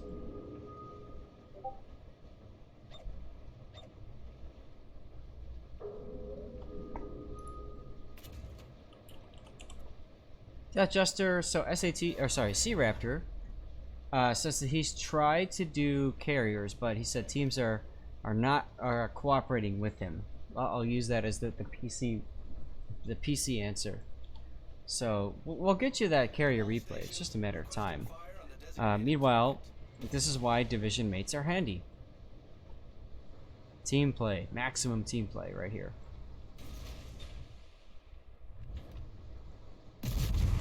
Good song, by the way. Oh, gearing. Oh, gearing.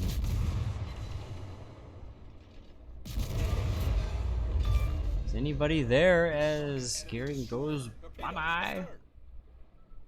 Turn out, figuring torpedoes would be coming since smoke attracts torpedoes, and sure enough, SCT is right. Although he's kind of overturning, I think, maybe a little bit. Nope, he's okay.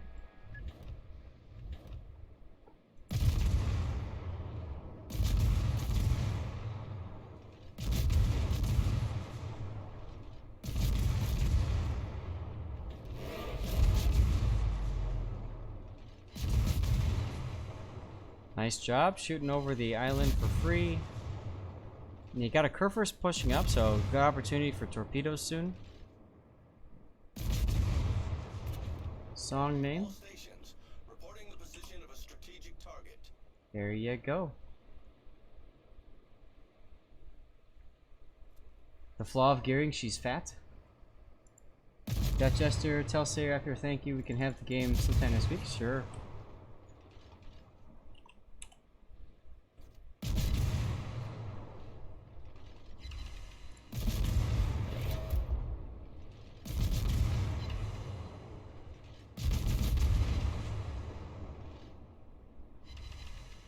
What is happening to your team? My God. Now you're within Kurfürst hydro range, 6 kilometers, so better hope he doesn't have his hydro available. Thanks, Maltese. I talked about my Mainz at the beginning of the game, or beginning of the stream, and I did my own replay on that, so it'd be nice to see another player's replay of that. Kurfürst goes down. That's really important for you. Moskva Clan radar, but what's going to happen if he does? You're not in trouble right now.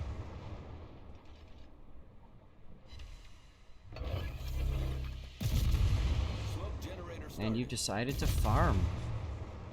All stations, capture that area. Now, we ended last stream on Wednesday with pizza in Yamato on this very map. So, is it pizza, or is it the map, or is it the ship? Puddin' Sea Raptor said something along those lines. Oh, you derped out of your smoke. That means you summoned at least one Montana salvo. Or not, apparently.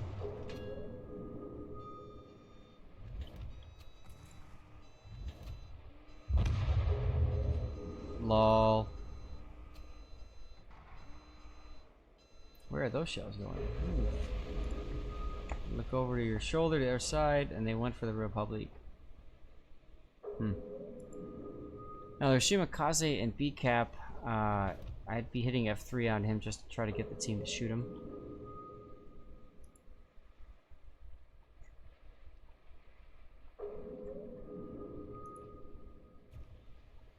Man, it got dark fast.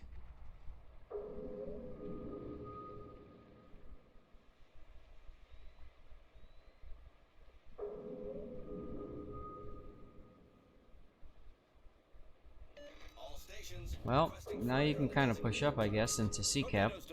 Support your div mate. What is happening down here? Hey, look at this.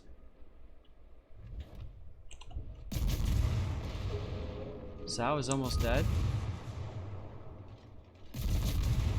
Let's see what happens over here with Kerr first, because that's going to be key, I think.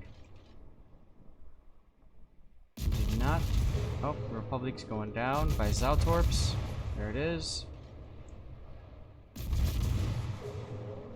And Zao dies. Alright, let's see what happens here. This is huge. What is this Kerr first going to do? Shimakaze beaches himself, which means the Kerfurst is free to do what he wants.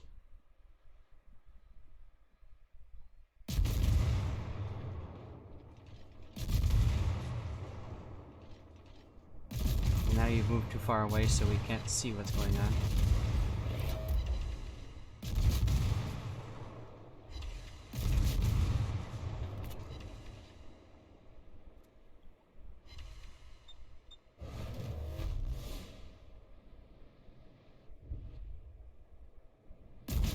Oh, the Montana beached, really?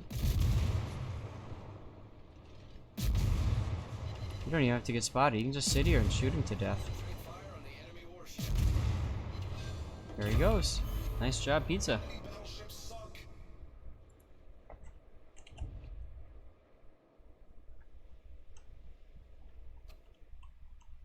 Yoshimikaze dies to their Shimakaze and B-Cap. There goes the Kerf.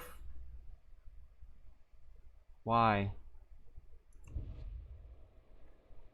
So the Kerfurst just sat there and allowed him to get torped in the face.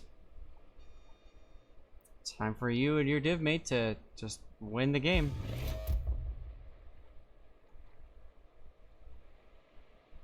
Gonna speed things up just a little bit. Now you're opening up because, I mean, you kind of have to, right? It's just you guys and a Yoshino left. Yoshino's okay-ish. Gotta kill that Yoshino, though. You're gonna stop here and smoke because you've got a Smolensk you can farm as well. Interesting choice. Get a little bit of light on here.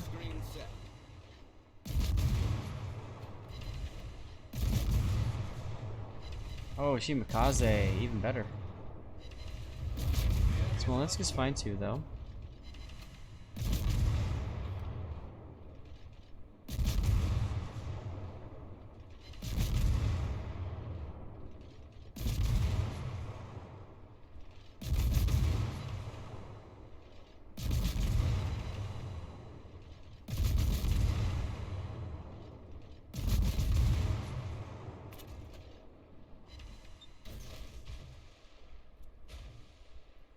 Expecting torpedoes from Shimakaze and Shimakaze sitting. Not a bad idea.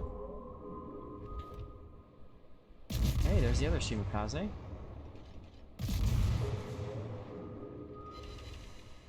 Good idea to use your hydro here at this point. Nice crack in there. Now you can use torpedoes from your other side.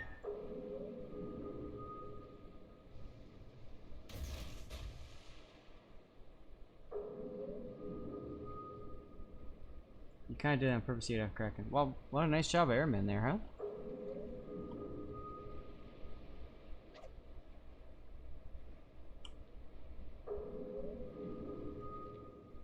Interesting that you're choosing to keep one salvo of torpedoes left. Torpedoes, direct front. Oh, he beached right in front of you? Really? Torpedo dodging minigame, go. You're gonna take one on the bow? Or not? Wow. Enemy destroyer blown up. Time for your legendary heal.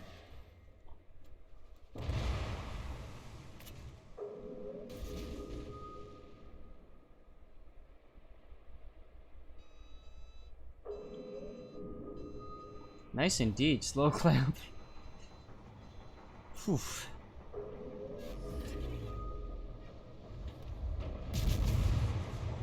Oh god, Smolensk is gone. Now that you're detected, you might as well smoke up and shoot the Des Moines. There you go. Des Moines got 10-kilometer hydro, which means, or radar, which means he'll probably radar and detect your gearing, buddy. But he won't be able to hit him because he's ducked behind the island. Smoke screen set. All stations requesting fire on the designated target.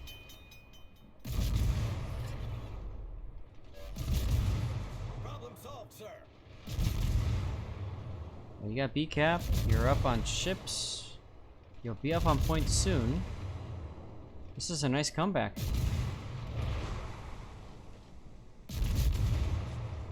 Nice dodge indeed.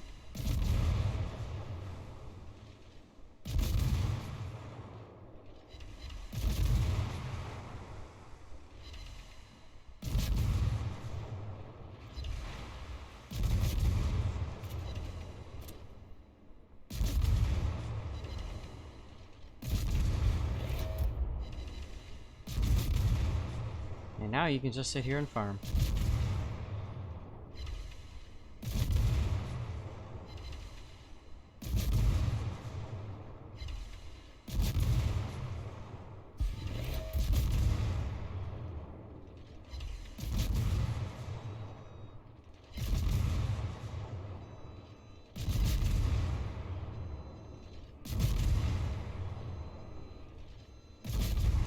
And this is why you never throw your ship away. Oh boy, now it's just this Des Moines left and that's it.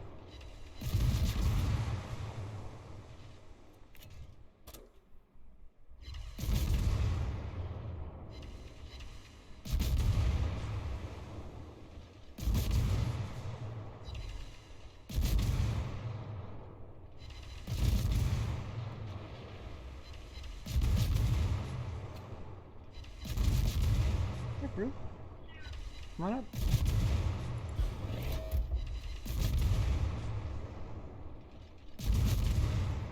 Brew's back. Yeah, you're back.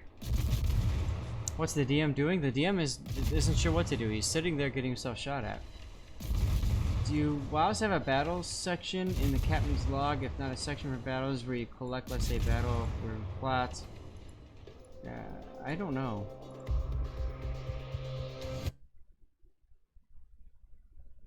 And yeah, I mean, right, the Des Moines is pretty much stuck sitting there. He couldn't do really that much. Sorry you had too much wine. Hey, Turk, that's a good problem, in my opinion. Alright guys, give me a second. I'm just looking through the replays that I have, and I'm gonna pick something that we haven't done in a while. Friesland, let's do it.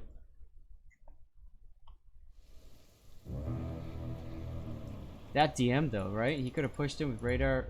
Yeah, but my guess is Voodoo, he had already blown his radar.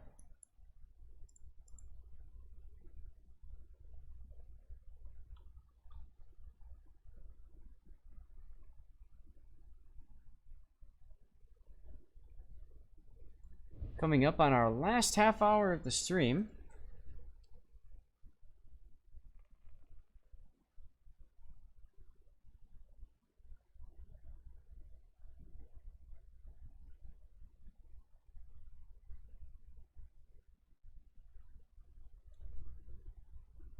Almost dropped my phone on Prue. Oof.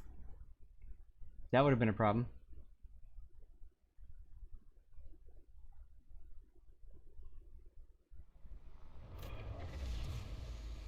General quarters.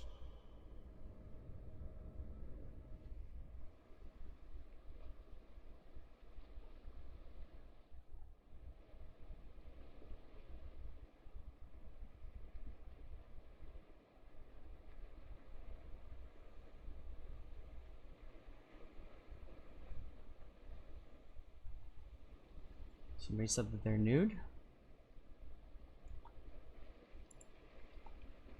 What is this? This is Raining Recon. Oh, Raining! Are you still here, Raining?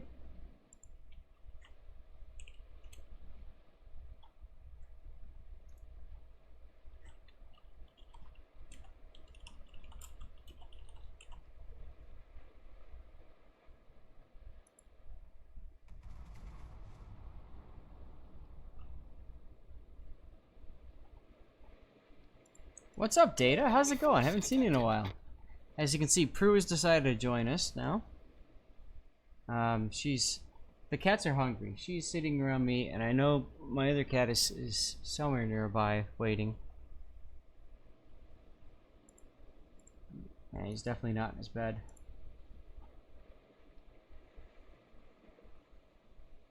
So this is Raining Recon in the Friesland. He's middle tier. There is a carrier, but he's got defensive fire. Friesland's big deal is it's got really fast reload on its guns, no torpedoes, but it's got American smoke, and it's got 5.5 kilometer hydro. 5 kilometer hydro. It's pretty sweet.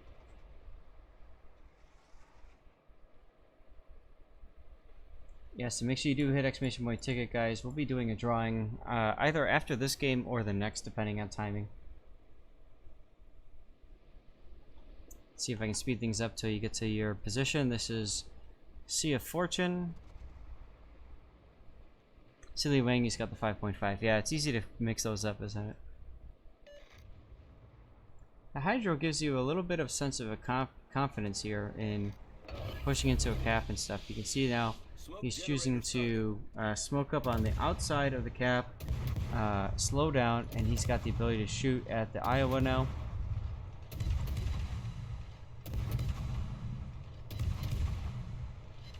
Together, he and the carrier will probably work on this Iowa, at least get him to DCP.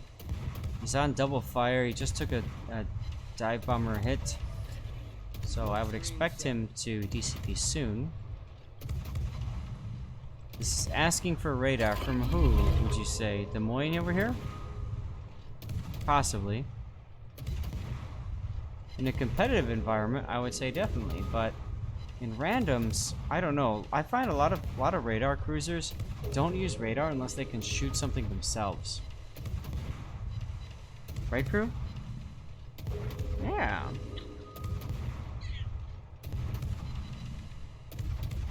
So this Iowa is going to be your first victim, I feel, as the carrier sends another dive bomb squadron to attack him. Switching to AP, interesting choice. If you're trying to AP the bow, I'd probably be shooting at the superstructure right now. You're getting all ricochets here, so this is not helping you at all.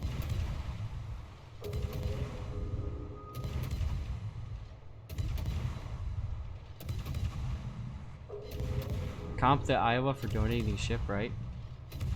Yeah, look on the right side. You're getting nothing but ricochets, so all these shots are wasted. You should be shooting at the superstructure.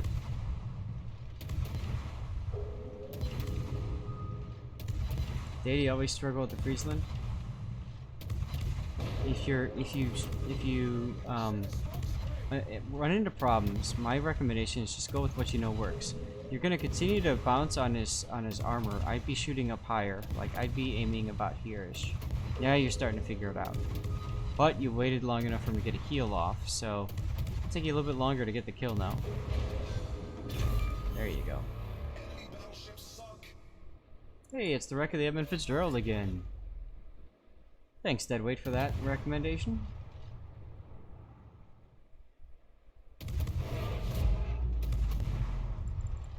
Dunce Bob, you hit exclamation point ticket to get in for giveaways.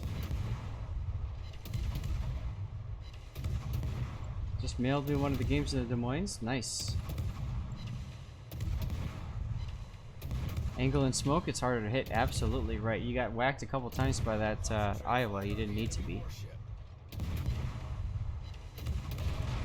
And that Vlad hit you there too. You took a risk by shooting there when you probably shouldn't have.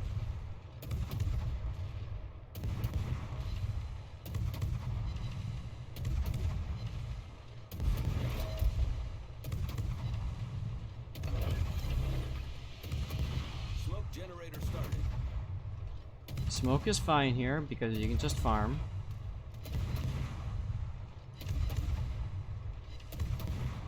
And now that he shot at you, he gets spotted for a little bit longer. Alright, just last crew again.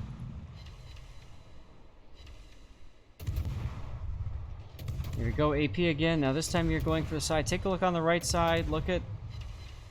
You've got a couple non-pens that's bouncing off the armor. A couple pens into the bow.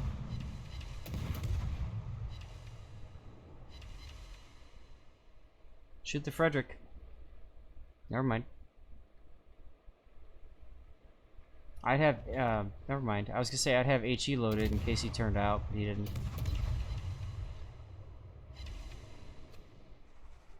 Torpedoes to port.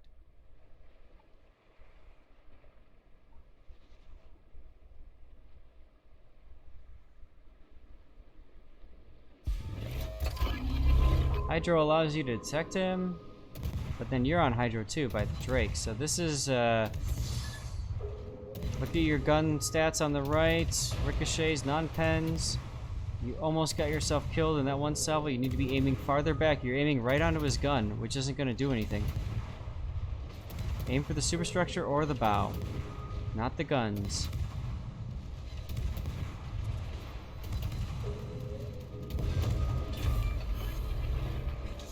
Anti-aircraft gun crews are on full alert. And you're in trouble now. Enterprise's AP bombers. Oh, this is the one where you bounce. Here we go.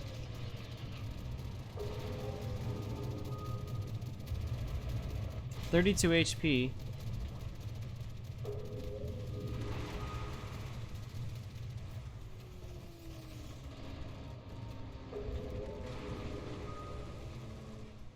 So this is Drake or FDG. So you got yourself kind of stuck in a position where you had no exit, which is something a lot of destroyer players will do, and you have to be very cognizant of that. Let's get a death pick here, and then we'll talk.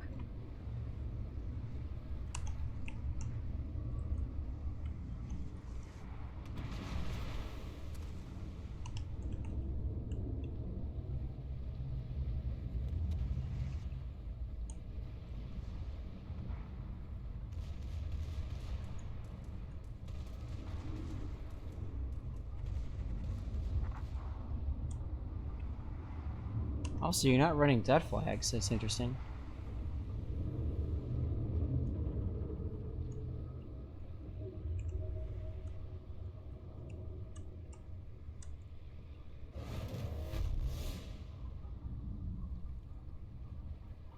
Yeah, both Iowa and Vlad were definitely suicidal.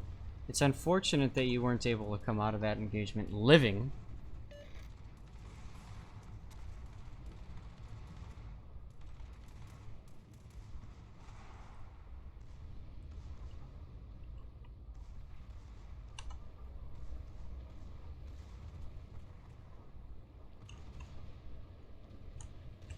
Alright, so you smoked here, you shot a whole bunch, you kept the position.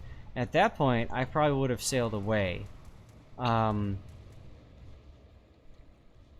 took a lot of damage unnecessarily as well. You took some damage getting into this island here from the whatever that Russian ship was, Sinop, Soyuz, doesn't matter. Vlad, you took some damage from over there. You also took damage later on while you were panicking and that Russian battleship was pushing up. You should have either penetrated the bow or penetrated the superstructure. You're not flying the Dutch flag? Yeah. Into the abyss he goes. You still around? Nope, you gone. Let's watch the game on fast forward. Might get time to do one more replay.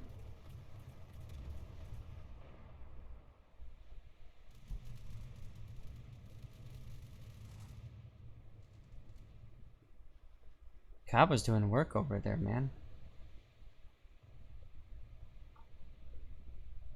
Sonar equipment underneath? Yeah, isn't that neat? I love the modeling in this game. It's just amazing.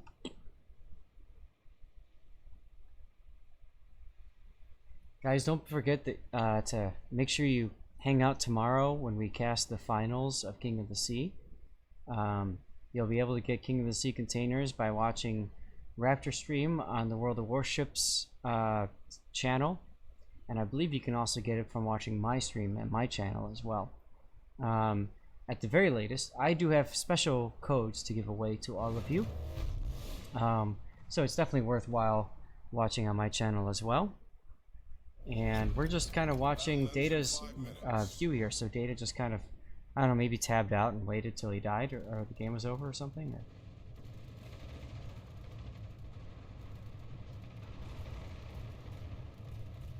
Invicto, hey, I saw him earlier today. He was in a carrier in a Lexington and almost wrecked me, but didn't. You have all 3 caps though, so that's good. Buffalo's about to go down, and the Venezia can like not die. Friesland is just HE span. Oh, Venezia couldn't get the cap. What time am I going to be streaming? You're in the UK, Lozader? So I'm going to be streaming at 2 p.m. Central Time. So...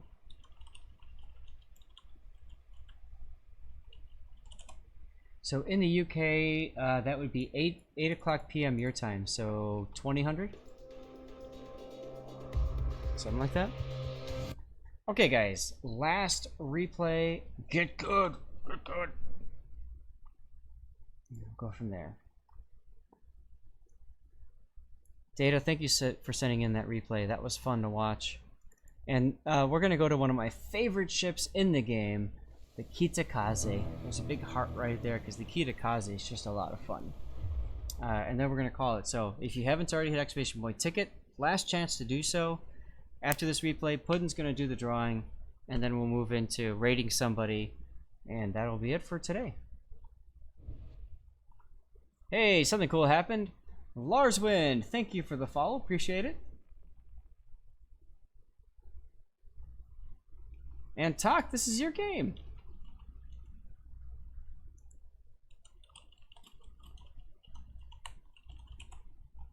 Cool. Oh, don't worry about it, Voodoo. It's better that you hit it too many times than not once at all, right? Like, you want to make sure you're in for that running. Alright, so Kitakaze, you are top tier because it's a straight tier 9 battle. It seems like it's a smaller game than normal. 1, 2, 3, 4, 5, 6, 7, 9, 10. 10 on 10. It's a smaller game. Interesting. Now, Kitakaze is still a hell of a lot of fun. The IFHE changed, nerfed her fire chance by half, which is somewhat significant, but she still has the same great penetration. She can pen Alsace, Zimo, Georgia, not so much the extremities and superstructure only, but she can pen the Rune Donskoy, and of course the destroyers are all food for her. Her biggest threat's going to be the Donskoy with that radar, and the Frieslands with the Hydro if she sits in smoke. I don't know, Puddin. Did Talk win? Talk won. Lol. Enemy force sighted on the horizon. Much obliged.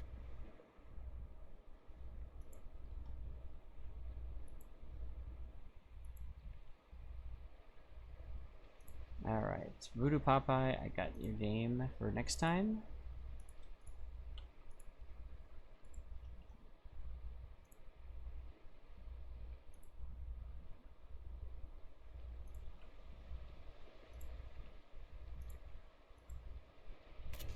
That's not rigged, I don't know what is.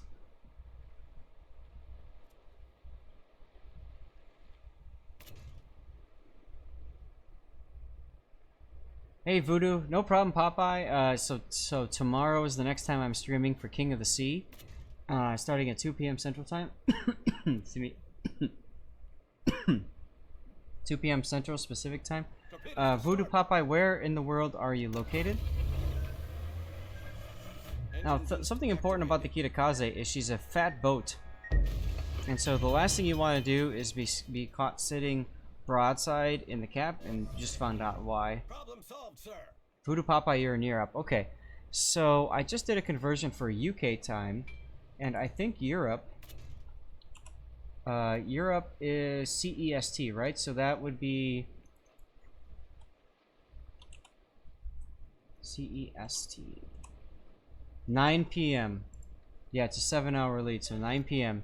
So starting at 9 p.m., which is 2100 hours. It's going to be after EU. Yes, EU King of the Sea will be done. Correct. Strategic target. Smoke generator started. Now, shooting the Donskoy is okay because he's at 12 kilometer, which is just a little bit outside of radar range, so that's good. Just be careful not to get yourself in there, and you'll be fine.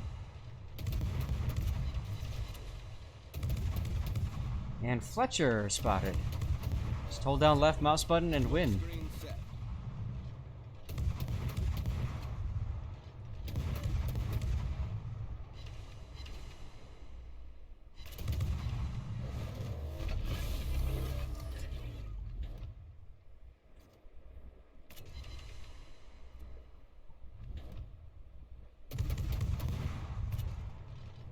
The only thing about the Kitakaze is it kind of traps you into sitting in smoke for way too long.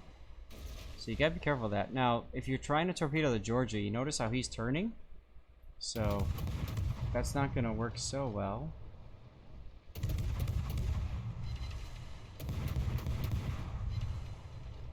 Mm-hmm. That's right, Deadweight. Yep, I use that myself. And you gotta be ready to turn away here at this point. Looks like you are. You'll notice Attack is giving himself an escape route. Very important for destroyers. I wouldn't be reversing here though. I would be sitting still or moving forward at a quarter. And of course you hit the Fletcher. Of course you hit him. Our team has taken the lead. Torpedoes astern. Hey look, more oh.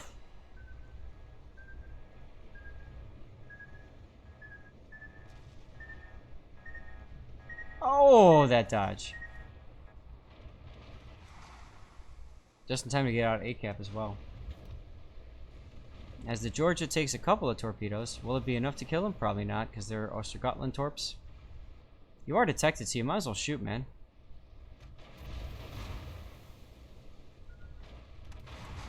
Alright, you're not anymore, so there you go. That one was a nail biter and definitely scraped the paint, absolutely. Putting the target position.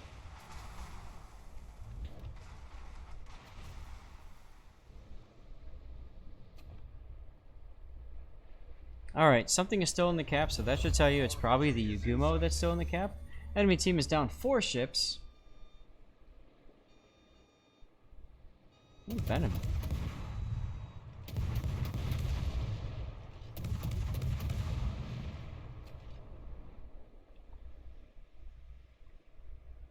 Yeah, you didn't shoot because you knew you hadn't detected a second leader. Makes sense. I get it.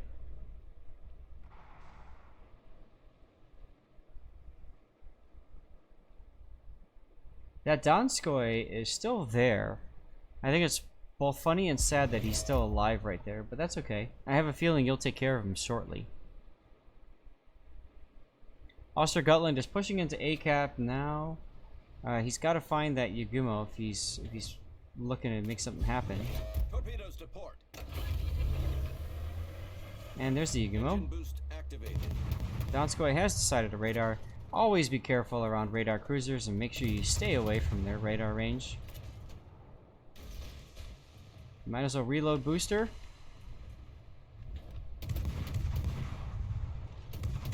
More sad he's at near full HP. Yeah, absolutely. Full of a took. I love that line from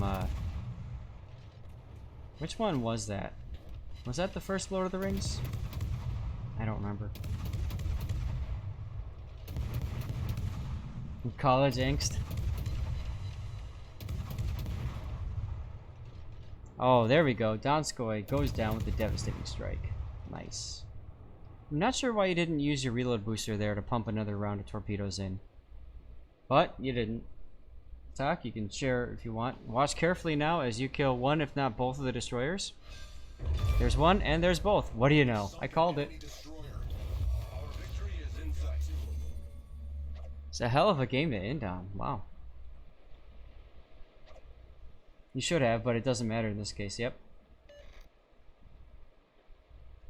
And we're just gonna fast forward because now it's clean up aisle 5. Engine boost deactivated. Try to get in B for the cap points, didn't happen. Look at the Azumo chasing the Iowa over here. I mean, this is hilarious.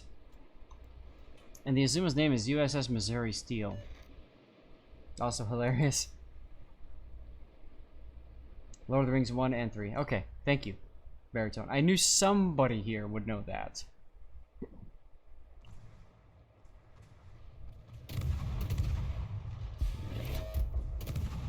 And this game is pretty much over.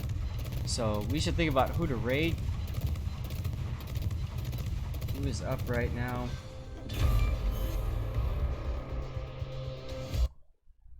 Why don't we raid the World of Warships stream? Who's covering World of Warships right now? Let's see. Oh, it's Karmatica and Happifodder. We definitely have to raid them. All right, so guys, we're gonna do this. First of all, we need to go to our stream ending. And guys, a big thank you for all hanging out, of course, today. We had a lot of fun. We saw some amazing games. I got tons of death picks, which is, you know, my favorite. But big thanks to, obviously, Luxter with the sub. That was from the Wind Cries. We got a whole bunch of new followers as well. You can see them there coming up in the channel. Like I said, tomorrow, King of the Sea 10, I'll be covering the finals. So feel free to check me out, hang out. We've got a lot of giveaways to do tomorrow. And you're going to hear something very surprising from me tomorrow, too. I'm just going to leave it at that. But I have a very special announcement. I think you guys are going to enjoy it. I hope you'll enjoy it, at least. We'll see. But in any case, let's see. I'm growing a beard. Am I growing a beard? Go ahead, Voodoo. Go ahead. We're going to raid the World of Warships. Come on, World of Warships. Did I do that right? Did I do that right? Yes! So we're going to raid the World of Warships channel. Go ahead and post a link. There you go. That's an epic Kitakaze game, I guess. Now, when you guys get in there, make sure you give the Zath wave. The Zath wave looks like this. Circle slash, right? That's the Zath. Way! So, make sure you... Staying sober? Turk, dude, I'm almost out. But I have another bottle, so we'll see. In any case, guys, it is 6:24. I'm ending a little bit early, but that's okay. Thank you very much for hanging out, guys, and I look forward to seeing you guys next time. Did everything work okay? It looks like frames didn't drop as much anymore, so that it was smoother after I changed it to 6. Hey, Sea Bear, dude, you've been hanging out this whole time. You didn't say hi? What the hell, dude? Come on. So I'm glad to see it looks like the drop frames kind of stopped when I changed it to 5 kilobit per second bitrate, so that's good. Other than that, guys, enjoy the rest of your Friday, or for some of you guys, it's Saturday already. But yeah, take care. Here we go, raiding World of Warships now. Peace out.